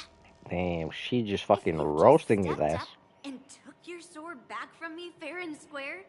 I would have totally respected you.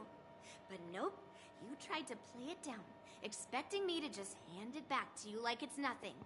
In front of everyone. With all due respect, you don't honor your sword. So you don't deserve it.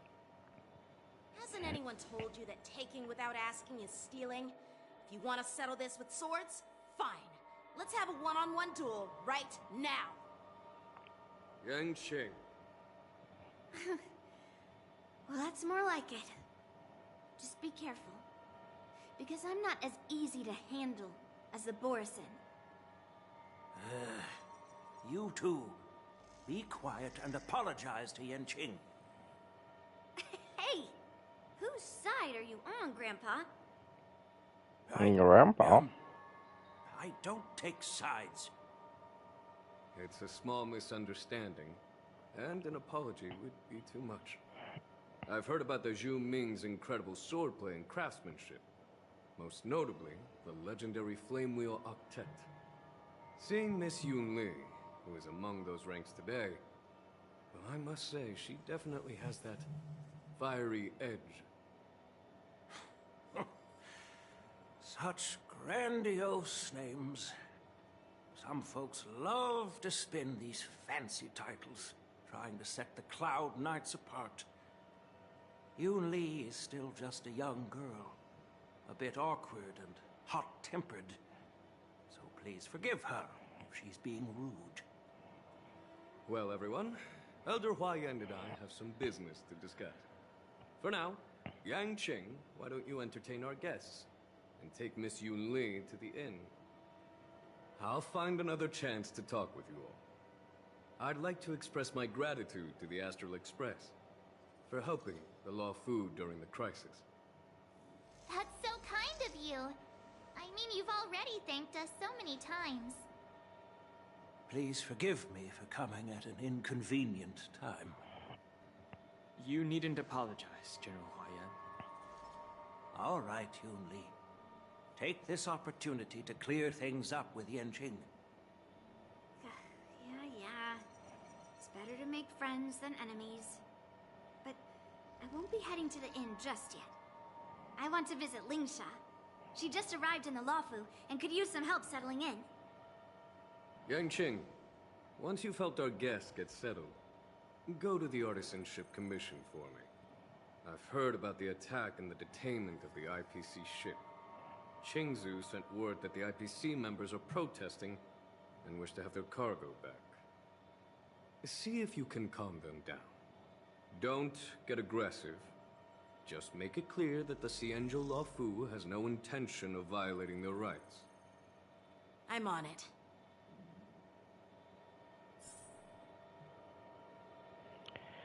Ba-da-bam. I'm sorry for Yang Qing's rudeness. Not at all. Taunted by Yun Li like that, even a training dummy would be angry. You've taught your apprentice well. If it were me in my younger days, I'm afraid I'd have drawn my sword and fought. Yan Qing can understand your concerns. On the other hand, Yun Li is still a naive girl who's only interested in swordplay. Honestly, I brought her here to participate in the war dance because I want to broaden her horizons.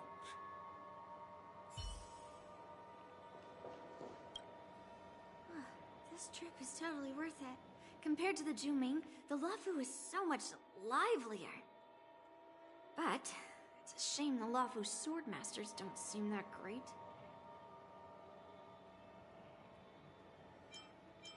Glad to meet you too. Are you here to participate in the war dance?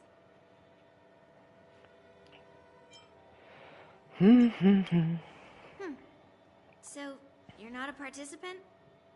You look like you know your way around a fight. Well, you can still sign up. The Cloud Knight's ring is always open to outsiders. Yeah, let me whoop some ass. That's how outsiders refer to my peers in the Juming Cloud Knights and the Artisanship Commission. We all train under Grandpa's guidance, learning the art of craftsmanship and swordplay. That's how we got that title, I guess. Just don't mention it in front of Grandpa. He always says that empty titles bring pointless challenges and conflicts. We Juming swordmasters pride ourselves on the success of the group over the individual.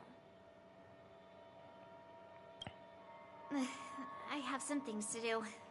Besides, little Yan Qing doesn't seem too happy about me tagging along. Little Yan Qing. Lol.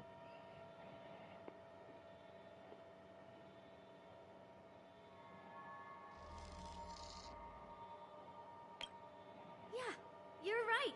I took it with my skills. So I guess you can say I'm a robber or something. How dare he imply I'm a thief? Totally different. Totally Besides, different. the sword seems scared of its own master. I'd like to ask him. You claim to cherish your sword as your life, yet you don't even recognize the state it's in right now? I didn't intend to keep his sword. I was planning to take this chance to return it to him. But now, I've changed my mind.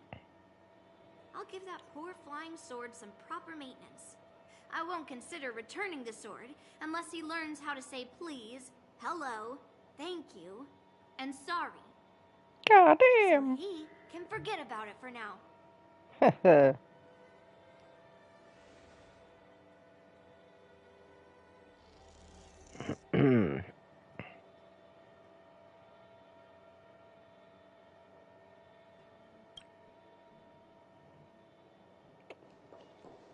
Oh.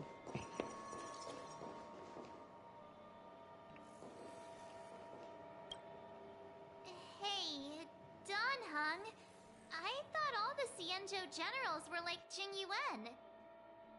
But that General Huaiyan, he looks so thin and scraggy, as if even a light breeze would knock him over.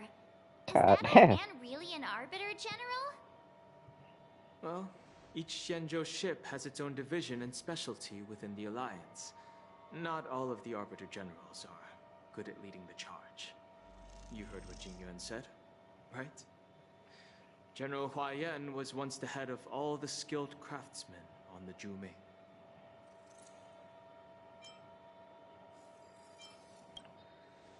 Don't you find it strange?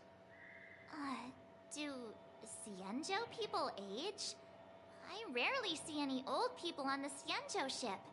And when I do, they're usually travelers. But General Huaiyan looks like an ordinary old grandpa. Is he really a Xianzhou general? Good question. He's right there. So why don't you ask him yourself? Yeah. Nah, I'd like to live a little longer. Just a little bit. We should leave. General Jing Yuan asked Yan Qing to entertain us, so obviously, he has important matters to discuss. Let's not waste any time here.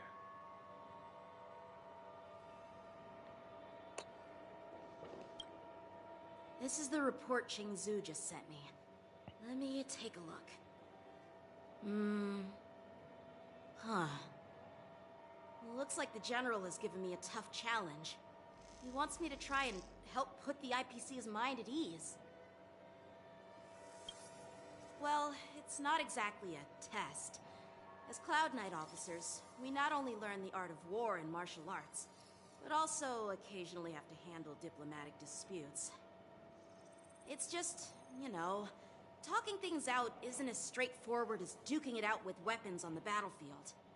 This is especially true when you're up against the IPC, with their non-stop corporate babble. Well, let's not worry about that for now. Shall I take you to the inn? Yeah, let's go. It is the Law Fu's honor to have you in attendance at the war dance. Yet, the fact that a simple martial arts ceremony has attracted esteemed generals from the Zhu Ming and the Yao Qing implies intentions beyond mere spectating. Might there be any specific instructions from the Marshal? You're overthinking it, Jing Yuan. As I said, I'm here to broaden my granddaughter's horizons. I have no ulterior motives. However, I have no clue what the Yao Qing Arbiter General has in mind. Do you remember when you accepted this position? I told you that an Arbiter General's battlefield goes beyond the physical one. You'll need to lead and manage everything on the Xianzhou. The title of Arbiter General holds a weight far greater than its literal meaning. So many years have passed, and you've done well. However, longevity for the Xianzhou people can be a curse. Living too long means that every mistake you made will lurk in the shadows. And one day, they'll eventually catch up to you. The Marshal knows everything that has happened on the Lawfu. As for the Merlin's Claw of the Yao Qing, she has come specifically for you. Speaking of which, why hasn't she arrived yet? They say the Merlin's Claw strikes like lightning. Being late isn't her style. That's not true, General Huaiyan. She's been here a while, but I'm sure you've heard of her unbridled nature. Oh, it's As soon this as she dude. disembarked from the star skiff, she mentioned having something to attend to and That's simply disappeared. Mose. You must be the messengers from the Xianzhou Yao Qing, I assume. We are Jiaoqiu and Moza, retainers of the Merlin's Claw. It's an honor to meet you in person, Arbiter Generals. Now this is interesting. A guest who doesn't come to visit but sends a message instead. What does she mean? Tell me, what could be more important to her than coming here? Master heard about a spectacular view in Scale Gorge Waterscape. I believe she went there to enjoy it. A spectacular view? Ha! Did you hear that, Jing Yuan? This person is being sarcastic. Please do not misunderstand me, General Huaiyan. I was simply stating the truth. Master thought it would be inappropriate to keep you waiting, so she sent us here. Once she's finished with admiring the scenery, she'll personally come and apologize to the both of you.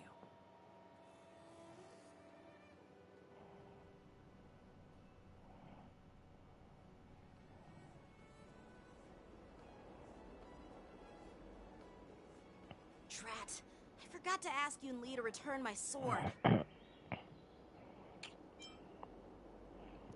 Yeah, I don't think you're getting it back. Unacceptable.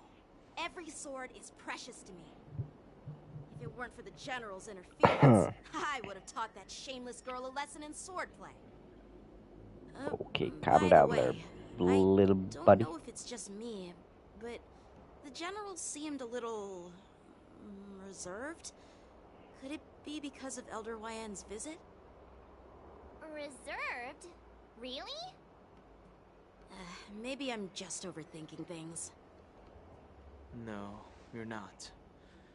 When I entered the Palace of Astrum, I realized that the messenger from the Xianzhou Zhu Ming was actually the Arbiter General himself. So, the messenger from the Xianzhou Yao Qing must be the Merlin's Claw herself, I presume. That's right.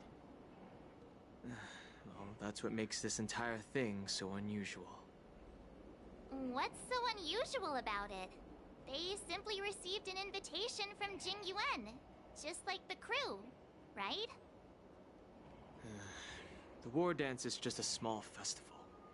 And now we have 2 Arbiter Generals from other Xianzhou ships here. I'm afraid they're here for something more. Maybe they've come to hold Jing Yuan accountable for the Ambrosial Arbor crisis?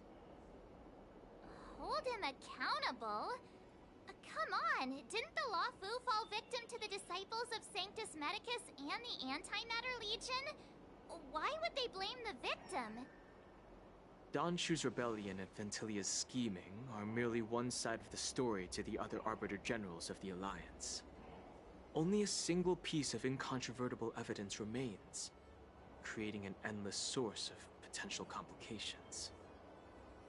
The Ambrosial Arbor. Yes. It's undeniable that the Plague Mark, which was subdued by the Xianzhou Lo Fu, has resurfaced. But was it really a conspiracy instigated by the Antimatter Legion? Or does it indicate a traitorous intent from within the Lo Fu, implicating Jing Yuan himself?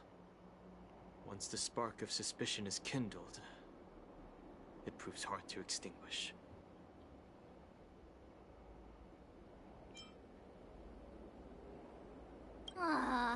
What was I thinking?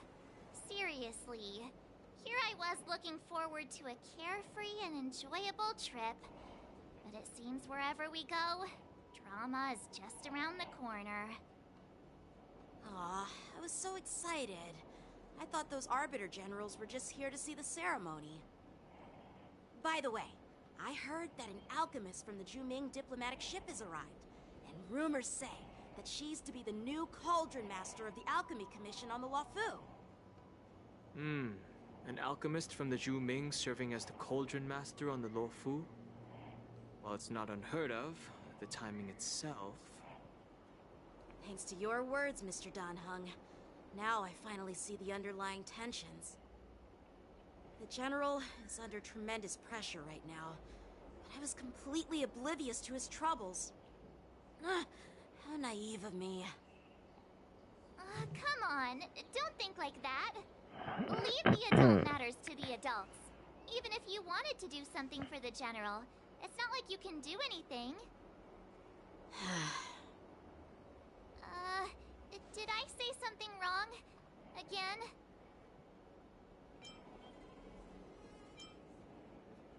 Miss March is right.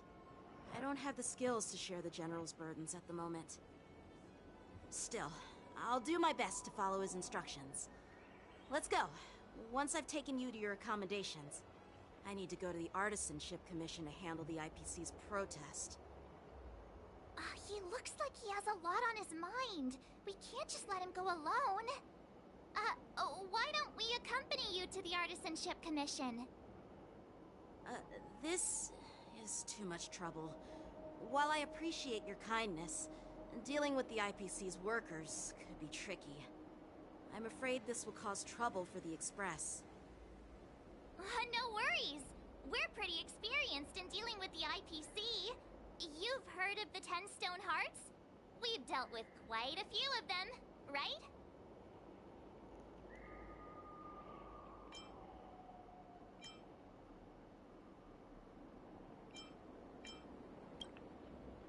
What's with you turning into a scaredy cat?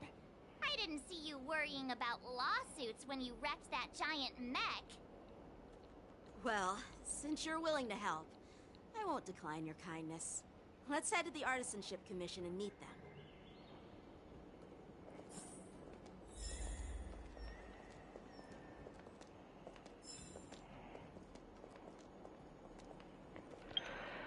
Ba-da-now.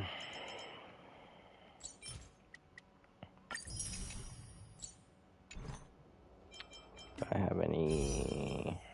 No.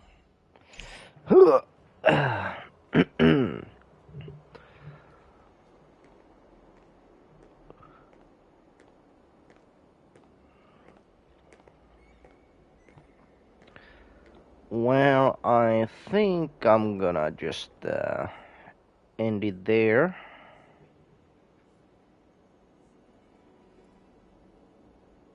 I'll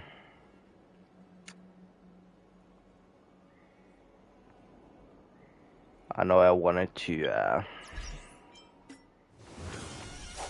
do this quest because it's gonna end, but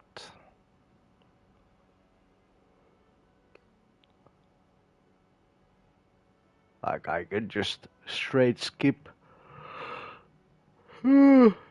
skip and do this, but I'm just getting a little tired already, so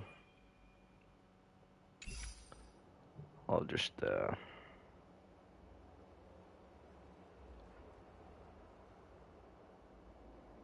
hopefully that event is gonna be playable after, which I mean I would assume it is because it's the new March thing, but yeah, I'm just gonna end it there, and I'll see y'all later. Bye.